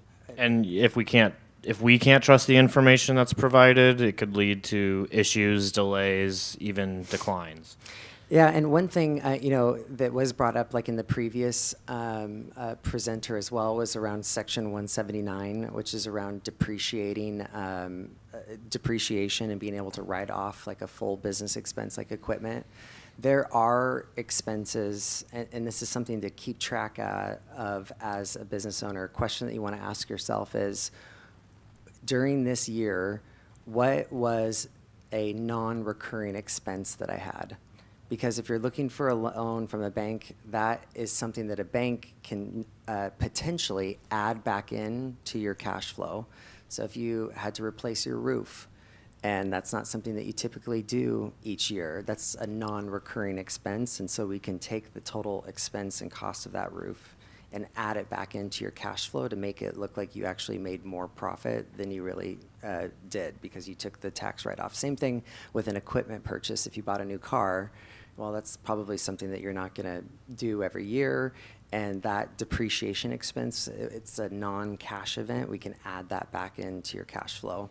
So just make sure you're keeping an accurate list when you're doing, for tax purposes, that you're keeping a category that's considered non-recurring. What's something that I'm not going to keep doing every single year that I can tell my bank and they can add back in. Yeah, and I think just another emphasis in regards to the assumptions, make sure you have supporting data when you're inputting. So if you say, oh, I'm going to increase revenue next year, and the year after that's going to be double, and the year after that's going to be triple. Okay, why? We want to have details to show why you expect this to happen. So just make sure that we have all accuracy and supporting information. So final checklist to make sure that you're ready. So we have the personal financial statement, your management resume, business plan and history, debt schedule, your project cost worksheet, your projections and assumptions, and then that SBA eligibility questions, the risk-based questions that we went over. So these are all templates that are fillable that I will send to Yvette so that everybody can have access to what this form and template looks like. So you can kind of fill it out yourself for your own company and kind of go through that exercise so you can feel confident when you're approaching your bank for capital. So some local resources, SBA.gov, that has all these templates and forms. Your small business development centers. Do we have anyone from, here we go, right up here, from local community college, small business development center. So, they're a great resource, like we said, free. And then, those templates and forms on the website, and we'll also make sure we provide them so you can take a look at that and get some more practice. Yes, please. Yeah. Let's use the mic. That way our online audience can hear. Thank you. Hi. Thanks. What are your recommendations for folks around relationship building with bankers and banks? How early can they start that? They're a new business. They have plans in 3 years to fund. Mm-hmm. What kinds of ways can they build relationships with individuals who can help them do whatever it is they need to do? Yeah, absolutely. Having a relationship with your banker is critical. When you think about advisors that you surround yourself with your company, typically business owners will have a business attorney, they'll have a CPA, they'll have their insurance broker, for example, and they might see these individuals as advisors in different capacities, and your banker should really be in the same category, another advisor that's on your team that's there to support you from pre-revenue and startup all the way through growth, mature. I've got clients that I've worked with for the last 17 years. I was thinking that fruit company, they started off with 3 acres of blueberries in their home out in Hood River. That was just a hobby, it was like, and now, they're going to do $100 million in revenue this year. And so that kind of just speaks to, the value of the relationship that you have with the banker that can help support you through each, and they're in a better position to tell your story and provide that narrative. Who's going to go fight for you? Yeah, to be able to, because, our underwriters and our credit officers have a very important job around risk management. And sometimes, it needs to make sense, but if it's coming from their banker that knows, all the mitigating risk factors, to help support that business owner, you're going to be in a much better position to get support.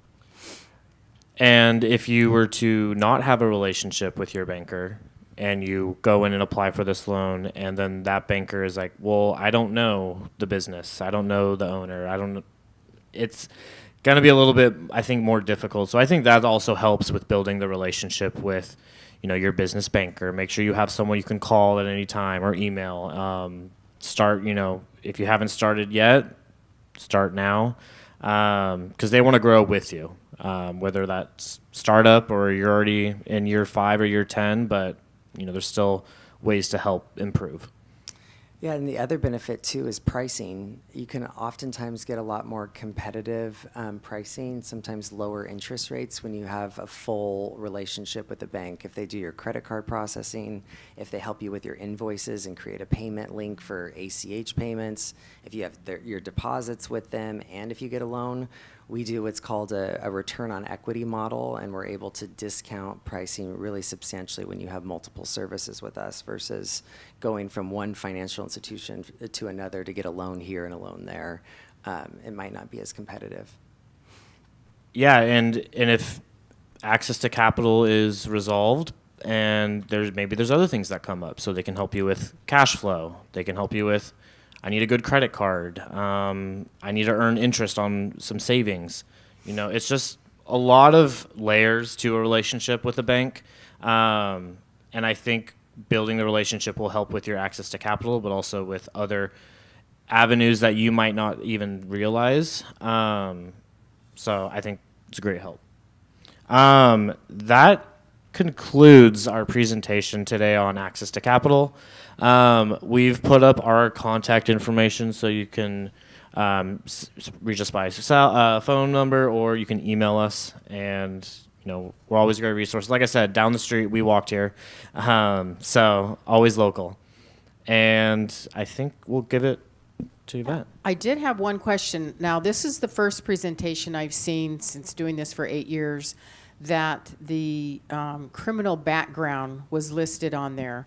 What exactly is that just something like you're looking for fraud, I'm sure, and embezzlement and things like that. But I mean, somebody did something like, is it a game end of story? You can't, That's very specific to the SBA program, because the Small Business Administration is a division of the government, and so they have these eligibility questions that if there was a bankruptcy, if there was a pending lawsuit, if there was any type of government-related, and it's usually, bankruptcies usually stay on for about 7 to 10 years.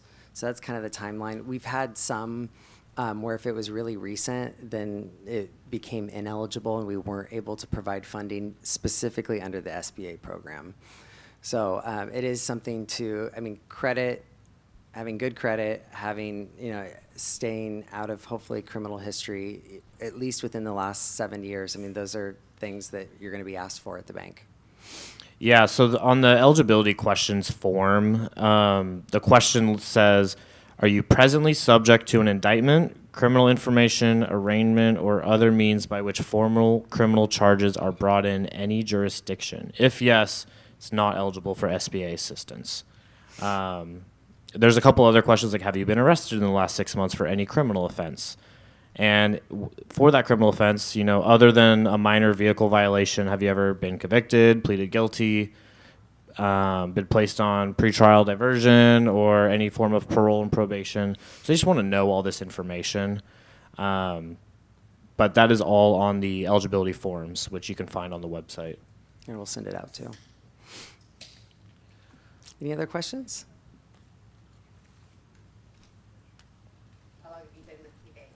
I've been with KeyBank for 11 years and in banking for 18.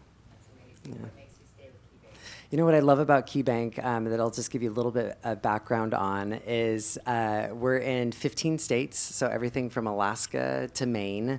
We have about 1,000 branches, and we have about 3 million clients, and we just celebrated our 200th year anniversary of being in business. There's 9 financial institutions that are on the New York Stock Exchange that have been in business for that long.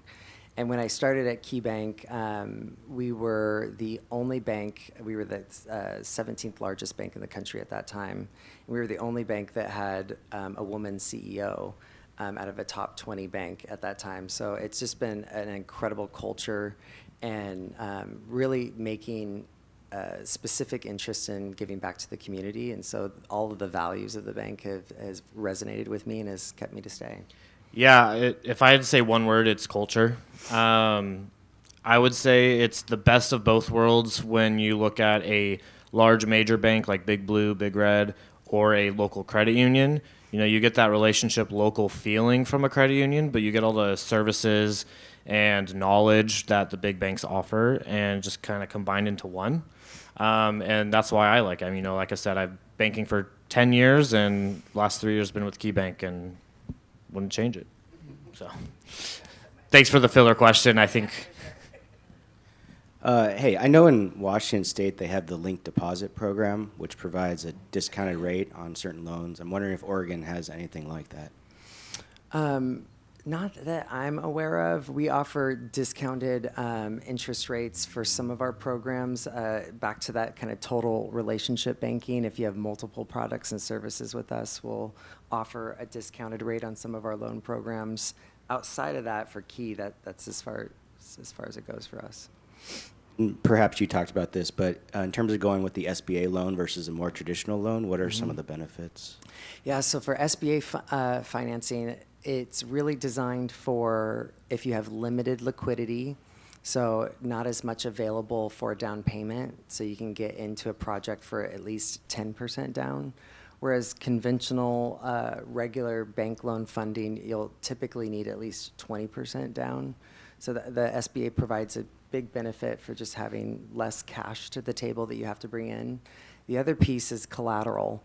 So oftentimes if there's a collateral shortfall, if there's not enough value with the business assets, the real estate, the SBA program can provide that gap in collateral to where you can still get approved for a loan even if you don't have a one-to-one coverage in collateral. So, but you know, the SBA doesn't overcome having good credit. You still need to have good credit. And in addition to the 10% down, another big consideration is that post-close liquidity requirement. So we want, you know, businesses to have at least 9 to 12 months of principal and interest payments in their operating account just available as cash flow, so that they can be, that they're not putting themselves in a position that they've, you know, used every dollar and cent and now have nothing to operate on after they make their down payment. So those are still critical elements. And I think that eligibility requirement, like looking at projections too, you know, SBA looks at, you know, your next year, your next 3 years, whereas a more traditional loan won't look at that. Yeah. Mm-hmm. I think that's another big difference. Absolutely. Thank you. Any other final questions before we move forward? Thank you, everyone.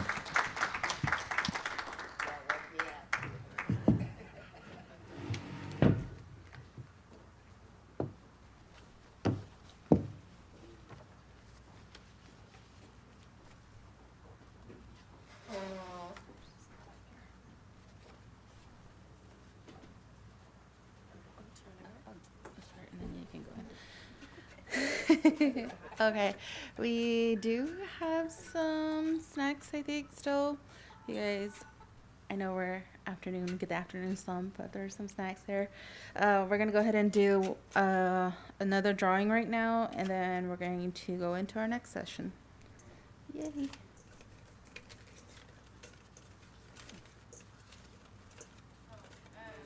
Oh, yes, yes.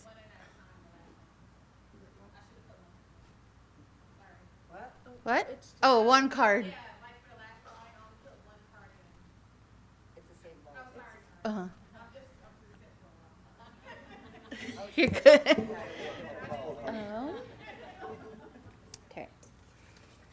Let's see. I don't know.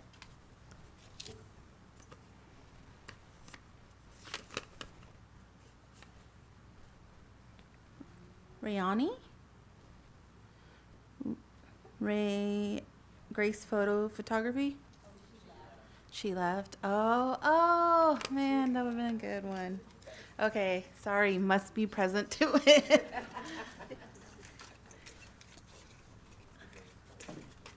Okay. Oh, I got two. Elias. Zero emission transport?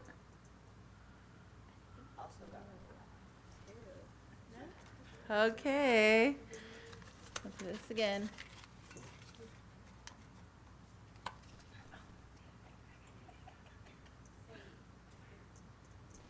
Oh, okay. Sadie Turner. There we go. Oh, awesome. So this is for our reservation economic our reservation economic summit 2026. Just the res ticket. So I will be emailing you. Yay.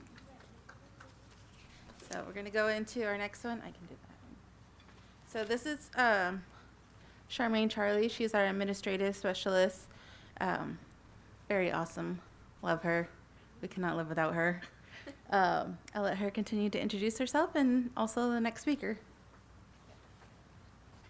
Hi, everyone. Thank you so much for spending the day with us. And our next presenter is Kayla Banda. She's with the Oregon Small Business Development Specialist. So please join me in welcoming Kayla to the stage.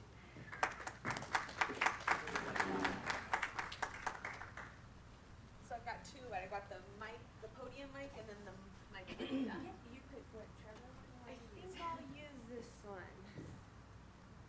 Oh. Is it working? Okay, it's working. Okay, hi everyone. It's good to see you. Happy 2 p.m. hour. As was mentioned, my name is Kayla Banda. So I primarily work as a business advisor with the PCC Small Business Development Center. So our last group of folks had mentioned the SBDC a few times, which thank you for that. At the SBDC, we provide no-cost business ed training to anybody in the community. We also provide business training programs through PCC. So we serve 5 counties in the area. I forgot to bring my business cards. But I will have my email at the end, and there'll be other ways to get in contact with me, so just as an FYI.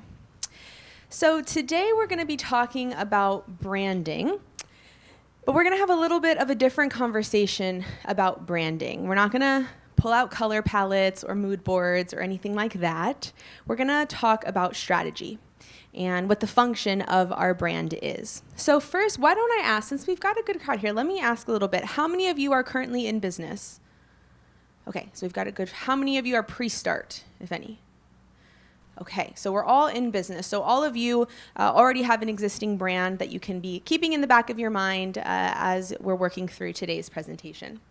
So let's see if I can use this correctly. That work? Okay. Okay, so something to consider. Okay.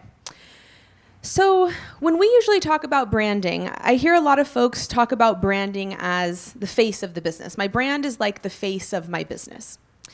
And while I think that's true in some ways, you know, I think about the function of my own face. A face allows us to recognize somebody, right? If you see my face, you say, hey, I've seen that person before. I recognize you. I've seen you before. I've engaged with you before. And that's about it. I believe our brand is much more functional than that. Our brand really is a representation of our business identity. So if you see me and you see my face, it allows you to recognize who you're talking to, but it doesn't tell you much more. It doesn't tell you who I am, how I see the world, the types of folks I surround myself with, what my goals are for the future. It doesn't really tell you anything about who I am, what my identity is.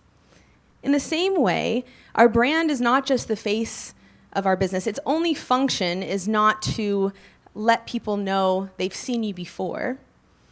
Our brand, its primary function is to communicate our business strategy. But the challenge is that business strategy is kind of one of those, it's kind of like an enigma. It's like this nebulous concept where if I came up to you and was like, tell me your business strategy. You'd be like, there's usually 2 answers. One is a lot of words, like this is who we are, this is what we do, this is how we market, these are our most important people. The other end of that is, I'm not really sure how to communicate my business strategy. So today, we're actually going to spend some time in our branding session talking about business strategy. Because if we don't have a clear understanding of our business strategy, how can our brand effectively communicate it? If we don't understand our business strategy, then our brand is kind of just here to be a face of our business and not the identity of our business. And the difference is that when your customers recognize you, that's one thing. But when they know you, when they know who you are, it's much easier for them to want to become lifelong customers, a sustainable relationship that you're building with them.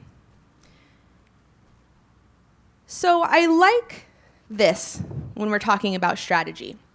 Like I said, strategy is kind of one of those things where it feels like a little bit of an enigma. And most people come to us for this. Now, I usually use this when we're talking about marketing strategy and market planning and things like that as well, which is why you'll see that operationally this is leaning more marketing than anything else. Usually people come to us about here, the operational day-to-day stuff. We're trying to make decisions every single day, and we get fatigued because we're trying to make decisions without having a clear strategic guide point or kind of like a North Star. And so it feels like we're kind of just guessing a lot of the time, and that can become exhausting. And when that happens, I usually say, we have fuzziness here because we've got some mud up in the top of our cascading waterfall. Like if you're to think of it like that, right? We've got the top and then it goes down and it goes down and it goes down. And if this is muddy, then everything after it is muddy, including our brand strategy, which is what we're here to talk about today. You'll also notice that I've got 2 wedding rings here, because that was the easiest way I could try to communicate visually that our business strategy and our brand strategy really are long-term commitments. What I mean by that is when we make decisions about our business strategy and our brand strategy, generally we try to stay committed to those for the long run. As an example of a difference, our marketing strategies tend to change as our business grows. So our marketing strategy as a baby business is different than our marketing strategy as a teen business or an adult business or a senior business. Our marketing plan or other operational plans that are more day-to-day may change annually or even seasonally, particularly for our retailers who are, experience heavy seasonality around the holidays. But our business and our brand strategy, once we make a decision, once we tell folks this is who we are and this is what we're doing, we want to make sure that we continue to act in accordance with that so that we can be seen as a business with integrity. This is who we say we are, and we act in accordance with that. So our business strategy really does live at the top of all of our other decisions. And so that's why we're going to spend time talking about our business strategy today. So there is a lot that's been written on business strategy. We can think of like the art of war or there's all these ways to think about business strategy. And while they're fun to read, and I certainly enjoy it, and it can be a good thinking process, we need to have a clear way to define our business strategy for the purpose of today's conversation. There are 2 components that make up business strategy in the way that I see it as we apply it to our branding. The first is pricing, and the second is differentiation. We're going to talk about each of these in a little bit more depth, but I just want to introduce them to you. So let's back up. Let's see, it's 2025. So let's back up, what would it be, 80 years post-World War II, 1945-ish? In 1945, post-World War II, if you're a consumer and you have a need of some sort, there were usually 2 providers who could fulfill that need for you. Now, this is just an average, so it might be different if you were in a metropolitan area versus a rural area, same as today. But on average, if you needed something, there were 2 businesses who could provide that to you. And so what happened at that time is our primary business strategy was all around pricing. You were either a low-cost leader or a premium provider, meaning you could either say, I can give you the absolute highest quality product for the highest price, or I'm going to give you the best price that you can find in town. These were our 2 primary business strategies, and they worked well for some time.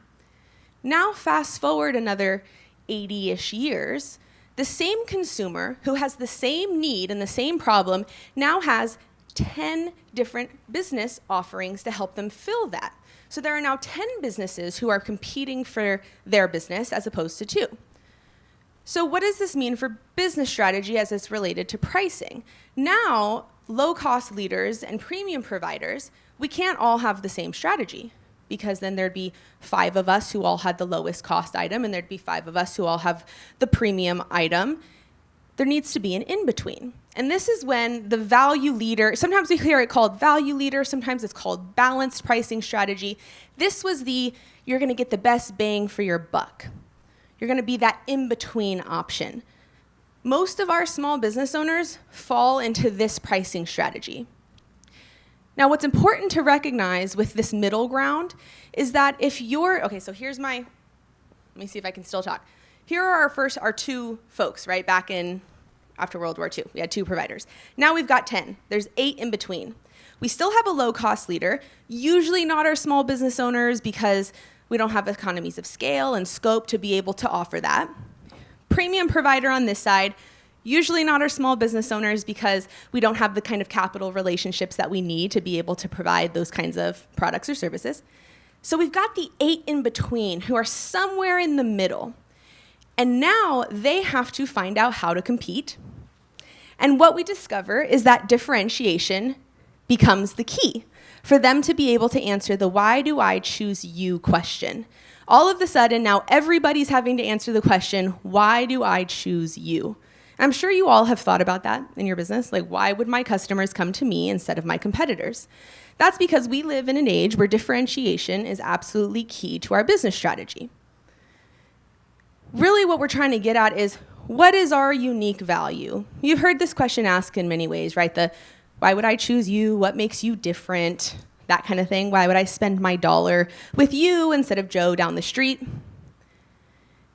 And hopefully we have some ideas of why this might be the case. Some examples of differentiation might be things like speed of service or location or levels of customization or something like that, depending on what your industry is and what your business is. It can vary.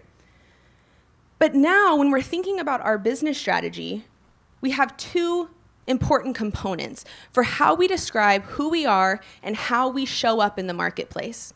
So when we're communicating our business strategy with folks, not only to our customers, but to our competitors as well, we want to let them know exactly how we plan to compete. What's our plan for joining the game? And so I have here just like a quick formula for business strategy, and I want each of you to write it down. You're all in business, so let's talk about it. So this is our pricing component. Low cost, premium, or value focus. Remember, value focus is kind of the balanced approach. It's the somewhere in the middle. So I want you to write, we are a, and then select one of these 3. And then I want you to include your differentiation point, which is we are a premium provider, let's say, that competes on, and I want you to list your differentiator or differentiators. You could have multiple, but we can start with 1, maybe 2, maybe 3. Go ahead and write them down now. I'll give you 30 seconds.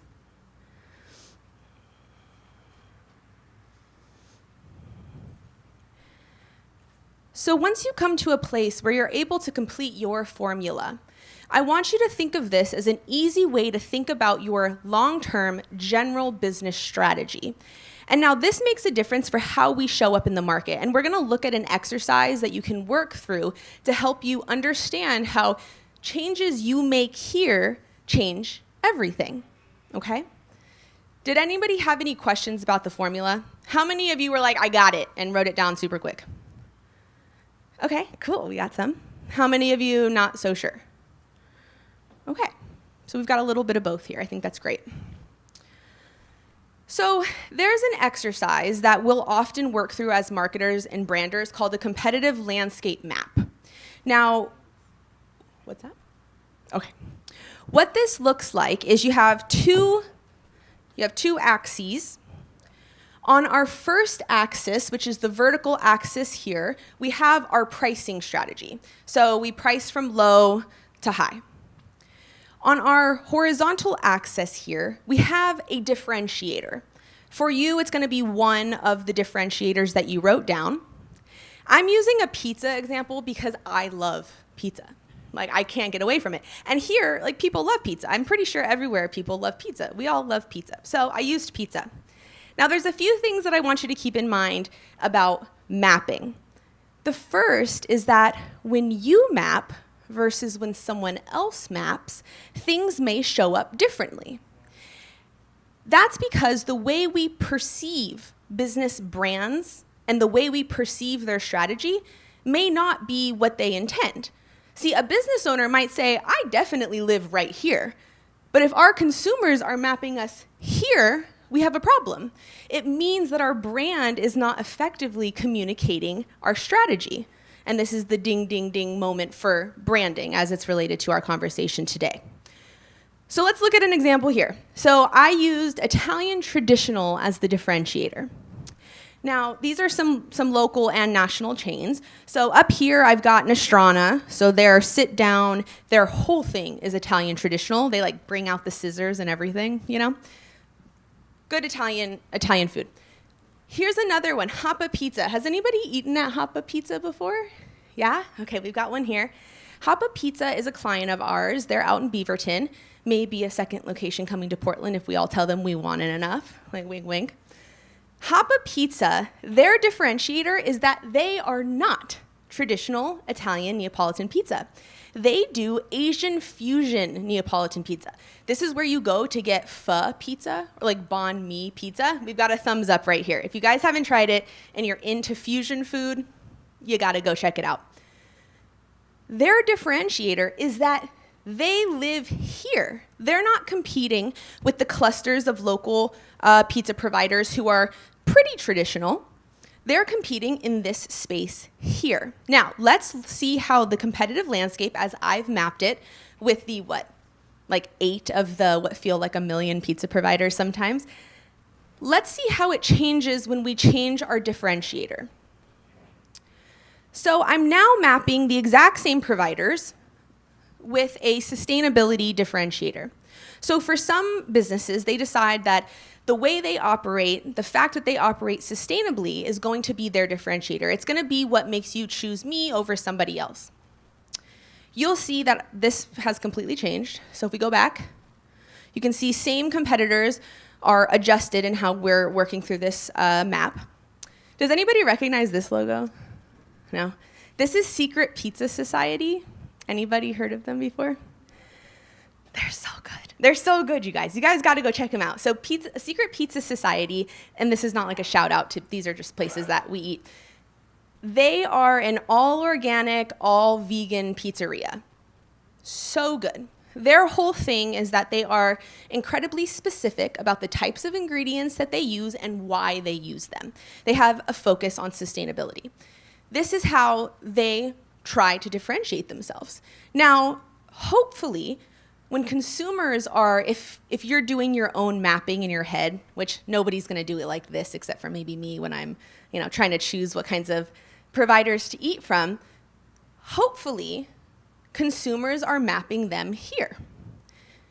Whether that's true or not depends on how well you've been able to communicate your brand strategy. Let's look at one more. Customization. Mod Pizza. How many of you know Mod Pizza? Okay, a lot. So I haven't actually eaten at Mod Pizza before, but I know what their thing is. Like, I know what their differentiator is. I know what their business strategy is. I have an idea of where they fall in line with price, and I know that customization is their thing. Like, this is their strategy. This is how they're going to enter the market. This is how they're going to be different. This is who they're going to serve. It's very clear. And we'll see that in an example later on when we start to look at brand elements, which is usually what we talk about in a branding conversation. Oh, I have one more. This is experience. So experience can be another differentiator that you could consider. Could be a certain element of your experience that you're working through. But what I really want you to see is how the competitive market changes depending on the differentiator that we're looking at. The other thing that I want you to keep in mind is that this mapping, it only works, well, I don't know if I want to use that language, but it's all reliant on customer perception. And the only way they know where you live on this map is if you tell them. And how you tell them is through your branding and the marketing that you do. Does anybody have any questions about business strategy as we're defining it right now, customer mapping and perceptions, things of that sort? Okay. How many of you right now could or would like to do a competitive landscape mapping for yourself and for your competitors? Okay. How many of you feel like your competitors would be able to accurately place you on the competitive map? Got some no's. Why is that? Can you share? Well, because I'm a locally grown sourced natural tea. So I do a lot of herbal tea blends and things. And if you're going against Lipton or anyone else, you know, those are really one drop shot, and ours is an experience. Yeah.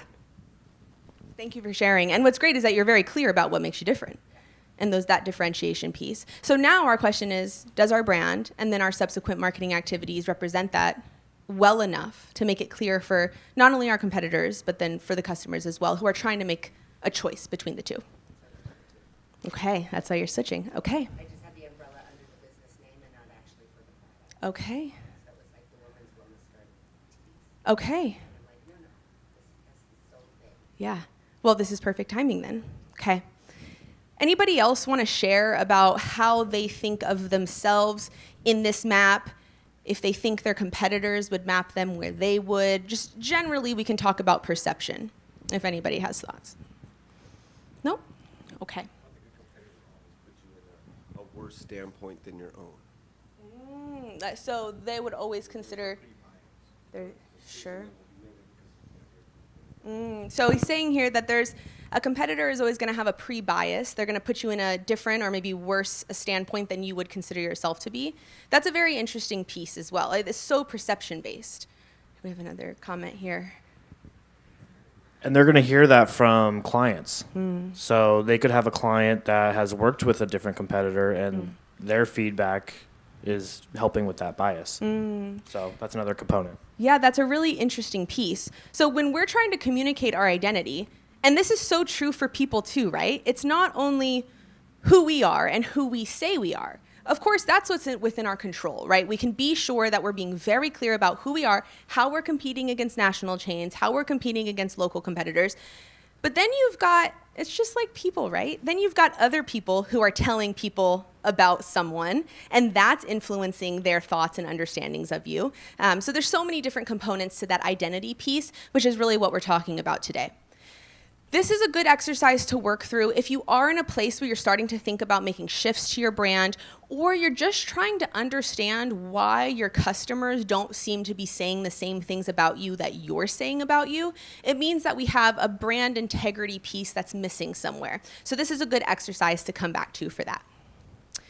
All right, so let's go ahead and move on. So let's talk about brand again, right? Brand is not just a pretty face. Brand is the identity of our business.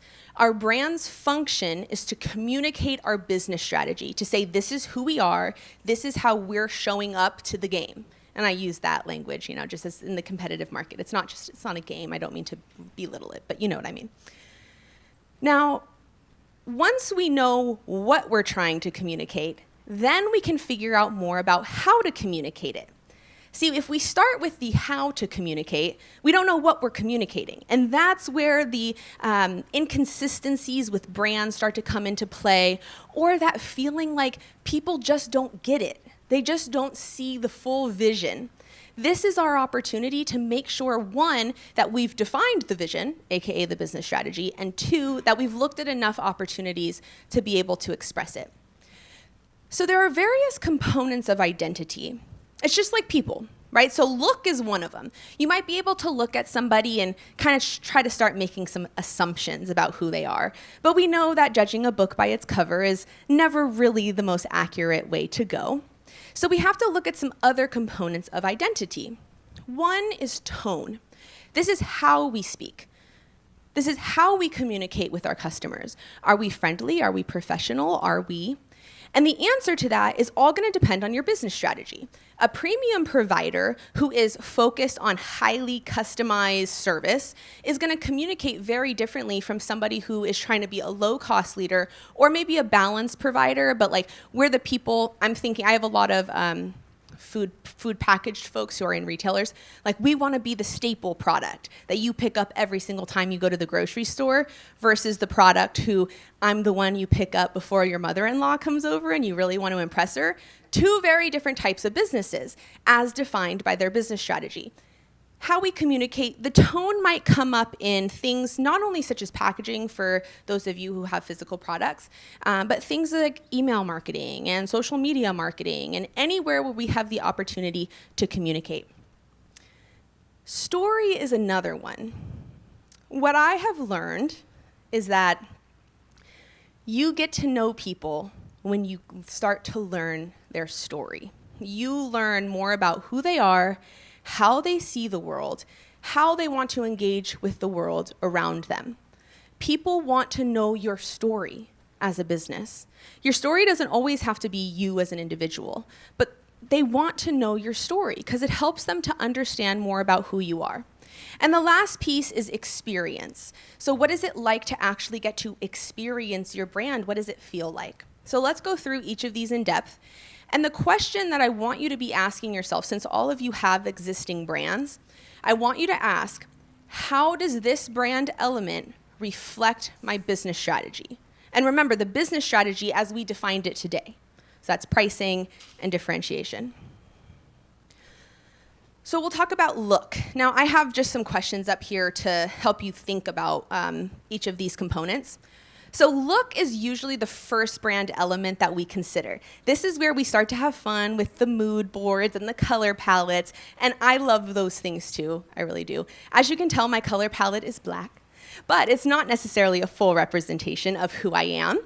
If we're looking at, this is coffee, so CPG products, we work with a lot of those at the SBDC.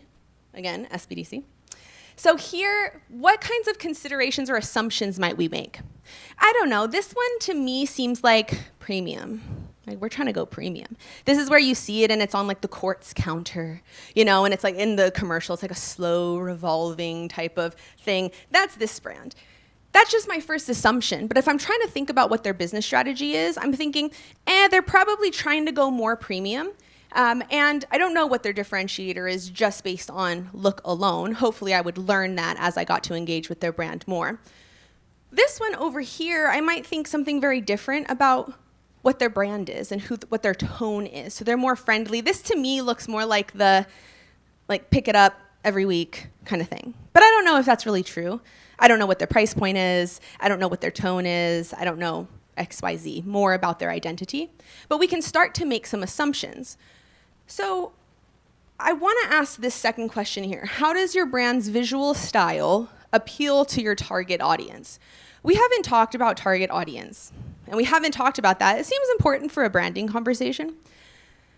Sometimes I get questions from folks who say, do I build my brand to reflect my customer, or do I find customers that reflect my brand?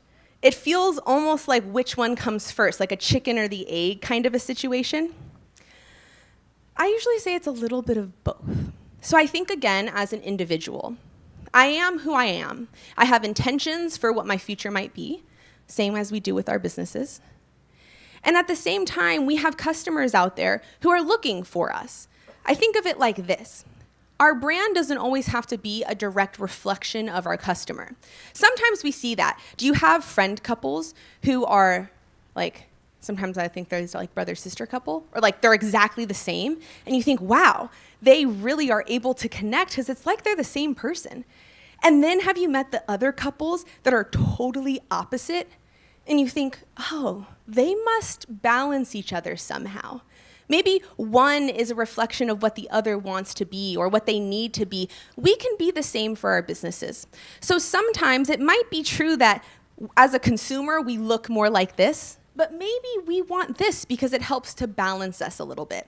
So in an answer to the question, do I build my brand for my audience or do I find an audience that fits my brand? I think it has to be a little bit of both. So just as a side note, that's why we're not going to talk about customers primarily as the way to build your brand, because it's all about building an integral brand identity. Okay. The other is tone. So again, tone is another brand element that can help us communicate with folks who we are and who we're here for. So this is a very clear difference in a gym ad, right? Like, we get it. We get the difference. We understand who is being targeted and what the feeling is in each of these gym providers or personal trainers or whatever the case might be. We want to ensure that our tone aligns with the values of our brand. Remember, we talked about brand being all about identity? Identity is made up of all kinds of things, and values are an important piece of that. So let's ask ourselves, how does the tone of our brand and our subsequent marketing materials reflect those values? I have some more questions here, but you guys can take a look at them. Oops. Story. So we talked a little bit about story. I want you to take some time to consider story as your brand element. Do you have a story? Whose story is it? Is it your story? Is it your customer's story? Is it the story of your dog? Whose story is it? Because consumers, again, we're looking at brand, we want it to be integrity-based. We want to say, this is who we are. We promise. We're not going to say one thing and then start doing something else.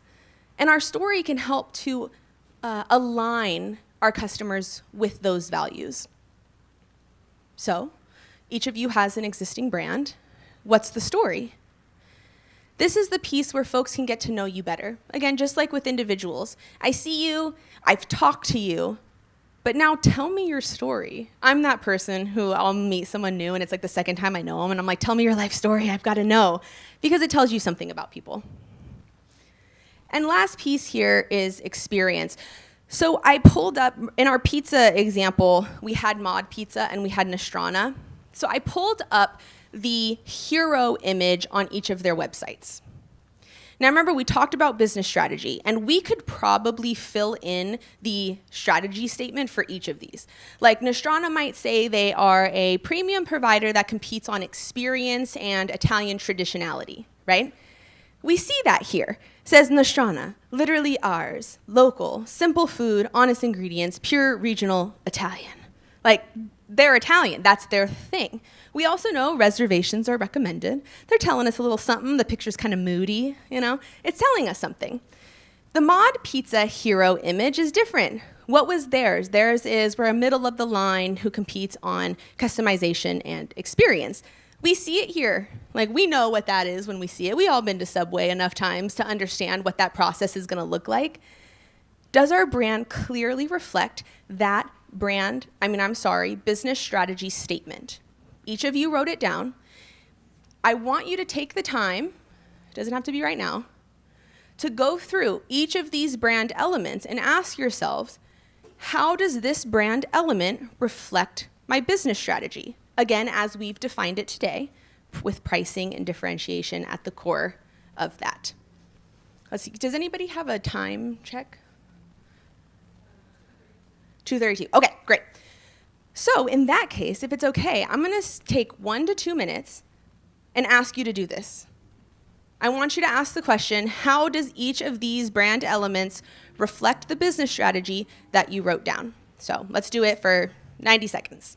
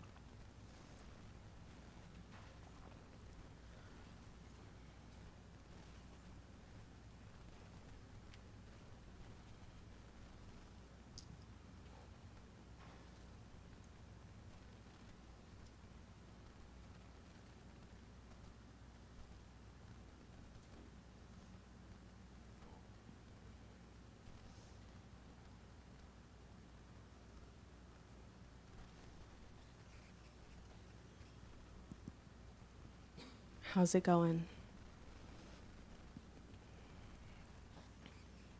All right, we're looking pretty deep in thought here.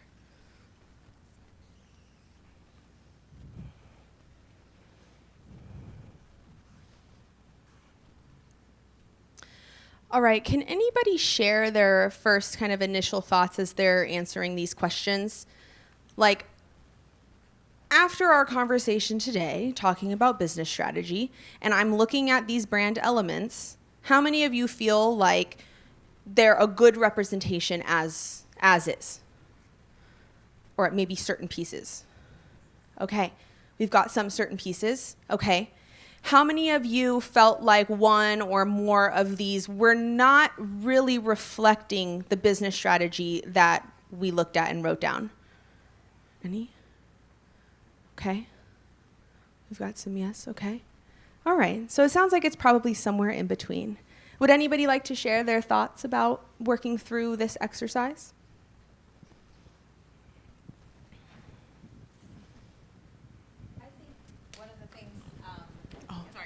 I just start talking. One of the things that my daughter brought up, she just reminded me, well, we just won some awards. And I saw myself sort of as that value in the middle. And then she's like, dude, and so I was like, oh, so I needed to catch up with where we were headed. And so that was kind of a wake up. Yeah, that's a really interesting piece to think about. Like there could be certain things that are there right now, but maybe we're not using them or communicating them to the fullest to really be able to represent that brand strategy. And we actually see that a lot. And if you're going to be around later today at 4:30, we're going to talk a little bit about why we do that. But that's a really important insight. Thank you for sharing that. Yeah, and just as the owner, sometimes you just see yourself as one way, and it's almost like every couple months you got to just take a look again and again. Yeah. Well, that's a really interesting insight that goes back to the perceptions thing, right? Like, would other people place you on the map in the same way that you would? And I think that actually can be a really challenging thing to deal with, is to know that who we think we are isn't necessarily the same as other people see. And that goes on an individual level too, right? It's kind of frustrating that we have a hard time being able to encapsulate the fullness of our identity. And it's the same thing for your business. Thank you for sharing that. Oh, let's boop, boop, boop. Okay. So when we're talking about brand, we have to reiterate that brand is not just a pretty face. Brand has a function. The function is to communicate our business strategy, as we've defined it today, to our customers and to our competitors, so that they know this is who we are, this is what we're doing here, and this is what our intentions are for our business. When it comes to our brand identity, the 4 components that we just looked at can help us to provide a more full representation of our identity. Because in order to really get the most out of our brand strategy and our business identity is, one, to make sure that the business identity is clear. So I'm gonna put the look, the tone, the story, and the experience next to each other, and I'm gonna say, oh yeah, this is all the same person. This is all the same business. That makes sense.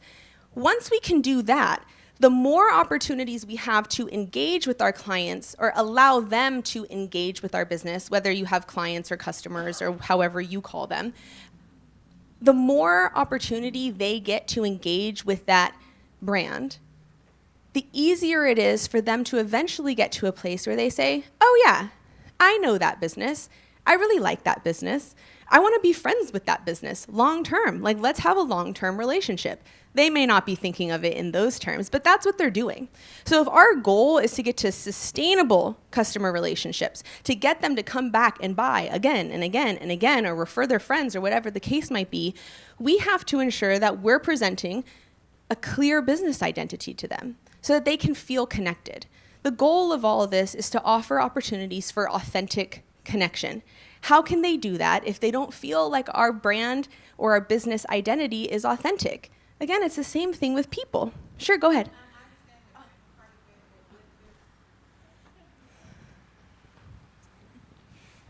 I understand the branding part, but would this also be something that's listed as a mission statement on the website? You know what? That's a great question. Our mission statement is certainly a direct reflection of part of our identity. I guess it would almost be like if we as individuals had mission statements for who we are and what we're doing, like that would be a piece of that business identity. So definitely, as a short answer, yes. And I think, I don't know exactly which of the 4 elements that would fall into, maybe story, maybe tone, or maybe it lives outside of that. But absolutely, if folks have the opportunity to see our mission, and then they see our marketing materials, and then they see our website, and then they see our product, and then they actually engage with our customer service or whatever, and it's the same across the board, that's when they can experience our business identity more full. Does that answer the question? Okay, cool. Thank you for that. So, clarity in business identity, we can't do it without business strategy. Each of you has a quick business strategy formula that you can use to reference, so it's just easy to keep as the North Star in your brain. And we've looked through some of those business identity components. There are probably others that we could list more clearly, like vision and mission statements and things like that. So please do that. But our goal is sustainable, repeatable customer relationships. Oops. All right, so here's the what's the point piece. So when we're talking about branding, again, I know I'm going to sound like a broken record, but this is the time to be able to do it, right? When they can't get away. Brand is not just a pretty face. Brand is a representation of our business strategy. It's our business identity. We're giving our business an identity that folks can engage with. So if we give our brand a voice that speaks for our business intentionally, because here's the other piece is that not making, have you ever heard the thing of not making a choice is still a choice in of itself? It's the same thing with our brand.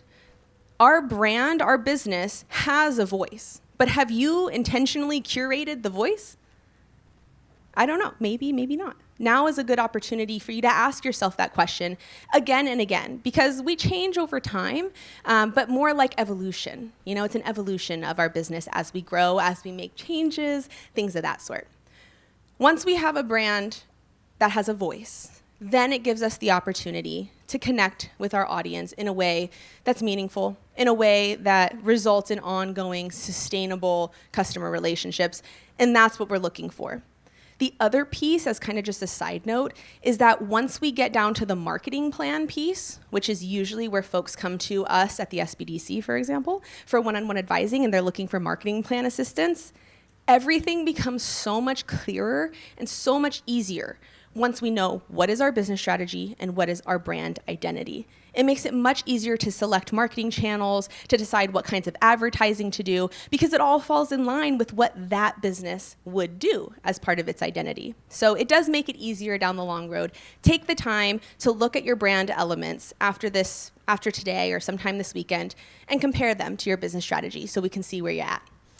And then, as you have additional questions, as mentioned, you can always work with the SBDC to help you look at your brand and then make some plans around your marketing and other operational stuff as well.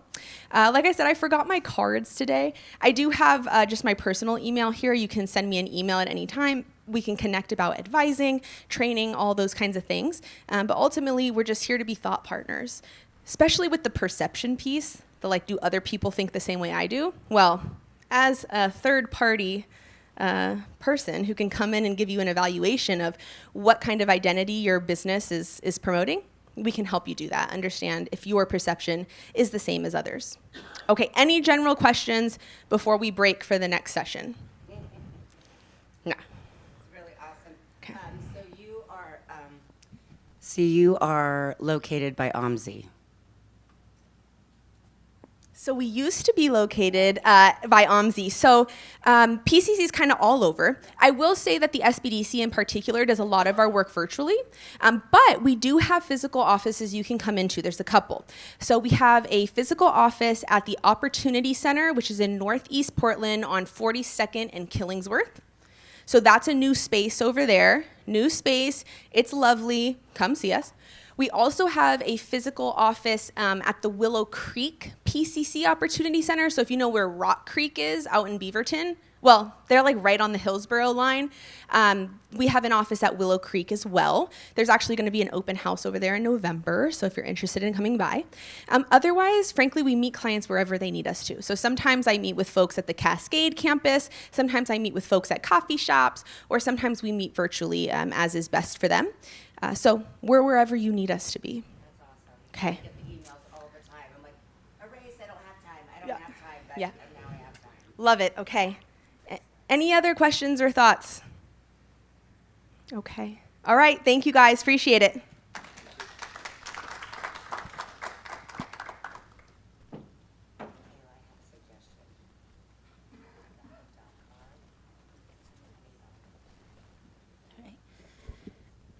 Okay, thank you, Kayla. She's going to be back on at 4:30. So I know we had a really jam-packed day. So we got a little bit of time before our next session. So maybe we'll do like 15 minutes and come back here by 3. I do have snacks, the cookies. The cookies tasted really good. If not, pretzels.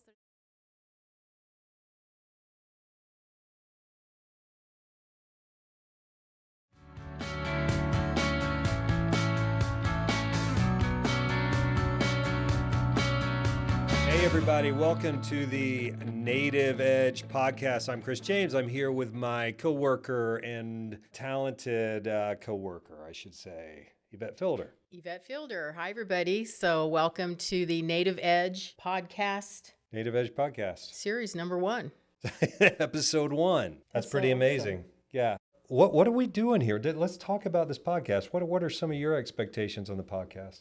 Well, I think people, they really like to engage with, what's happening, what's in the now, what's happening, what's going on, especially in our line of work across Indian country and even into Canada now. A lot of importing, exporting ideas coming in and out both ways. And so people want to know what's happening, what is the National Center doing, how are we creating these things, and how can we be relevant in their life and their work that they're doing? How can we bring resources to them? I think it's, you mentioned our brothers and sisters from Canada. It was so great to have the delegation, Canadian delegation. Just a few weeks ago, we had, 12, 13 different businesses come into the National Center? Yeah, absolutely. And they have a lot of great questions. It's really exciting because I don't think the National Center has really had that footprint in the years past, but we have recently with our export program in the last 3 years. And so now there's also the inquiry of the importing. And so a lot of questions generated there. And of course, anytime there's a question, we always want to help them, and if we don't have the answer, we have so many friends and partners and resources available, plethora of SBA and MBDA and all the players. I love the word a plethora. It's such a plethora of information.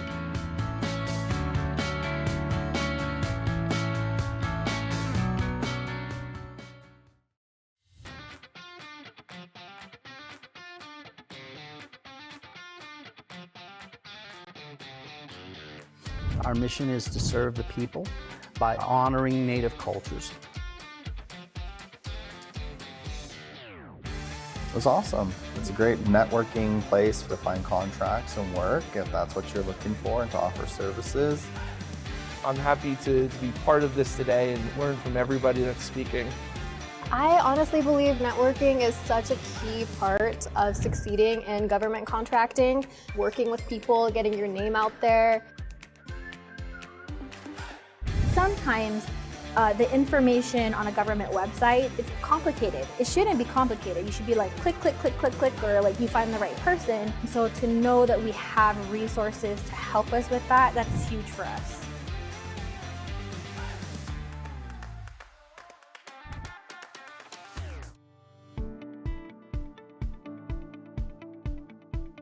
Three Rose Moving Company was started in June of 2022.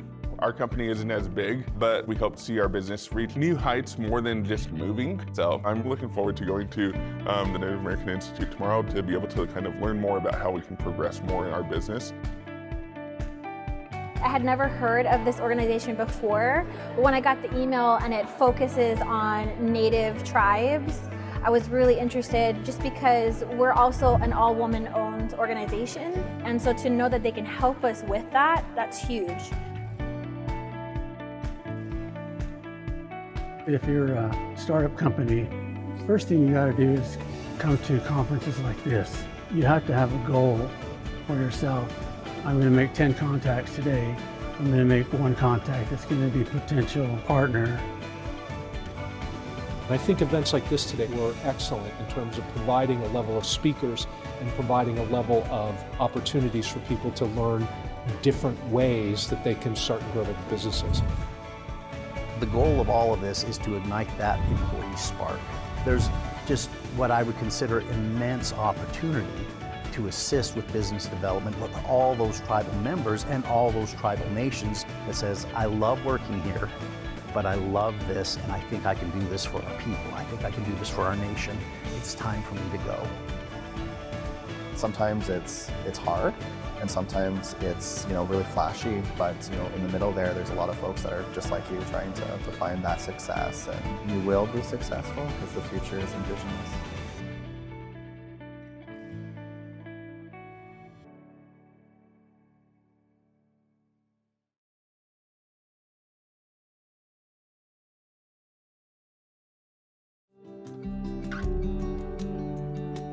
All these leaders have different experiences, but they all share the same values when it comes to community. I'm here today to learn about the different industries that made successful at it. I came today to the National Center's seminar here in San Diego because I saw some of the speakers and I was interested in what they had to offer. It's been very informative as I continue, the creation of my brand. Organizations like this is specified for tribal citizens or people of color, and because of that, you can really get to know the leadership, you can get to know other people really well, and they have that time for you. This being a forum to converse with individuals that are decision makers or connected to decision makers in Indian country. What have you got to lose? All you have is knowledge to gain. I think if you just participate in conversations, shake hands, learn other people's journey, the next day you would have only gained something. I'm the president of Sovereign AI, the Native woman-owned mother-daughter business, a tool that we're developing for tribal nations and tribal organizations to better understand resources such as ChatGPT to more efficiently put out briefs, memos. Founder and CEO of Rhymes with Reason. It's a gamified platform ultimately meant to make learning engaging and make literacy and test preparation, skill building accessible for this generation of kids. I own Red Leaf America, a personal care brand. I want to create a conditioner that I can put in my hair, put on my body, I can shave with it, rinse off, and I'm conditioned from head to toe. My clan is the Water Buster clan. We have to protect water. My brand will make you get in and out of the shower faster, conserving water, and water is life. Storytelling is a part of tradition, and I noticed that sharing their story and their business growth was actually very helpful, especially in the tribal sense, because you could understand that, hey, these are people just like you to run your business community-centered and community-focused. I had some preliminary conversations about bringing our program to Africa. I'm very interested in working with the Export Center on it. Resources, education, information was key to my success, and that's why it's important for me to show up. Invest in your emotional intelligence for the gain of whatever it is that you're looking for. I just want to encourage the young people to start their own businesses and to engage in these kinds of events. Just taking that extra step and actually doing it, highly recommend it.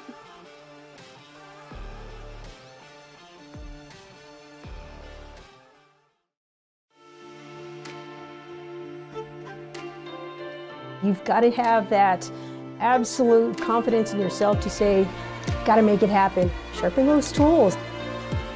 If I've learned anything, it's the power of building your network. These relationships can create opportunities that you could have never imagined. Our people have been disadvantaged over the years, but if you look at the opportunities that present themselves today, they are tremendous for the Native community. Coming from a Mexican-American immigrant background, having access to these kinds of things can be difficult, and so we tell our community and we tell others that this is important and they should pay attention. With all of the activities that the National Center works to progress, having that kind of resource brings some opportunity. Something that we've done over the last year and a half was we started a national beer collaboration. And the whole intent around that was to create awareness around the history of Native people, but to also acknowledge the contributions that we're currently making today and taking proceeds from those sales and investing them in Native nonprofits. As Native people, we're very vision-oriented naturally, and I think that's an extreme strength for us. And I would just encourage, more folks to look in that direction. OnTech Incorporated, though we have done extremely well, many of our family members, our ancestors, the Native people have been entrepreneurs long before I have. They're the forefront of being a business owner and negotiating and contracting and building a business. I follow in their footprints. Take those risks. Any fear that you may have, some doubts, that is just in that moment. Just meeting other individuals, definitely learn that integrity is a lot more important in your business than anything. The NCAIED, their team, and the Native Edge program does a great job in guiding anybody that would be interested in whether you're starting a company, whether you're up and running, or whether you're just trying to survive out there. And helping not just tribal-owned businesses, but Native American Indians that are entrepreneurs.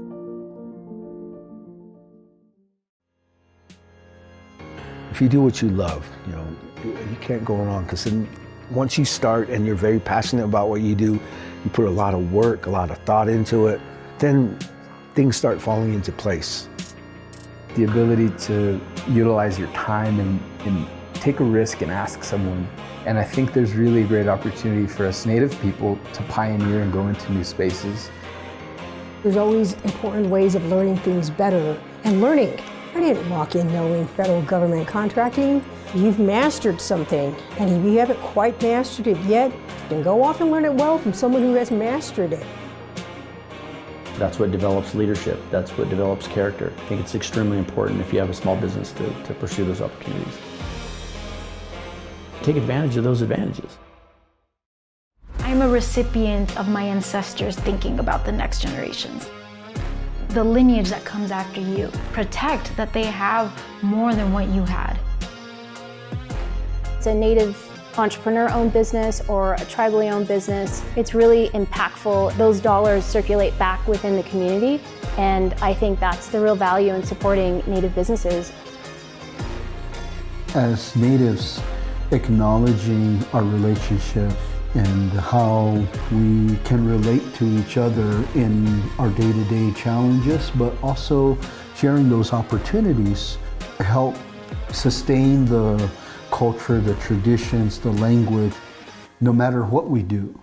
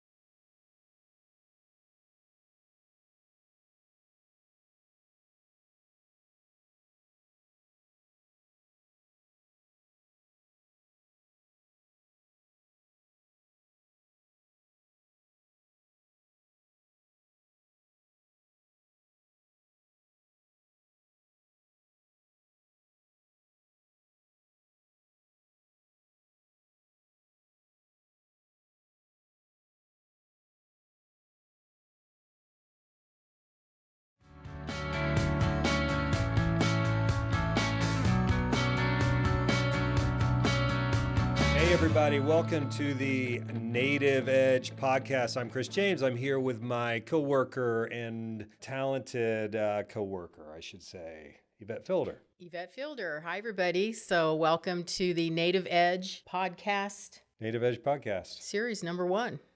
Episode 1. That's pretty amazing. Yeah. What are we doing here? Let's talk about this podcast. What are some of your expectations on the podcast? Well, I think people, they really like to engage with, you know, what's happening, what's in the now, what's happening, what's going on, especially in our line of work across Indian country and even into Canada now. A lot of importing, exporting ideas coming in and out both ways. And so people want to know what's happening, what is the National Center doing, how are we creating these things, and how can we be relevant in their life and their work that they're doing? How can we bring resources to them? I think it's, you mentioned our brothers and sisters from Canada. It was so great to have the delegation, Canadian delegation. Just a few weeks ago, we had, 12, 13 different businesses come into the National Center? Yeah, absolutely. And they have a lot of great questions. It's really exciting because I don't think the National Center has really had that footprint in the years past, but we have recently with our export program in the last 3 years. And so now there's also the inquiry of the importing. And so a lot of questions generated there. And of course, anytime there's a question, we always want to help them, you know, and if we don't have the answer, we have so many friends and partners and resources available, you know, plethora of SBA and MBDA and all the players. I love the word a plethora. It's such a plethora of information.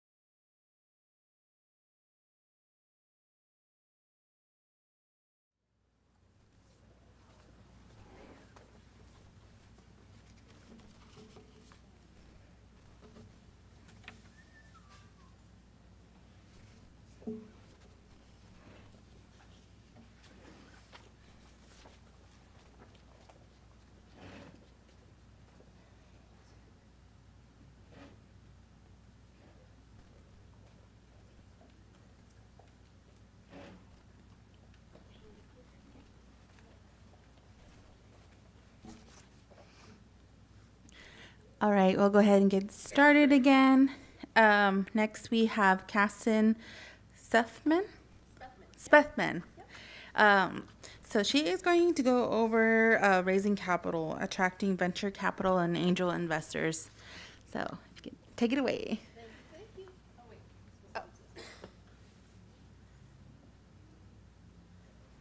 Oh. Okay. Oh, that's better.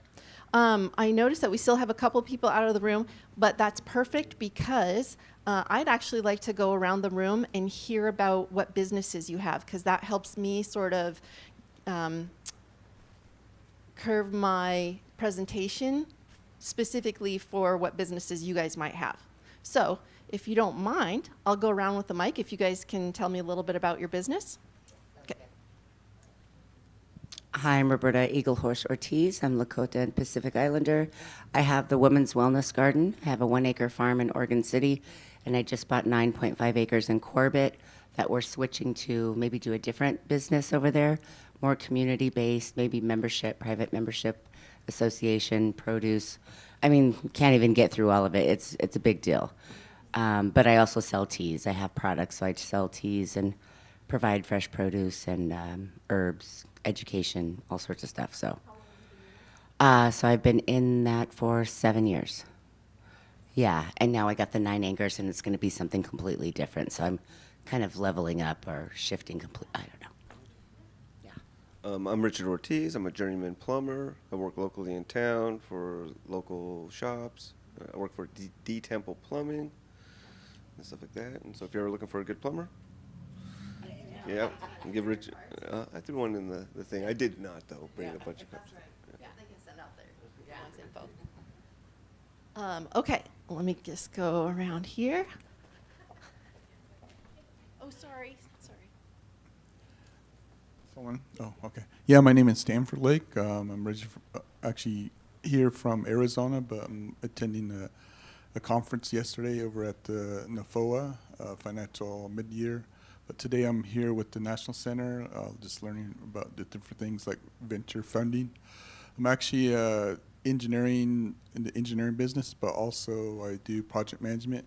And one of my future development I'm doing with my hometown is a hotel development, because it's near like tourism attractions. So this is probably a good workshop that you'll be providing here.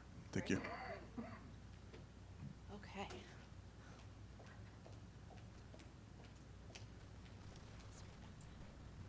Hello, my name's Laura, and we actually just started our business with my husband. He actually still works full-time for his, where he usually works in construction. So we are a construction company, siding, metal roofing, rough framing. We're just getting started, and I was here to mainly listen to government contracting, and and see how we could hopefully get funding for our company. Okay. Am I walking in front of your thing here? Do you want to talk about your business? Sure. Yes. Hello, I am Christopher Reed. I am a filmmaker, artist, and musician, local artist here in Portland. I work with small businesses as well as artists, creating music videos and short films and stuff like that. Yeah.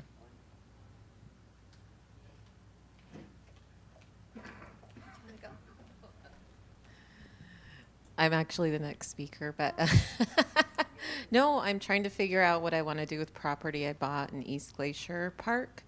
It's right next to Glacier National Park, so listening to all the ideas and funding stuff's always good for me. Someday I'll figure it out. Sounds good, thank you. Okay, so my name is Caston, and I work with Kayla at the Small Business Development Centers. I'm part of a group called the Capital Access Team, and we service the entire state of Oregon. And so we do everything from, if you're ready to get a loan from a bank, you can come to us and we can help you put together all your documentation, explain to you what the bank's going to be looking for, and even do introductions to the right types of banks. So sometimes that's credit unions, sometimes that's specific banks or CDFIs, which we will talk about today. So let's jump into, I'll give you a little background on me. So I am native, from Portland here. I spent, my life, I grew up here, spent some time here for college, and then I left, became a professional windsurfer, traveled around the world, was a surf bum for a while, which was great. And then I fell into venture capital, and turned out I was pretty good at it. Did not take a finance class while I was in college. I was a psych major. So maybe that's what made me good at it. I'm not sure. But I did that for 23 years and then hit burnout, really bad burnout. And so I decided I don't want to do this anymore. And I took some time to figure out what it is that I do like. And the part that I liked was helping the entrepreneurs, right? And so my personal mission became, I don't ever want a good business idea stuck in a garage or in somebody's basement simply because they don't know how to raise money or where to find a manufacturer or when they need an attorney and things like that.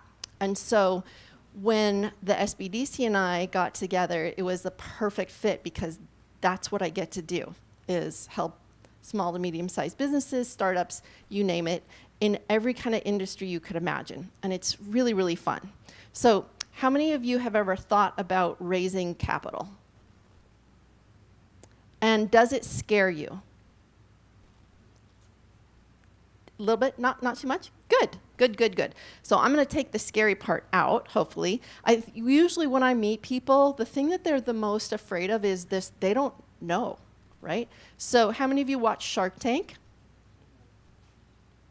Okay, it's not like that in real life. It is not. There is no Mr. Wonderful. Nobody treats you like that. There's no yelling.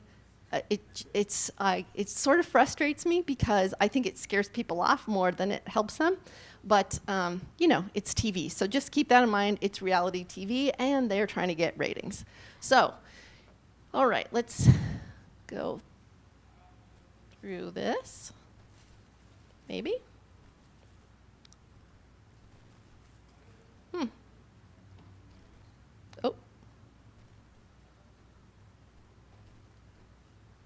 Oh. Okay, this way. Okay, so let's talk about the types of investors that are out there. The first group are the friends and family.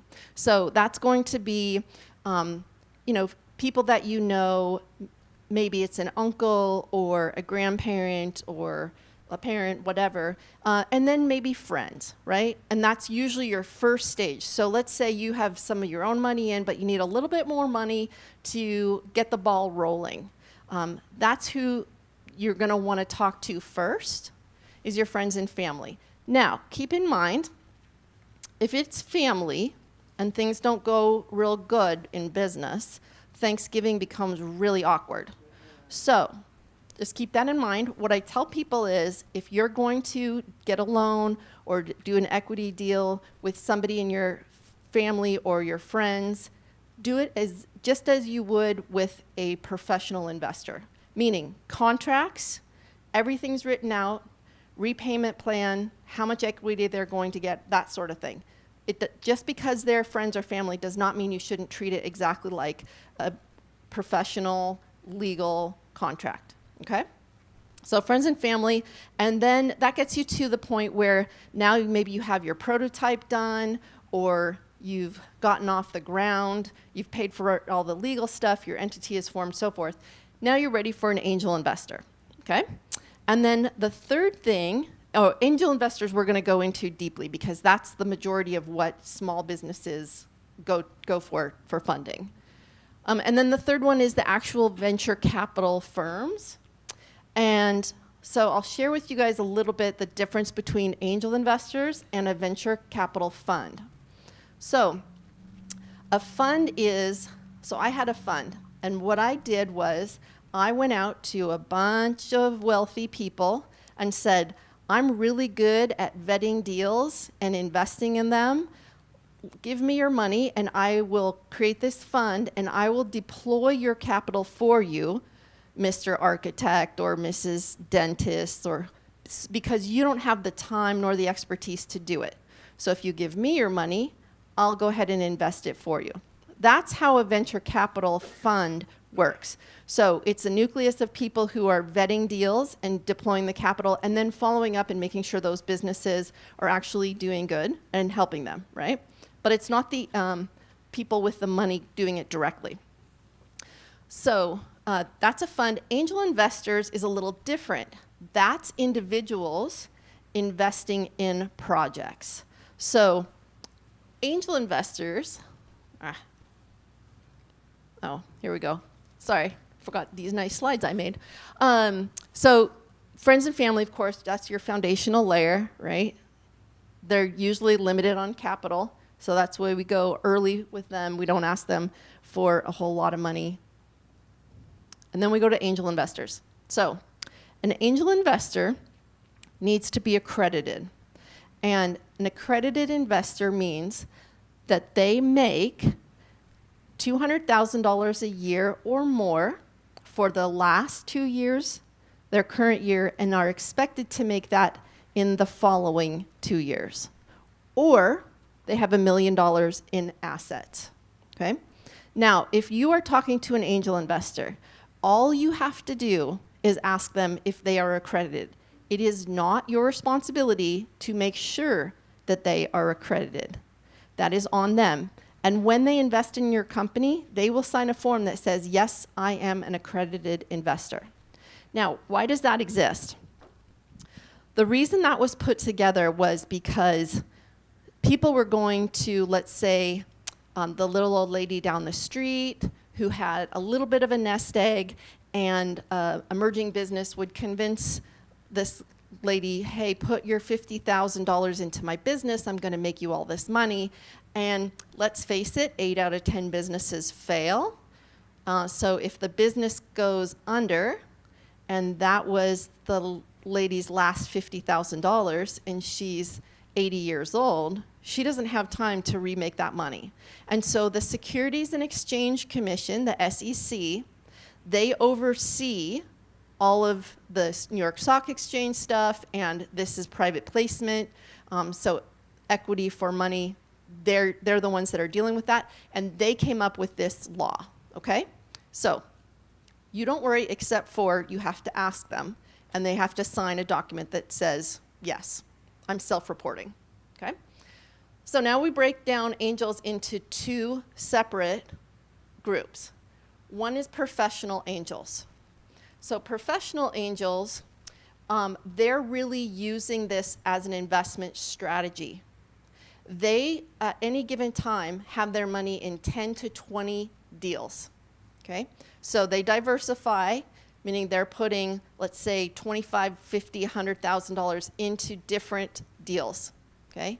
They do it a little bit, I mean, they are looking for good, solid businesses, but what they're looking for, really, is that business that's going to go along. They put in a little bit of money that helps them here, right? And then later, they have the ability to really scale up. And so then the venture capital funds come in and put in 20, 30, 40 million. And then the company goes like this. And it sells for billions. And because they were early stage, they get a really nice return. So they're hoping that one of those 10 to 20 businesses that they're invested in is going to be that rocket ship, right? Or that unicorn. They often will do a group. So instead of every single angel, so I lived in Arizona for 10 years, and we don't have a real big angel group here. I do know of Thai Oregon and also Oregon Sports Angels. So I'll explain to you how that works. So let's say the Oregon Sports Angels, I think they have probably 30 investors, angel investors, okay? Now, they don't pool their money into one fund and then a couple people deploy it and keep track of it. What they do is they vet the deals together. So they have a website, and people who are building a product or service in the field of sports, everything from t-shirts to heart rate monitors to shoes to equipment, whatever it is, they love sports projects, okay? And so you go to their website, you submit your application to present to their group. And once a quarter, they pick 3 finalists that come, and then all the angels who can make it, they come into a room like this, and those 3 finalists present to all those angels. Then each individual angel decides by themselves if they're going to invest and how much. So they only combine the efforts of finding good deals, going through them, right? They do due diligence, really digging into the business to find out, hey, is this going to be a viable business or not? So that's, those are angel groups, and you can find them all over the world. Hobby angels are a little bit different. So hobby angels are usually people who invest in a project because of two things. They love you, or they love your business, or both, okay? And hobby investors, they're only investing in a couple deals every 5 years or so, right? They're not shooting for the big unicorn. They just want to be a part of something. Maybe it's somebody that works, maybe it's an accountant for Intel, and they make really good money, and they've been putting their money in their 401k and maybe buying stock. Maybe they have some rental houses. Now they want to diversify, and they want to help their community, right? So they want to see businesses in their community make it. And so they want to invest in people and invest in those businesses. So those are hobby angels, and that's usually who we're going to find, right?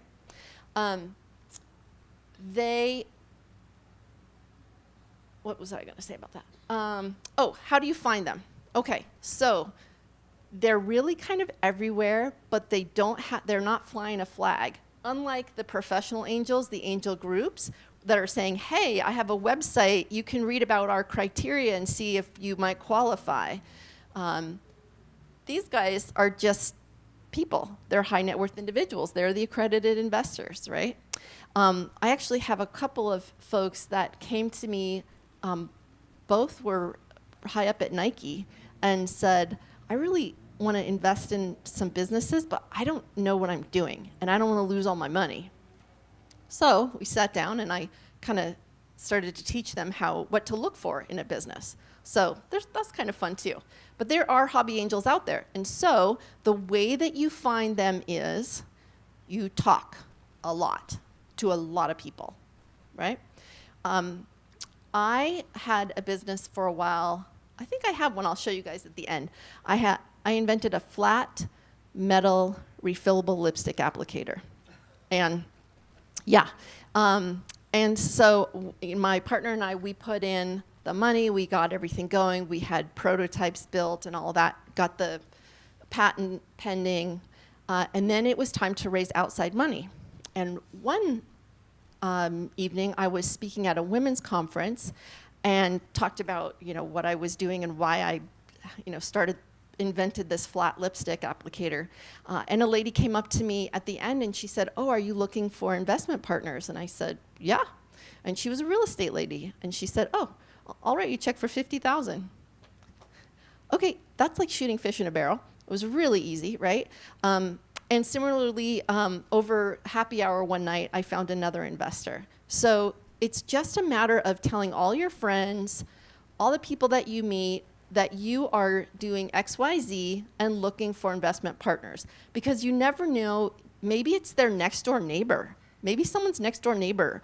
Or maybe it's their old professor from college that would know about that kind of thing and would be interested.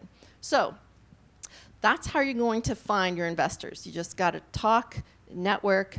We do have some cool organizations here in the Portland area. How many of you are from the Portland area? I know one's from Arizona, mostly from Portland. So the Oregon Entrepreneurship Network, they put on a lot of cool events.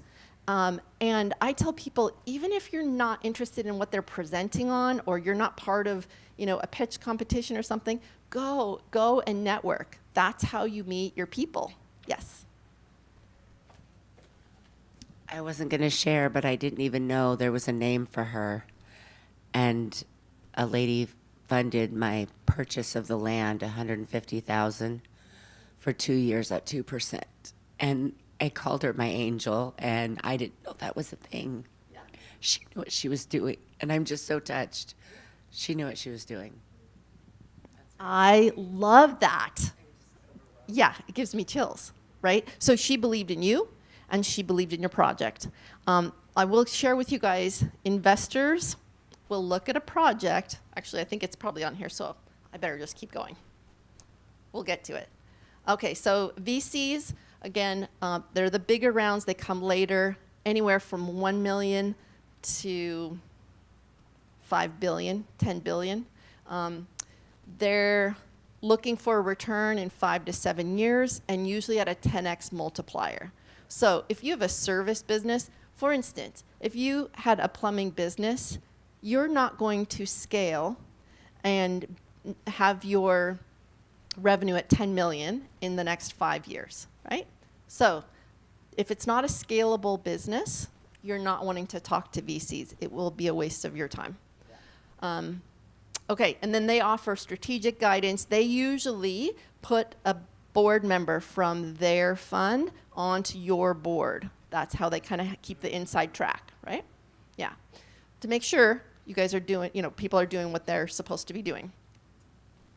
They have great networks. So one of the things that you want to look for in an investor is somebody that can do more than just write a check. And what I mean by that is, do they bring a good Rolodex? Are there any, nobody's too young in here, right? You guys know what a Rolodex is? When I teach at a university, and when I use that, they're like, what's a Rolodex? Or I say the yellow pages, and they're like, yellow pages? Like, oh my God, I'm getting old. This is so embarrassing. So their Rolodex is huge. Can they open doors for you? Do they maybe know supply chain management? Do they know manufacturing? Do they have a good attorney that they can, whatever.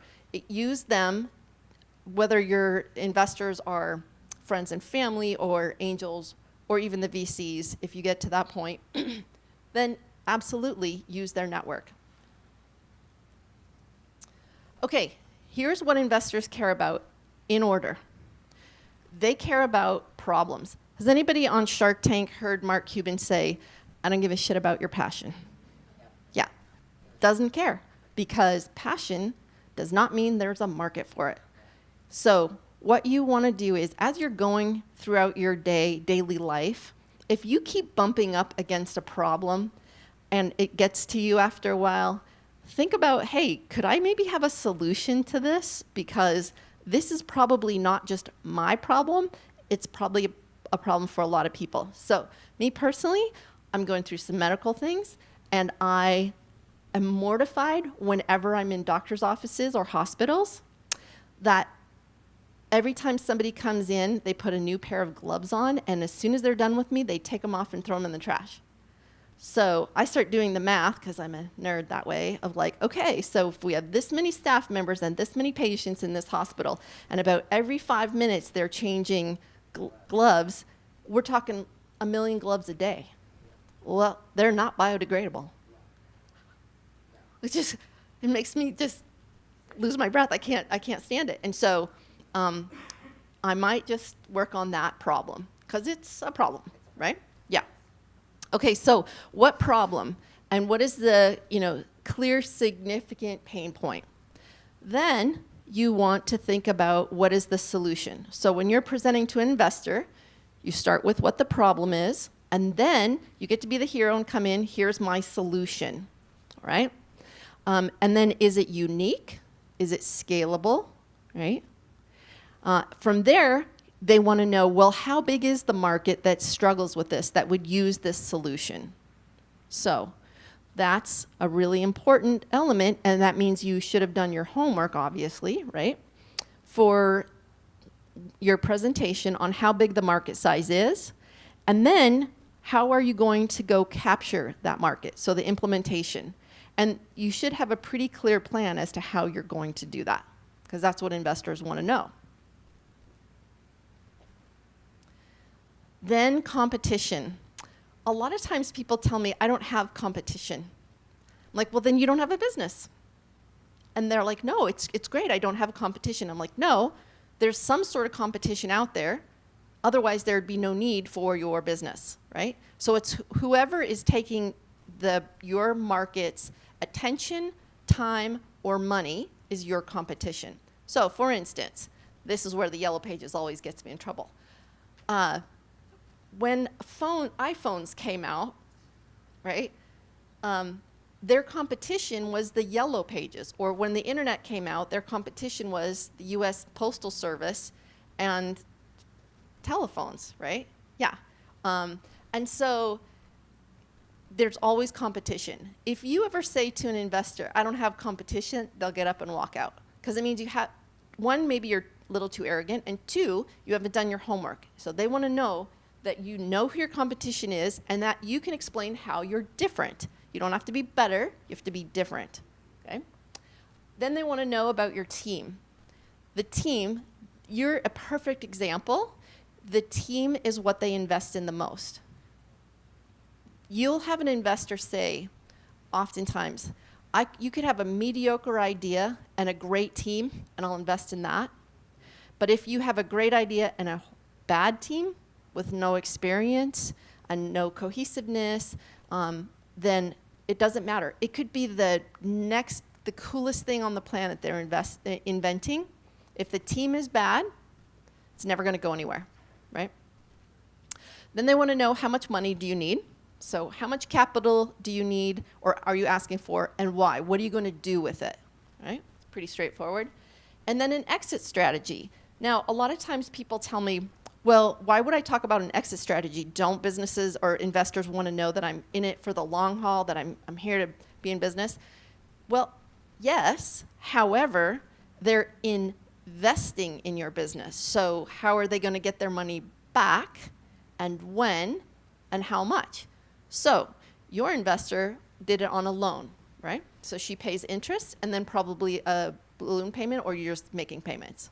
We'll just pay it off. We just have.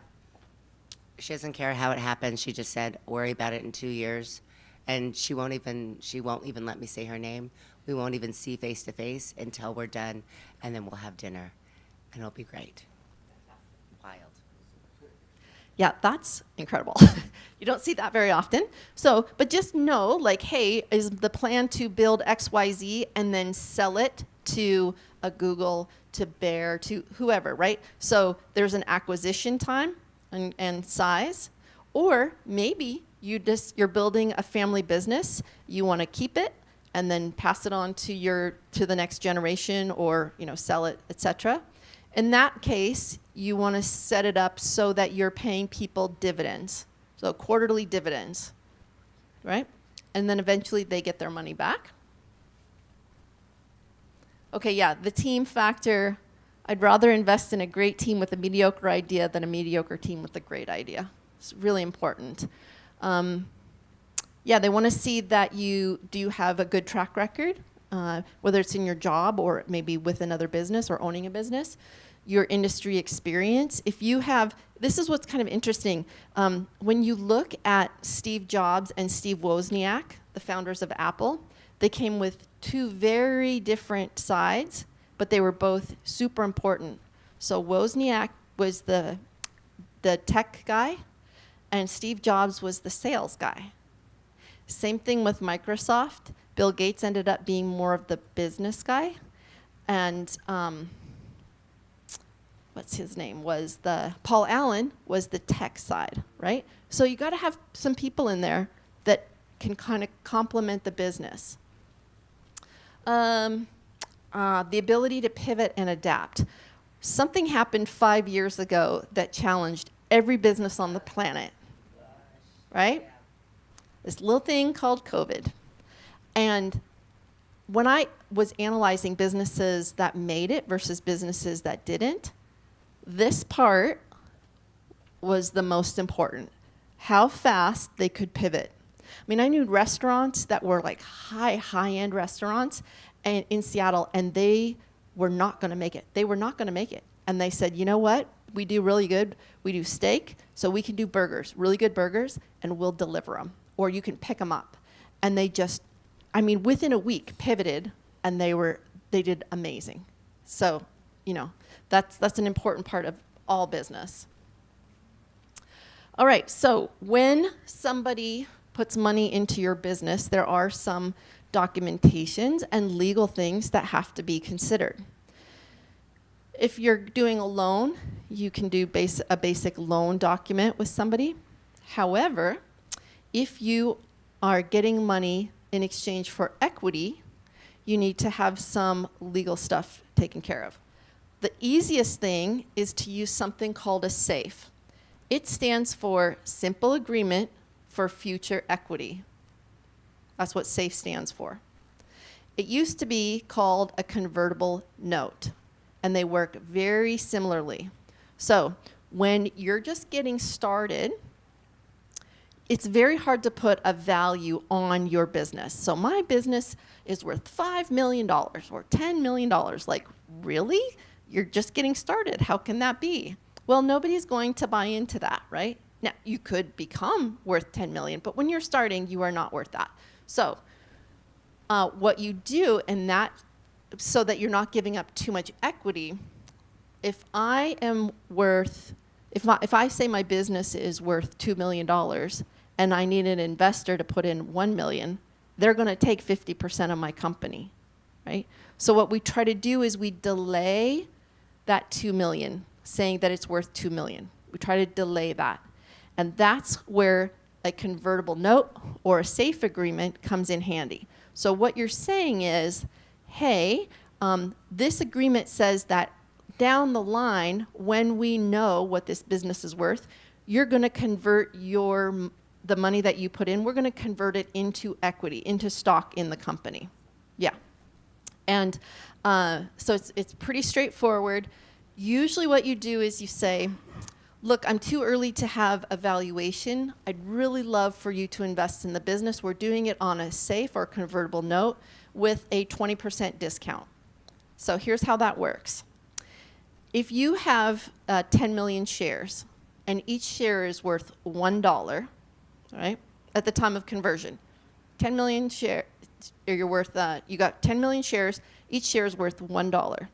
The person that put their money in at a 20% discount is essentially buying those same shares for 80 cents because they have a 20% discount. That's what you do to thank them for putting in the money early. They're taking the bigger risk, right? They're taking a bigger risk because you're real early on.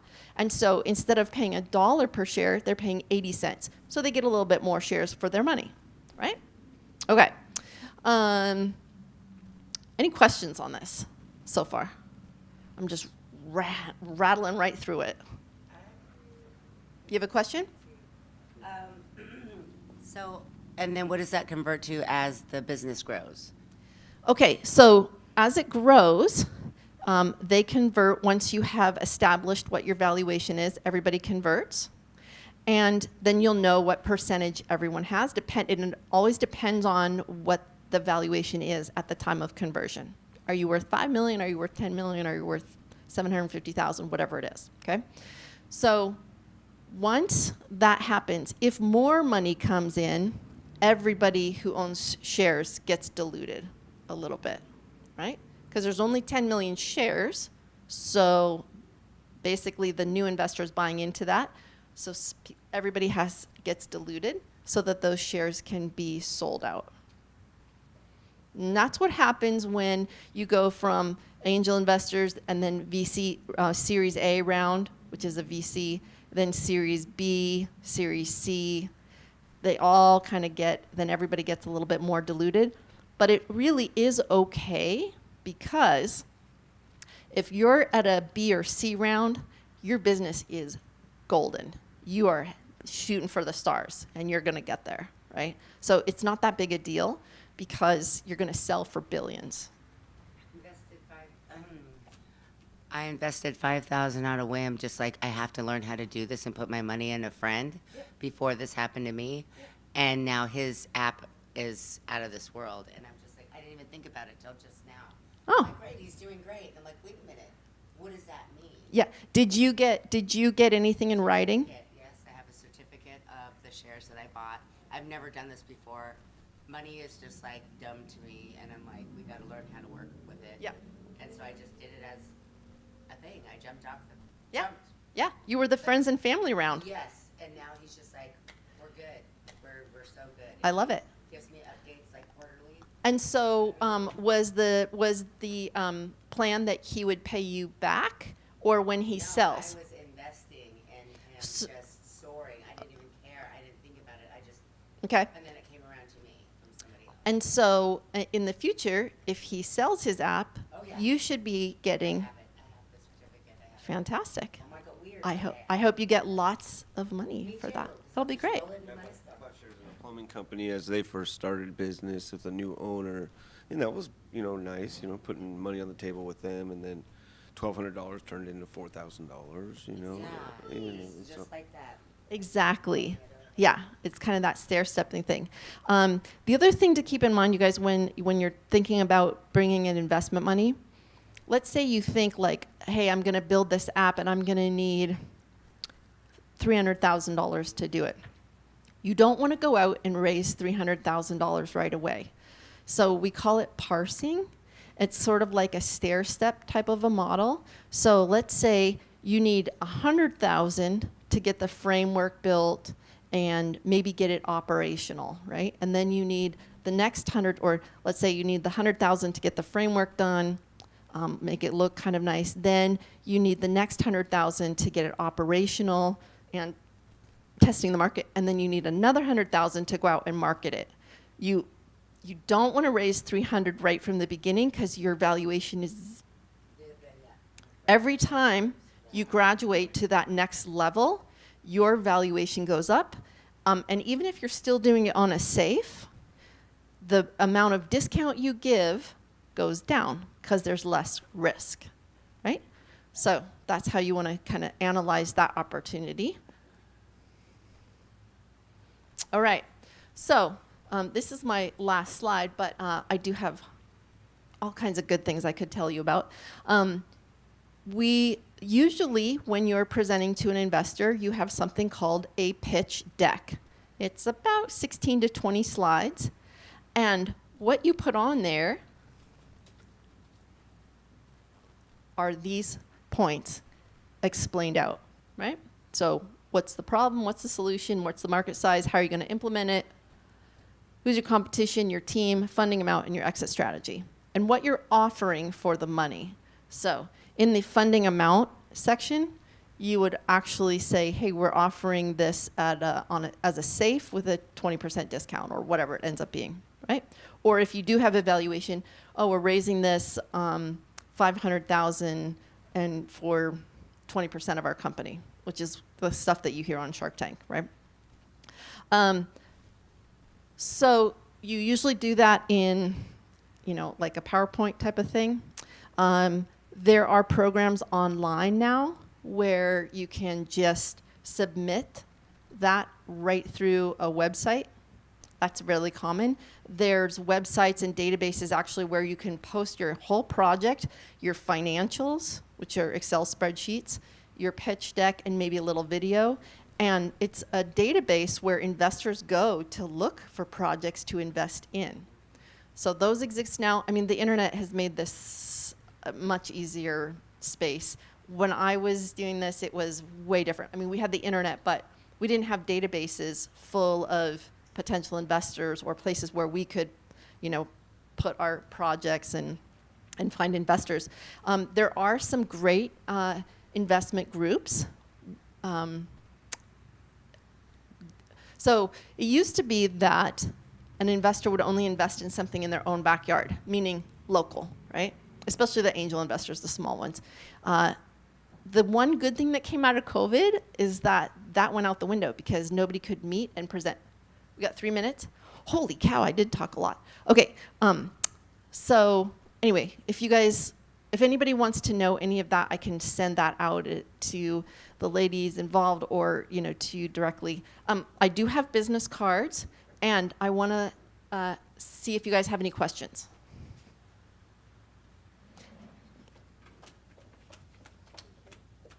Can you talk a little bit about requirements for things like interest rates if you are receiving money from the friends and family group, or other requirements when you're defining like what that relationship looks like between you and an investor of whatever kind?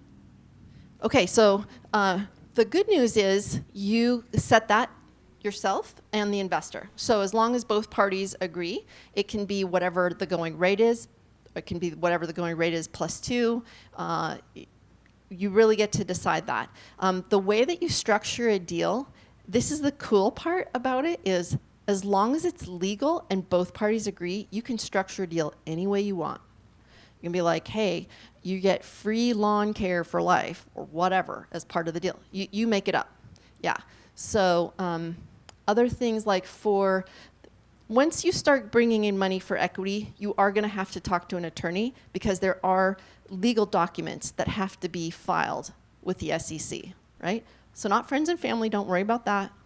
But you do want to have the legal documentation. So you do need to talk to an attorney that does securities. For venture or angel? Yes, yes. What did you just say that was, paperwork? Yeah, it's the paperwork that has to be filed with the Securities and Exchange Commission. Good question. Did I answer it? Is enough? Okay.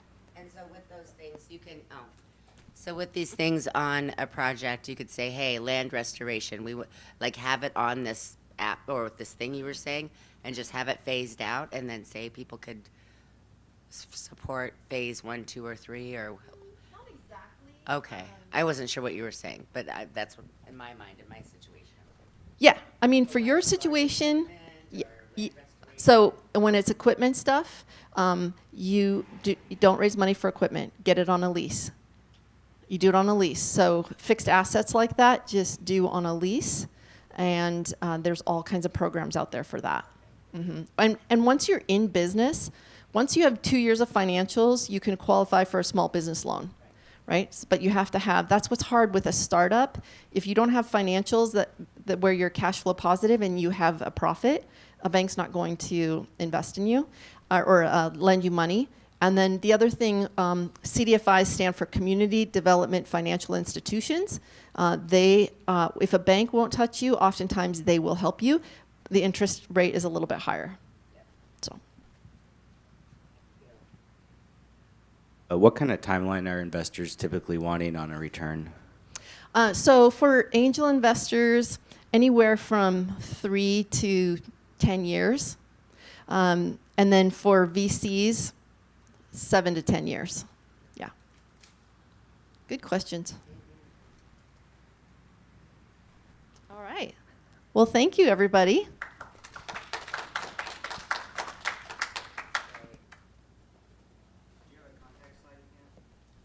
I don't, but I do have my business cards. Okay.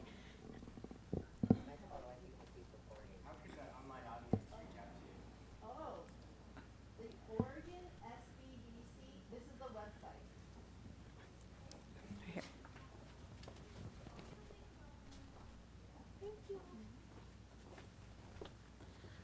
So you can reach out via the Oregon Small Business Development Center, Portland Community College, and at the her web. Oregon SBDC.cat.org. Her email would be, or the webpage, sorry. The webpage would be OregonSBDCcat.org.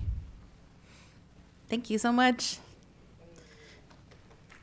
Yay. So next, let me see. Next we have Sky Gilham. Sky Gilham is one of our consultants, and she is going to go over building agriculture programs for sustainable economic development. So Sky comes from the Blackfeet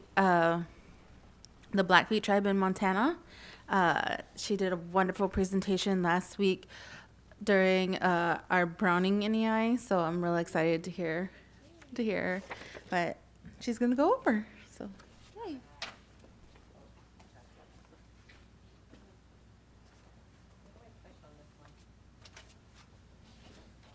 Think that, oh, there we go. They're all different every place we go, and I'm like, how do we turn these on? So, my clicker, I'll see if I can do this right too. So I'll introduce myself, but I'm really glad to be here in Portland with everyone. I know we got a smaller audience right now, right towards the end here, but I promise it'll be good, and I'm kind of learning with you. I'm new to, well, not new to the Oregon area, but my home is in Montana, so, but I worked in 12 states in the last year, so I know a little bit about it. And this is the second time I've had this panel, but every time is just so inspiring and learning other people's stories. So I'm a teacher too at a community college, so I don't want to lecture the whole time, so I'll remind myself that as we go. So my session, like I said, is on cultivating agritourism in Oregon, and it has a focus on cultural experiences, business planning, and funding pathways. And we've already learned quite a bit about those today, but I'll touch on some of the specific ones. So let me introduce myself. I come to this work with deep roots in tribal communities, my own, and a passion for building businesses that honor culture. So like she said, I'm from the Blackfeet Nation in Northwest Montana. We're right by Glacier National Park, so high tourism area. And I've worn many hats. Like I said, I worked at our tribal community college for the last 2 decades. I worked in biomedical research for them. And then in the last year, I joined the National Center team as a tourism technical assistant specialist. And that included 13 states, which Oregon was actually on one of my stops, but we had some funding changes. So now I'm consulting. And so when they asked me to do this, I said, why don't we do something on agritourism? Because it's really big right now. And it was kind of I had 2 really big passion projects my first year doing the tourism outreach. And one was with our buffalo programs back home on the Blackfeet Reservation. So they're doing some really cool stuff with food sovereignty, reintroduction, and marketing. So I helped with that, thought it was really cool, loved it. And also I had a client from over here on the coast that did traditional fishing. And his stuff was just so mind-blowing to me, how passionate he was and wanting to hand it down generations. And also wanting to teach visitors about what he did. So those 2 projects really stuck with me. So when this opportunity came up, I was like, of course, I'll do it. It's something really close to my heart. So anyway, I'll probably be picking on you guys a little bit to visit with me. I think I have 45 minutes, but I'd like to hear a lot from you guys. But we got a good introduction in our last one, so that's good. So yeah, to me, agritourism is a beautiful intersection of our traditions, culture, land, and food sovereignty. And so we'll explore how it can be used in whatever you do to tell your story for economic growth and cultural preservation. And we'll take a little bit of time. I'll make sure I leave time at the end. We can try to talk so we ain't running the mic around as I'm talking. But if you have something you really want to say, just yell at me and I'll jump up. So what is agritourism? Anyone have an idea? I'm already picking on the audience. So it's where agritourism is where agriculture meets tourism. Pretty simple, right? So, but it's more than just like farm visits. It's about, like for our communities, it's a way to share our stories, our foods, and our ways of life.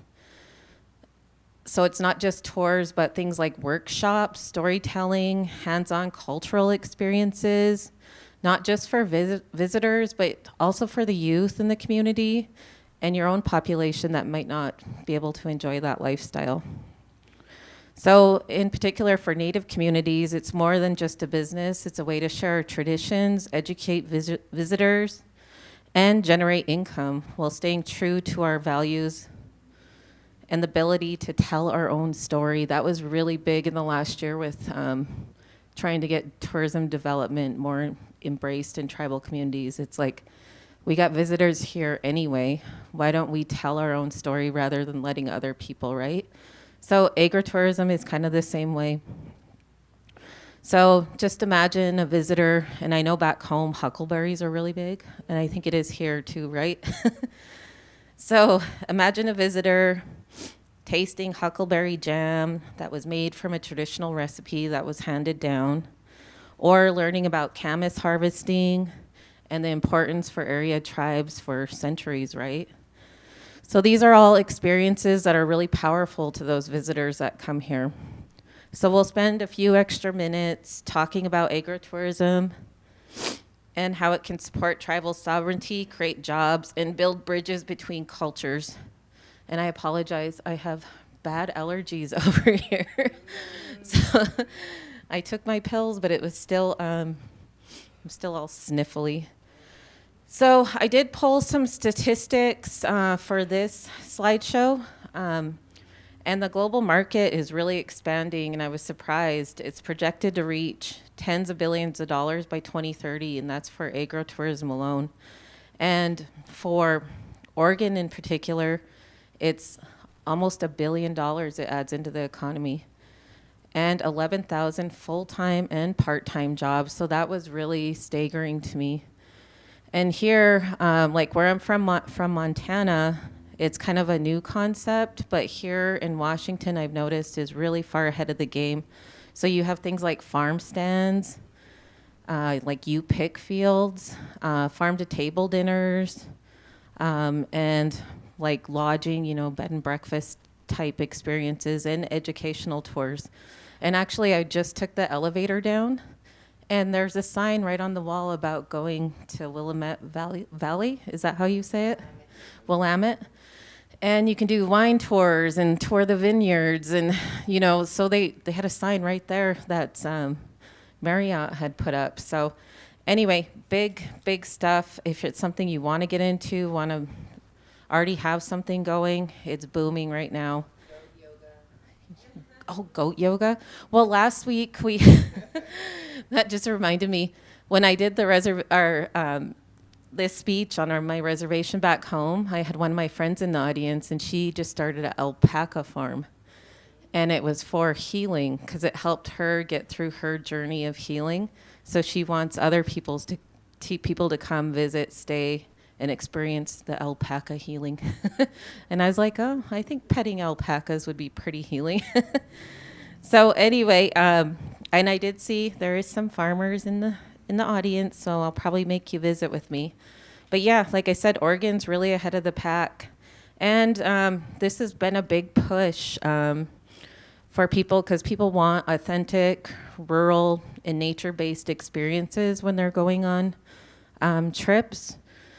And also farmers and ranchers want to diversify. I come from a ranching family, and it's hard to get through some of the tough times. So if you can make money during the summer or whatever, and have visitors come, diversify your income, I think it's always good. And having that connection to your consumer too. Oh, and the last thing I was gonna say, there's really good government support for this right now too, and we know that changes all the time. But right now, government support and initiatives are really pushing money into outdoor recreation and sustainable tourism and rural development, and that agritourism falls into all three of those. Oh, wrong way. So if you're thinking about doing agritourism, or you're already doing it, a big part is designing culturally rooted experiences. I know that sounds like a big word, but it's incorporating tribal traditions or any traditions of whatever culture you come from. But from over here, this is what came up with salmon, camas, storytelling, basketry, seasonal foods, and how to transition them to something a visitor could partake in. So examples would be like farm tours, workshops, festivals. I was just on my phone, and probably from me Googling agritourism stuff, they said there's a food initiative. Anyway, there's something in Seattle next week that's popping up, and it's for people to get together, and it looks real. Are you?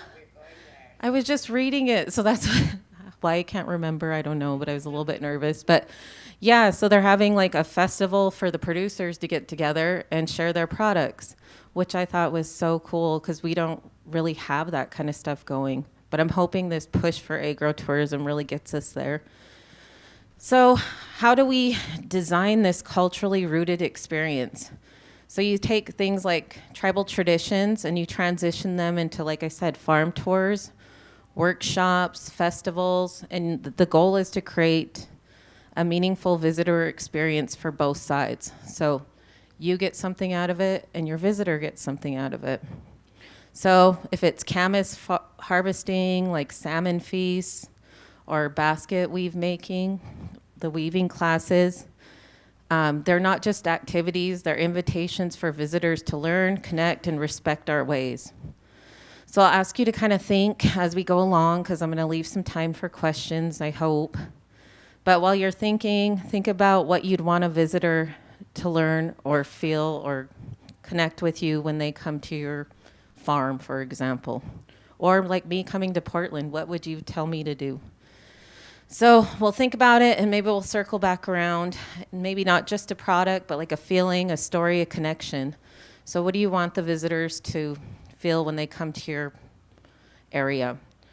And a little snippet I wanted to add that authenticity is everything. When you design an agritourism experience, you want to start with your traditions and think about what makes your land and your story unique. Could it be hosting a workshop on traditional food preparation? Maybe offering guided hikes with plant teachings. I know that's really big. Or what about involving elders, youth, and artisans to create a rich, respectful experience where you both learn something about each other? So right now, visitors are looking for connection, and our culture offers that in abundance, and also while protecting our sacred knowledge. So that's also really important. I keep pushing the wrong way. All right. So we already had quite a bit of talk about business planning. So I won't go into it too in depth, but I'll give you a few of the basics. And throughout the last year, I've really helped a lot of entrepreneurs kind of get rolling with their ideas. So it's something I'm really passionate about and always willing to help anyone kind of get rolling. So business planning can sound intimidating, but it really isn't. If you think of it more as storytelling with numbers, it gets a little bit easier. So you got to think about who are you serving, what makes your offering valuable, and use some business model basics and strategic management tools to help guide your vision. So whether you're doing a seasonal workshop, farm stays, or cultural tours, a good plan is to start with knowing your audience. Are they tourists, school groups, tribal members? What will you offer? How will you price it? And using these different tools are not that hard, and the internet has made everything so much more easier. But another thing you got to do is think about seasonal planning when it comes to agritourism or any tourism project in general. Back home where I'm from, we get months and months of snow. So how are you going to attract those visitors when you have times like that? Is it going to be some kind of outdoor activity like snowmobiling, things like that? So understanding that and how to get through it. And also a SWOT analysis is something they really push on you. If you don't know what that is, it's an acronym for strengths, weakness, opportunities, and threats. So understanding that, and also while you do your seasonal planning to avoid, not making income, you could think about doing like berry picking tours in the summer and storytelling circles in the winter, or some of your workshops that are going to be indoors. But when you're doing all this, just keep it simple, but intentional. And like I said, I won't go into it too in depth, but there's definitely people in the room, like the lady with the angel investors. I was like, oh my God, let's not wait. Let's go look for these angels. They're in the community somewhere. But there's definitely people in this room right now, or people you've met today that can help you start this process or get it rolling, get it going, or get it finished. And like I said, you can get my contact info. I'll always be here to help. So these people can sit down, tailor your idea with you, the experts that help with business planning. So make sure you reach out to those different SBA people in the room. And I'm going to go over actually a few resources here in a minute. And I just have to mention, because I mentioned it last week, there's some really great software out there now for business planning. A lot of the programs in the room probably have free access for you, so make sure you take advantage of that. And I have to say, I love AI. It's gotten a lot better. And you can even run your business plan or your thoughts through it, and it'll start spitting stuff out. You just want to make sure, my disclaimer is always check what it says, check the facts, and make sure it's you. So anyway, it's not that as hard as you think. All right, here's the good stuff. And you'll get the slides here, and I'm going to run through these. And they all got acronyms, if you haven't noticed, which throughout the years of working, it's like, does everything have an acronym you got to memorize? And yeah, it does, but I'll try to go through it and not mess them up. So funding is often a big hurdle for any business. Agritourism is included in that, but there's some really good opportunities out there. There's USDA tribal programs, and here there's Travel Oregon grants, which is the state level, but there's really lots of good support for your vision. So I'll briefly kind of walk through these. I have a whole list, and I put together a list I'd be happy to share with you. But the USDA tribal programs, they support agritourism and in Oregon. And there's quite a few different programs. There's a big outdoor recreation grant that's out there too. I was just looking at it last week. But there's a link for that because there's quite a few different opportunities right there. There's also the Office of Tribal Relations, which they connect tribes to USDA resources. So they're the connector for some of these programs. And if you're not tribal, there's still definitely opportunities out there. Rural development, like I said, is really big right now, so it's not just with Native communities, it's with rural communities. The NRCS Oregon offers conservation funding and technical help. And technical help is what I did in the last year, and it sounds really like I'm gonna sit down and fix your computer, but no, it's sitting down, being your biggest cheerleader, helping you get your business going, doing, connecting you with the resources you need. They're also, the NRCS Oregon is guided by a tribal advisory council, so they have some connections there too. The Farm Service Agency, the FSA, if you work in agriculture, you probably are familiar with them, but they provide tribal land and farm loans, including for agritourism ventures, if you didn't know that. And there's CDFI networks, but they're specific Native American CDFI assistant programs, which is NACA, N-A-C-A. And they have funds that support tribal businesses, lending, and development. There's the ANA and SEDS grant. That's for tribal economic projects, so it's more tribal focused, but it is a big funding source. And for some Oregon-specific funding, there's the Oregon Department of Ag, which is ODA, and they have grants for farm infrastructure, food systems, and specialty crops. And Travel Oregon, I worked with them quite a bit in the last year, and they have a pretty good network, some good people there, but they support rural tourism through grants and the agritourism network, so they have a network kind of going. And there's some resources to help with this. If you're Native, the Intertribal Agriculture Council you've probably heard of, they have lots of good programs, and they offer education, training, technical assistance for tribal agriculture, food systems, and market development. So they kind of help with all three of those big things. And the Native American Agriculture Fund is also one that does the same stuff. So there's two right at the top that are really good sources to help you with any of the projects you're thinking about doing or if you're growing it. Oh, what's the last two? Okay, the last two are ONAC, which is it NUNAC now? Oh, you gotta love these acronyms. It's a good thing let's see. ONAC is Oregon Native American Chamber, so they have support. But then there's Northwest Native Chamber. So there's a couple chambers here that'll help you. So they're specific to Native people, but then we also have the chamber, we have chamber people here today that will help anyone in the room. So don't forget about them because they have some really great people.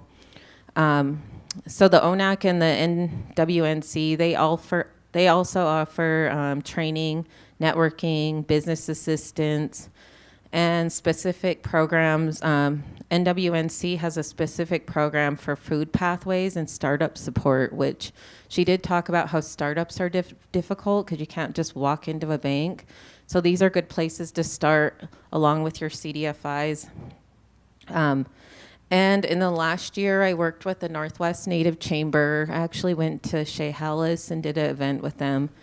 And some of the ladies I met that work there, and I'm sure they have gentlemen, but I mainly worked with the ladies.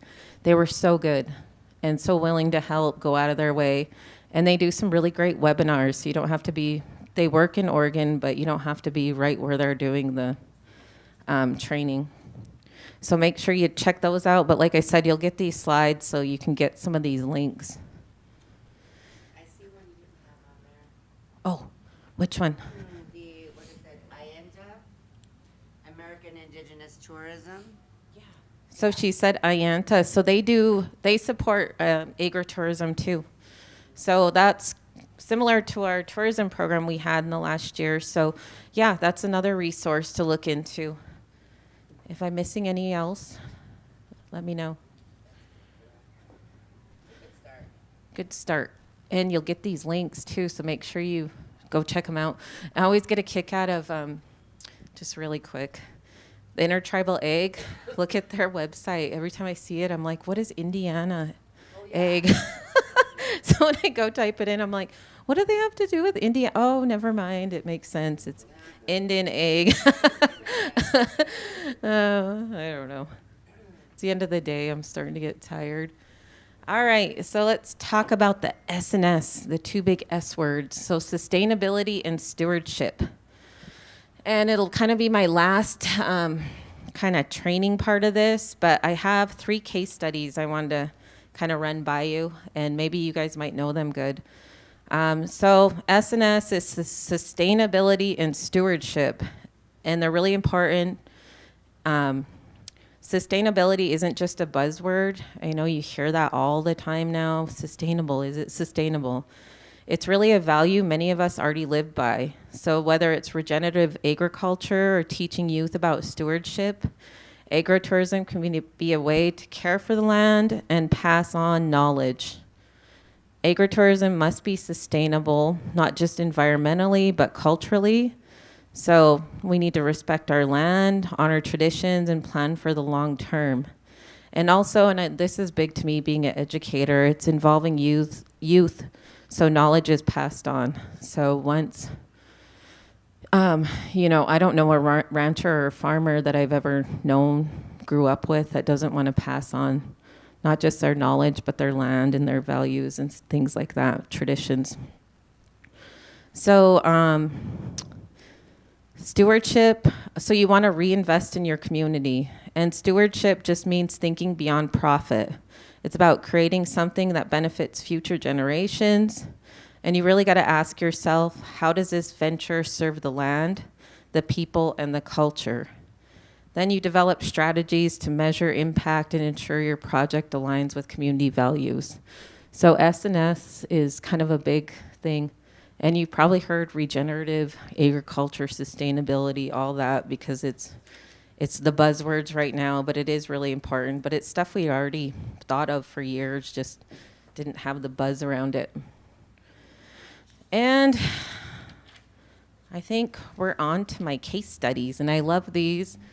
But normally I would have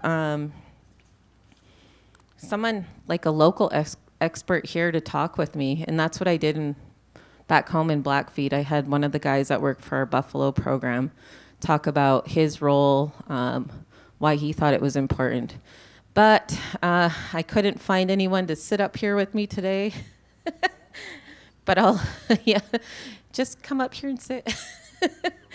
So anyway, I'll kind of talk about what I've learned with my research, and if you have some input, I'll definitely leave time at the end and we can talk about like maybe what your experience is. So Sakari Farms is located in Central Oregon, and it integrates indigenous produce, culinary workshops, and community education. They have products that are certified by IAC, and that was one of our slides before. And they offer sweetgrass teas, smoked salts, and medicinal herbs. And they partner with a seed exchange and tribal networks. So they have a seed exchange for what's native to here, and they can exchange it with other communities. So I thought it was kind of cool. And that's why I wanted to talk about them a little bit. So let me see, what else did I find out about them? So they're a powerful example of how this incredible work can kind of not only benefit visitors, but also the community. So they're blending indigenous foods, education, and entrepreneurship in a way that's deeply rooted in community. And from growing traditional Native American foods to seed exchanges, they're showing what's possible when culture and business come together. So I just put on here, take a few minutes to think about what you find inspiring about, especially like the seed exchange. I thought was really neat about how they're sharing that. Have you guys heard of them? Yeah, she's a friend of mine. She's, Spring, Alaska. Okay. Wonderful. I'll get up. It's hard at the end of the day. I know. But she does a lot of great work, and to see her sweetgrass growing in Spring, Alaska, once you see her sweetgrass field growing, and to sit there with a bunch of women and braid, you know, and tell stories and all of that. She's really a good steward of the land and of the people. And once a year, she has a camp out for women to come and sleep in the teepees, and we go float down the river. Oh my gosh. And just be there with her, and always brings a cultural meal, or has a chef. Her husband will cook for us for the entire time. And it's all traditional food, and give the tours, and just very giving person. So it's really nice to see that in action and be able to stay on the farm and see a different model, especially in the desert area where they have all of those things like water insecurity, and you know, there's so many things that happen that they're dealing with is different than up here where we're wet. Yeah. Yeah. So almost like a women's retreat with extra. Yeah, she's wonderful. Yeah. Oh my God, I love floating. That's one of my favorite things to do in the summer. And our water base was so low in Montana this year that it was a short time, and it happened to be a busy time. That's really neat. Okay, the next one I wanted to talk about is right here in Portland, Zanger Farms. So they're a nonprofit urban farm, so I thought that was kind of a neat thing to include, an urban farm. We don't have very many of those in Montana, so knowing that happens in a bigger city is really a neat thing to me. So they offer agritourism experiences such as farm tours, cooking classes, and youth education programs. And it serves as a model for integrating food justice, sustainability, and community engagement. They collaborate with local schools and public health organizations to promote healthy eating and environmental stewardship. And I dug around on their website and their Facebook, and I thought they really had some kind of neat events. But what kind of struck me is that they operate with respect to those who originally inhabited the land. So, you know, some of maybe your ancestors, and continue their legacy by promoting food justice and sustainable agriculture. So they do this through community engagement.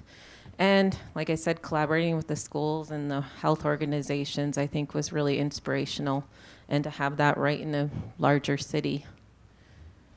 And the last one was a tribal one. And then we'll visit a little bit. We'll see what time I have left. I got a little bit more time. All right, so last case study was Confederated Tribes of Warm Springs. And I wanted to just talk a little bit about them. I didn't get to visit with them throughout my tourism outreach. Oregon was one of the states I really was excited to get to, and it was kind of going to happen. So this was my opportunity to come visit. So they're kind of leading the way, the Confederated Tribes of Warm Springs, with a full spectrum of agritourism efforts. So they do hay production, and they do all the way to youth leadership. So they're located in Central Oregon too, and they developed a diverse agritourism initiatives. This includes a tribal farm which produces grain hay, alfalfa, and orchard grass for livestock and commercial use. And I think this is really big we talked about it a little bit back home, but my tribe actually owns quite a few different ranches. And getting this going where you're producing not only hay, if you own animals, you know how important it is to have hay, but producing hay enough to sustain what their own herd is and being able to sell it is really big. And it's really a hot topic for us back home. So I thought they were neat for a model of someone that's really doing it and going above and beyond. They also do specialty crops, and they expanded into vegetable, flower, and seed markets. They do rangeland restoration, which is really important for restoring the land. And they have a focus on invasive species control and sustainable grazing, so moving their animals around so it's better for the land. And my highlight, of course, is youth engagement. So leadership development through agriculture and education. And I think that's a big part of me being an educator for so long, is involving the youth, the younger people, and not even really the youth, just anyone that hasn't got lucky enough to live that lifestyle. So involving them to give them education. And they have a FRTEP extension, and that's one acronym. I don't know what it stands for. My slide was getting too long anyway, so I left it off. But these are workshops and demonstrations for tribal producers. So they help the other producers on their reservation. And these efforts promote economic diversification, cultural preservation, and environmental stewardship. And I think that was my last slide, but I had kind of a little ending part, and then we'll go to question and answer with what we got left. But this stuff was just really close to my heart because where I live, we're right next to Glacier National Park in Montana. Has anyone ever visited there? Oh my God. My coworkers were just there last week. I took them up to our beautiful mountains, Two Medicine, waterfall.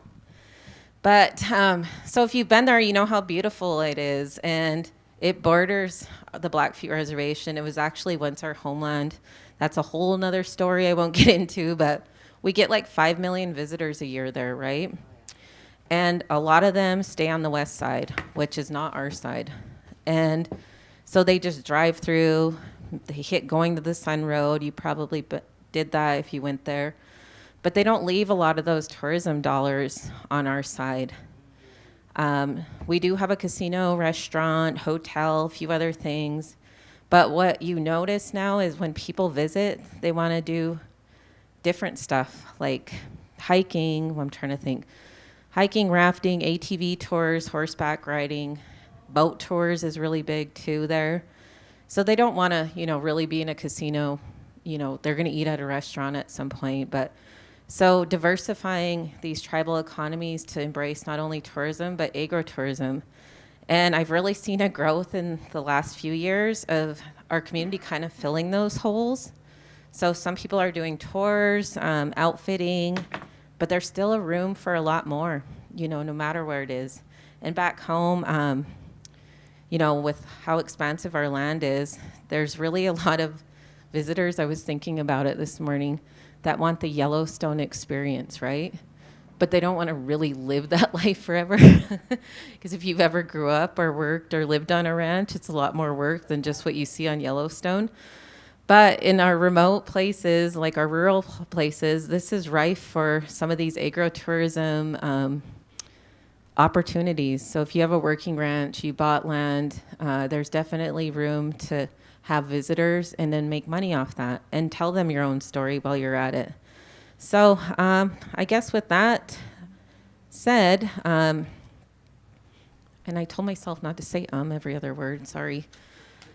I'll open it up to questions, comments, whatever you guys want to share. I know it's the end of the day and we're all like needing to jump up and get around. I feel like I waited all day to talk. Oh, we got two. Well, one of the things that I was going to mention, I have a client who works in the travel industry, and what he's been finding is that a lot of his corporate clients, there are a lot of corporate headquarters here. They're looking for these types of experiences when they come to a place more and more. And so what used to be very urban focused when there are large groups coming up for corporate events, is now starting to turn into, how do I get the real experience of the land? And also this idea that we can go to a place and leave it better than how we've found it. And it's a completely different type of travel and a different type of travel experience. And so what he's been finding is there's been more and more opportunity with corporate clients, which brings more money, more individuals in a single group. And so that's just something I thought I would share, because it can be difficult to market directly to the families and to the folks who are coming to a certain place. But the corporate accounts, I think there's a lot of opportunity there. So it's just something to share. And there's a lot of money there too. So yeah, I've seen that shift in Montana especially. And like I said, Oregon, Washington just seem really far ahead of the game when it comes to all the diverse offerings that you guys are doing. So it's a good way for me to learn too, coming over here. Any other questions, comments? Well, I was going to say, tell us about your farm. I want to know. Well, you were saying about the events that are happening. We have a lot of food sovereignty groups within the Native community that are happening all across the Pacific Northwest, and it's been nice to travel and support each other and learn from everyone from that community. So they get to share their whaling experiences or the stories about their water issues and stuff. So it really feels like a grassroots experience for us who are developing agritourism. So it's like bringing the trade routes back to life, and it's really, really beautiful because we get to eat the whale fat, we get to taste these things, we get to experience the roots and all of those practices and hear their stories. And the more that people share, the more that, we're just more resilient and together. And it just feels really good to just have this platform to do this. And agritourism, I think that we've been doing it for a long time. It just looked a lot different. So now I guess we're just leveling up to being a destination, instead of just being on the side of the road type of, card table up or something. But it's very beautiful, and it's inspiring a lot of people to do a lot more land back sort of thing. And I think that's where these private funders are coming to the table to see that, they're taking initiative. They're wanting to do these things. I'm inspired to see them continue, and let's just get out of the way and let's just give them money. And so I think that part of my job, since I was blessed with that position, is to also create some sort of system for these folks that do have that cash to come to the table and say, hey, how do we partner these folks that want to support indigenous movements of land stewardship? How do we get people connected with the right fit? And so I'm just looking for partner organizations to dump our ideas off together and be whoever has better capacity to handle that framework and platform, then they can carry it on. But we're all needing to meet together, and we're all brainstorming of how to get liquid cash. And that's where it is. We're taking away the banks. That was my biggest thing, is I said, I don't want to go to a bank and end up paying, $50,000 in interest or whatever. And that's how it happened, just so somebody believed in me that knew me from a birth worker, as I was a birth worker 15 years ago. So it does matter how you walk in your communities. It does matter. People are always watching, always listening. And sometimes money is all that people have to give. And that is the blessing. So yeah, it's very cool.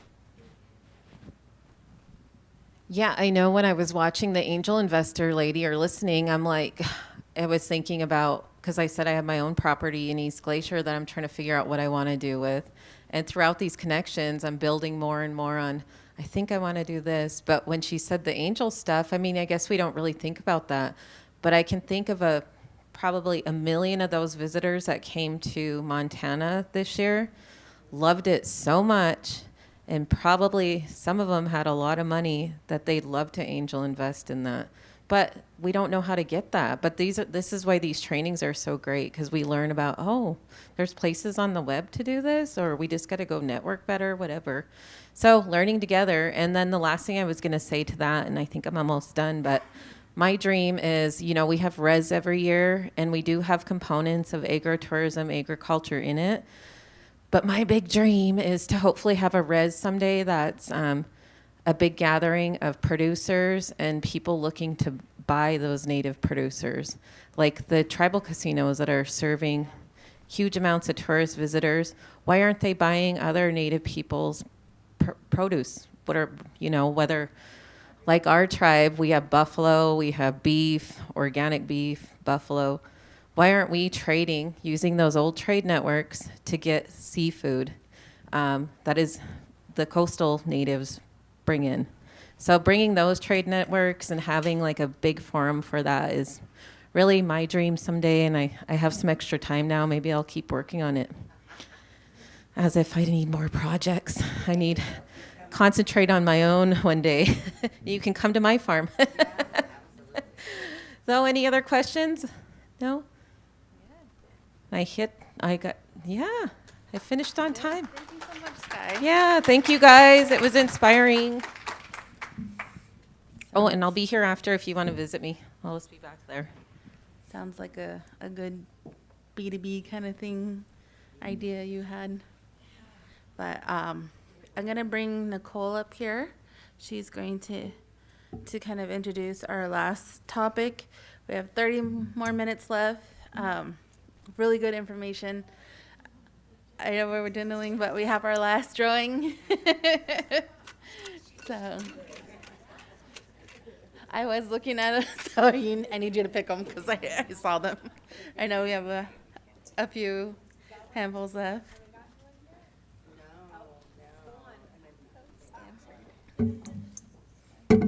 Must be present to win. Stanford? It might be this guy with the necklace.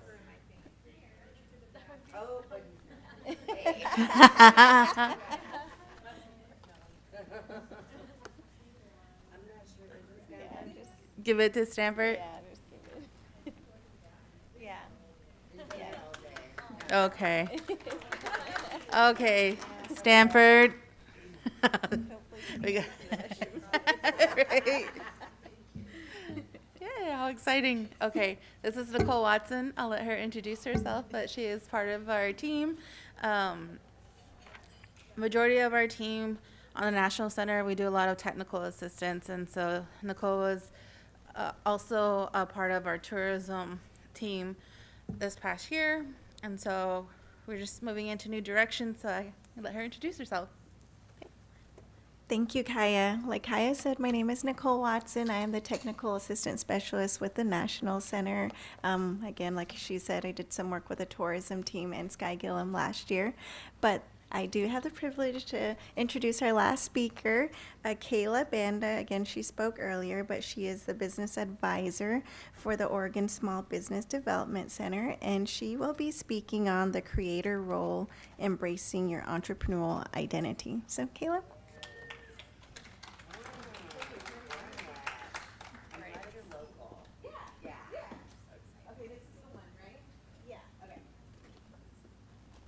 On? Oh, there we go.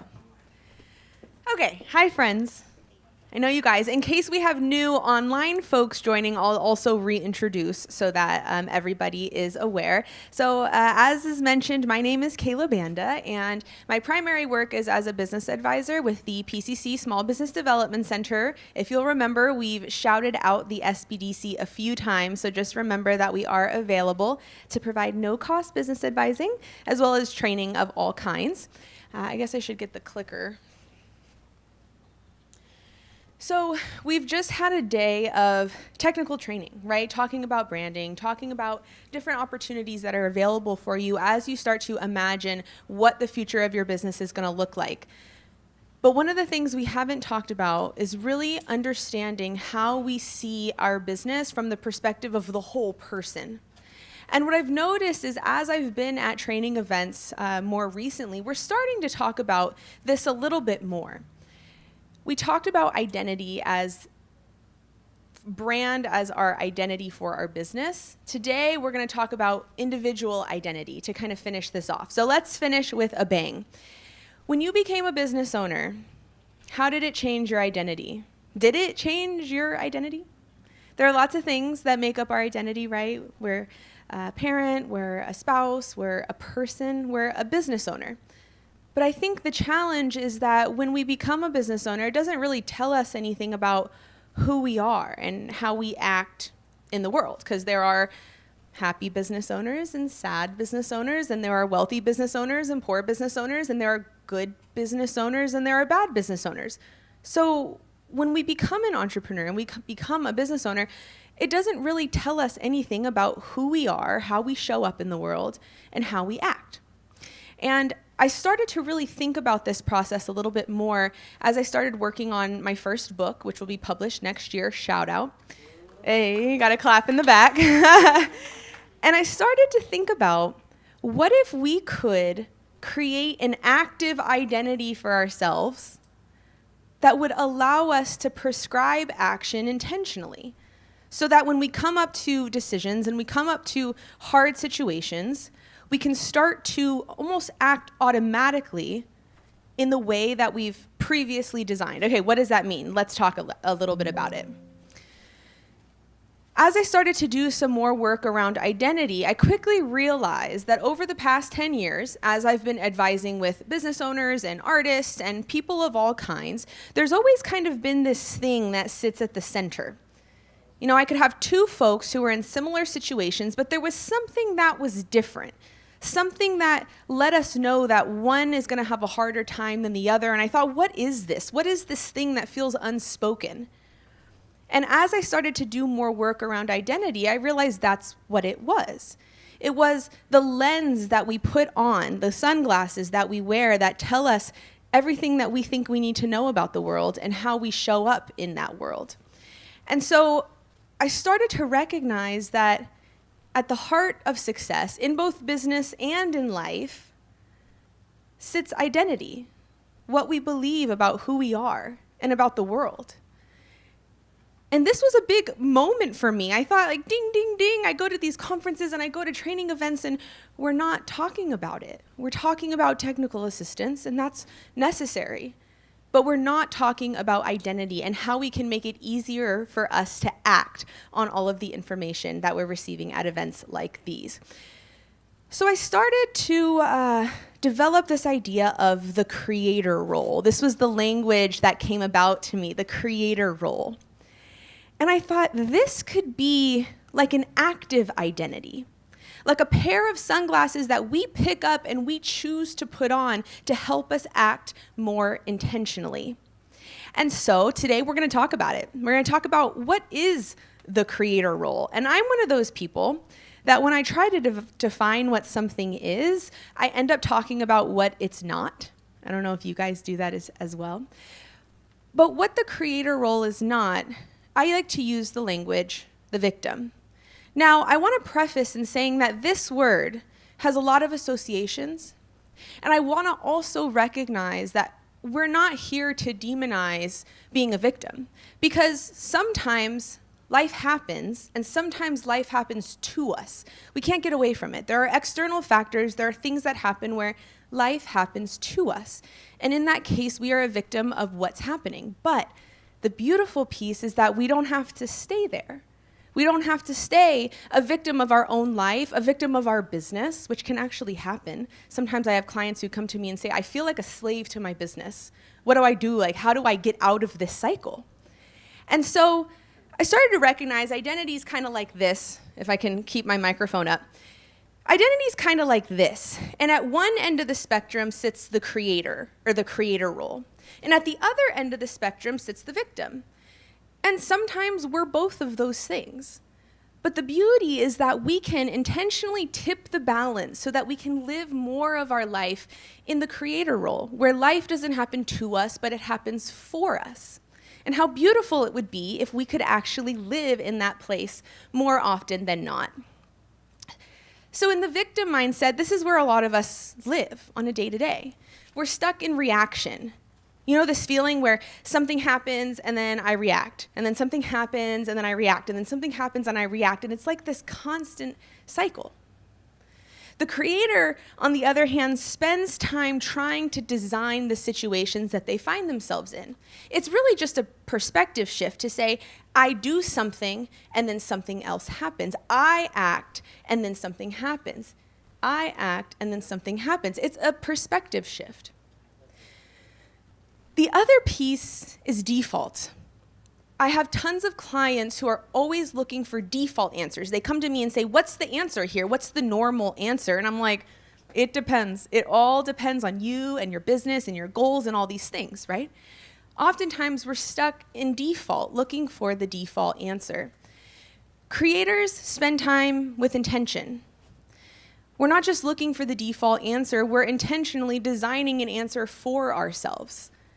And the last piece that I think is most important is the one that's in red here. When we're living in the victim role, we are fueled by doubt. I don't know if it's going to work. I don't know which path to take. I live in doubt. And this happens to me all the time. But as creators, we can step into a place of belief. It's fueled by faith to say, if I take an action that feels intentional, I have faith that it will guide me to the outcome I'm looking for. We're fueled by self-belief to say, if we intentionally design our actions, we can get there, wherever there is. So as a victim, we feel powerless. We wait for change. We avoid risk. And sometimes it's not intentional. It's just our default state. But it doesn't have to be. We can step into the creator role, and we'll talk about how we can do that. And life feels different. We take ownership. We act in the face of fear, which is called bravery. We try to be brave as best as we can. And we move forward intentionally. So in order for us to start shifting into the creator role, we have to start recognizing the victim. Because I don't know how many of you, especially not me, sit there and think, oh yeah, I'm a victim. We don't think that about ourselves, hopefully. But if we listen carefully to the thoughts that reappear over and over, we might start to recognize that the victim sits there. So sometimes I'm using a business example here around networking. So many of my clients, their business is fueled by strong referral networks and referral partnerships. But it requires that we do a lot of networking, which is not an easy thing to do. A lot of us have this initial reaction, right? It's I'm not really good at speaking. I don't want to embarrass myself. I never know what to say at those things. And nobody really cares if I'm there or not. Do I need to be there? Nobody really cares. The creator would say things like, this is an opportunity to practice. I can practice and I can improve over time. I can try to focus on listening, or I can prepare some conversation starters, or things like, my story does matter. I just need to find the right people. And what you might notice is that you might actually have creators in your lives. When you start to feel these thoughts come about, and if you have someone to share it, they might encourage you to think from this perspective. And that's a wonderful thing to have. But we can become the creators for ourselves. Another example might be something like a business failure. So I had a client who this year spent the entirety of spring preparing a new product for summer. It flopped. It totally flopped. It happens, okay? It happens. I've been advising this client for 2 years. 2 years ago, he would have come to me in this mindset. It's this proves the doubt I had all along. That's the one that really hurts, when you feel that. This is what proves that I was right when I said I was never going to be able to do this. Things like, people didn't buy, so my idea just sucks. Or I should just quit now. I should quit now while I'm ahead. But my client didn't come to me with that. We've spent time trying to identify the victim thoughts. Instead, he came to me here. We talked about what this means. Why did it flop? What was going on? What kinds of changes can I make? What did I learn? And then at the end of our session, usually I'm the one that's like, okay, what are our action items? Next step. But he didn't say that. He said, okay, I think this is what my next step is. And he defined it for himself. You guys, this was huge for me because it helped me recognize that over time, with enough practice, we can change our default from the victim to the creator. But it takes a process, and the first step is to actually recognize that sometimes the victim is inside our minds. Every action that we take starts with thought, every single action. And we spend a lot of time trying to make decisions and understand what action is the best one to take, but we don't spend enough time with our thoughts to understand what's encouraging that action in the first place. So as we really start to move from life happening to me to life happening for me, as we move from the victim to the creator, there's this identity shift that takes place. And what's lovely is that we can intentionally pick up the glasses that show us what the world looks like and choose the creator role, choose the creator glasses. But when you do that, when you become the creator, you recognize and you start to battle the creator's arch nemesis. It's the imposter syndrome. How many of you have been hearing the imposter syndrome more and more recently? Yeah, okay. Little background. So the imposter syndrome first came around in the 1970s. There was a pair of female researchers who were researching kind of what they called the imposter phenomena at that time. They were researching women who were going into high leadership roles for the first time. And they recognized that these women were dealing with something that they called the imposter phenomena. It was this feeling that I don't belong here, which is no surprise given that these women had just come from years and decades and generations of being told they don't belong here. And so from that initial research study in 1970 came a ton of subsequent research that now lets us know that 70% of people, just on a broad average, experience imposter syndrome.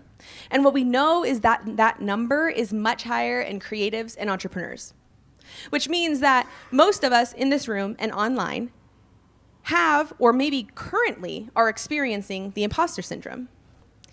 Now, what's really devious about the imposter is that it tries to disguise itself as us.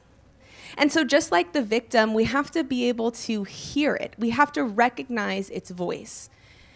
So its voice sounds something like this. I know I've got a lot of text on here. Cardinal rule number 1, we're breaking rules in our session today.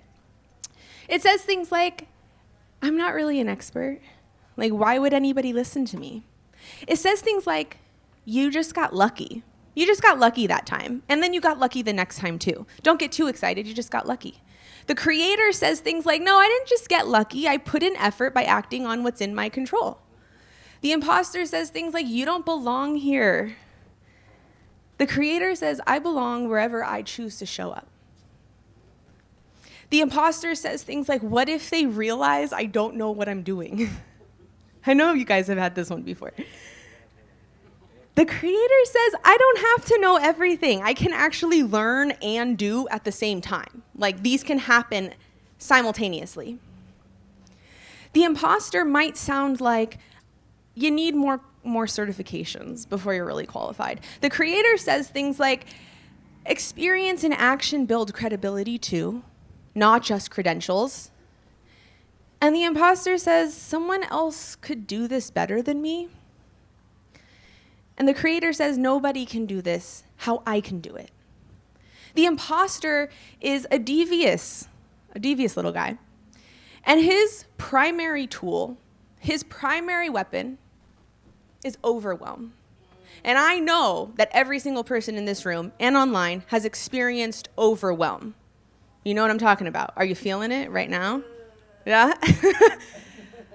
See, overwhelm is the root cause, but it's not what we see. Overwhelm creates symptoms. It's like when you go to the doctor and you tell them your symptoms, and they're like, oh, yeah, you've got XYZ, whatever the root cause is. Now, I see these symptoms all the time in clients and in myself. It sounds like overthinking every decision. What if I make the wrong choice? Fear of visibility. This is the what if I fail and my friends and family see it? It's things like comparing to others. And the worst one, the one that the imposter wants us to be stuck in, is this one. Avoiding action. And what's really devious about this one is it's often disguised in something good, like perfectionism. I just am a perfectionist. Like, I just want it to be really good. And that seems valid.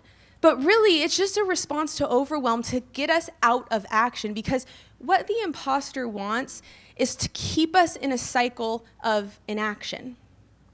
Has anybody ever kind of presented to you the idea between motion and action? Okay, I'll share with you because I really love it.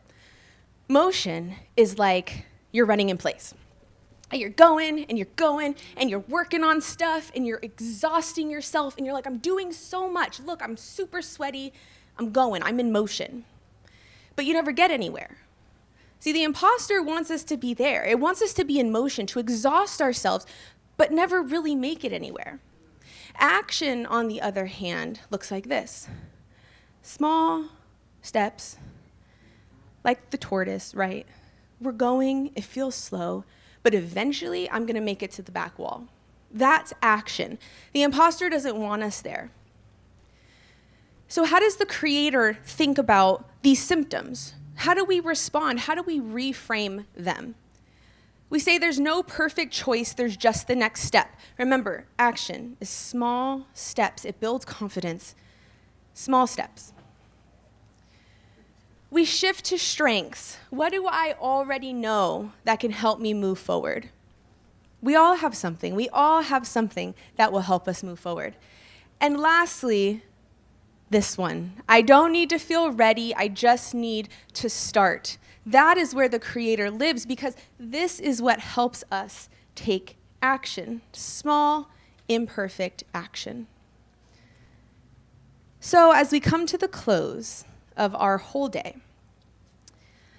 it is possible for us to rewire our automatic responses. It is possible for us to change which thoughts come up first when we face challenges, when we're about to do something really scary. It's possible. I know because I've seen it in my life, I've seen it in the lives of my friends and my family, and I've seen it in clients. And it makes a huge difference in their business. I don't know why we don't talk about identity more, but I swear to you that it makes the difference. So let's work. I'm going to encourage you or implore you to start thinking about identity and to see if you can instill a new process. The first is to recognize the thoughts of the victim. Remember, we talked about the victim and what it sounds like, the thoughts. The first thing we have to do is recognize it and say, wait, that sounds like the thought of a victim. And then we say, that's not me, because I have just chosen to become a creator. I'm going to disconnect those thoughts from who I am because they're not me. First, we recognize it, then we disconnect it from who we are, and then we can reframe the situation in the thoughts of the creator. We talked about some of what the thoughts of the creator sound like. Once we do that, then we can get to intentional action. See, here's the challenge, is that people always see action. We're constantly seeing action, we see it in other people, and we're like, how do they get there? You know, I kind of think of, okay, so recently, here's a little side story, friends. Recently, I was at a cafe that's owned by the person who owns the editorial group that I'm using to work on my book. So we go support, and they're also open late. So great for all of us who are not at cafes at 9 o'clock because we sleep in, we can go there. So I went, and she comes up to me, the owner, and she's like, Kayla, are you here for the open mic? And I was like, no, you have events all the time. What's going on? She's like, well, why don't you do it? And I said, okay. And I went and signed up for the first slot because no one else did. There was like 10 names on the list, but the first slot was open because nobody wants to go first, you know? And I was like, perfect, I can do it. I can get in, I can get out early. And sometimes people will ask me, like, how do you just do that? How do you just do it? It's like the Nike thing. Dang it, Nike, it was intended to be good, but then it turned out to be this. How do you just do it? The truth is that there's a lot that happens before you get to the yes.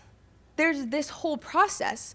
What really happened in my mind in the like millisecond between when she asked me and when I said yes was, I didn't know they were having an open mic today. Like, I have a headache. I just started my period. I'm not ready for this. I'm not dressed. Like, this is not gonna, no, I can't do this. And then I thought, oop, those are the thoughts of the victim.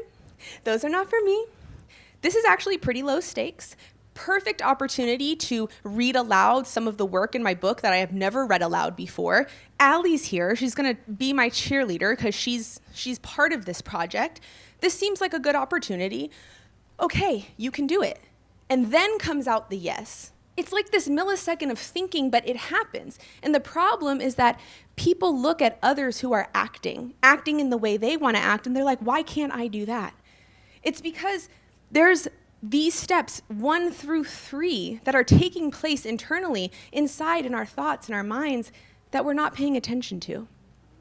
And so we can create a new response, a new automated response for ourselves that starts with recognizing the thoughts of the victim, disconnecting them from who we are, that is not us, reframing it with the ideas and thoughts of the creator, and then taking intentional action. Now, I implore you today to think about this, to start looking and trying to recognize the thoughts of the victim, and then to try to disconnect them, try to reframe it with the creator, and then take intentional action. So as my final thoughts, as we start to wrap up today, the creator role is the way I like to describe this. Maybe it's different for you.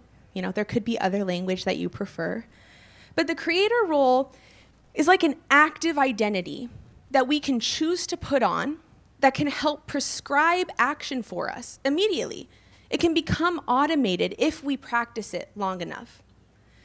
In order to do that, we've got to choose it, and then we've got to practice it. Every single day, we've got to practice it so that eventually it becomes our new automated response. So as you walk away from today's sessions, we covered a variety of topics, I want you to imagine how different it would be for you to apply all the stuff we talked about today to your business.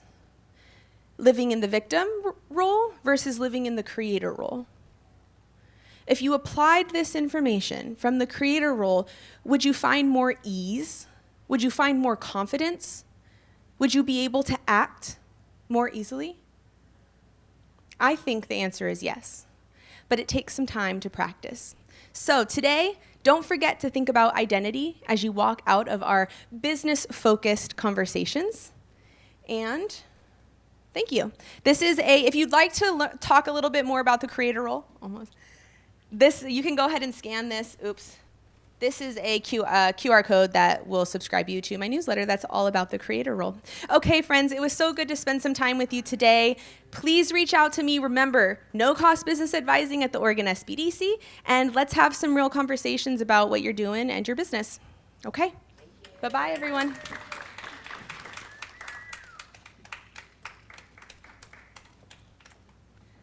Wow.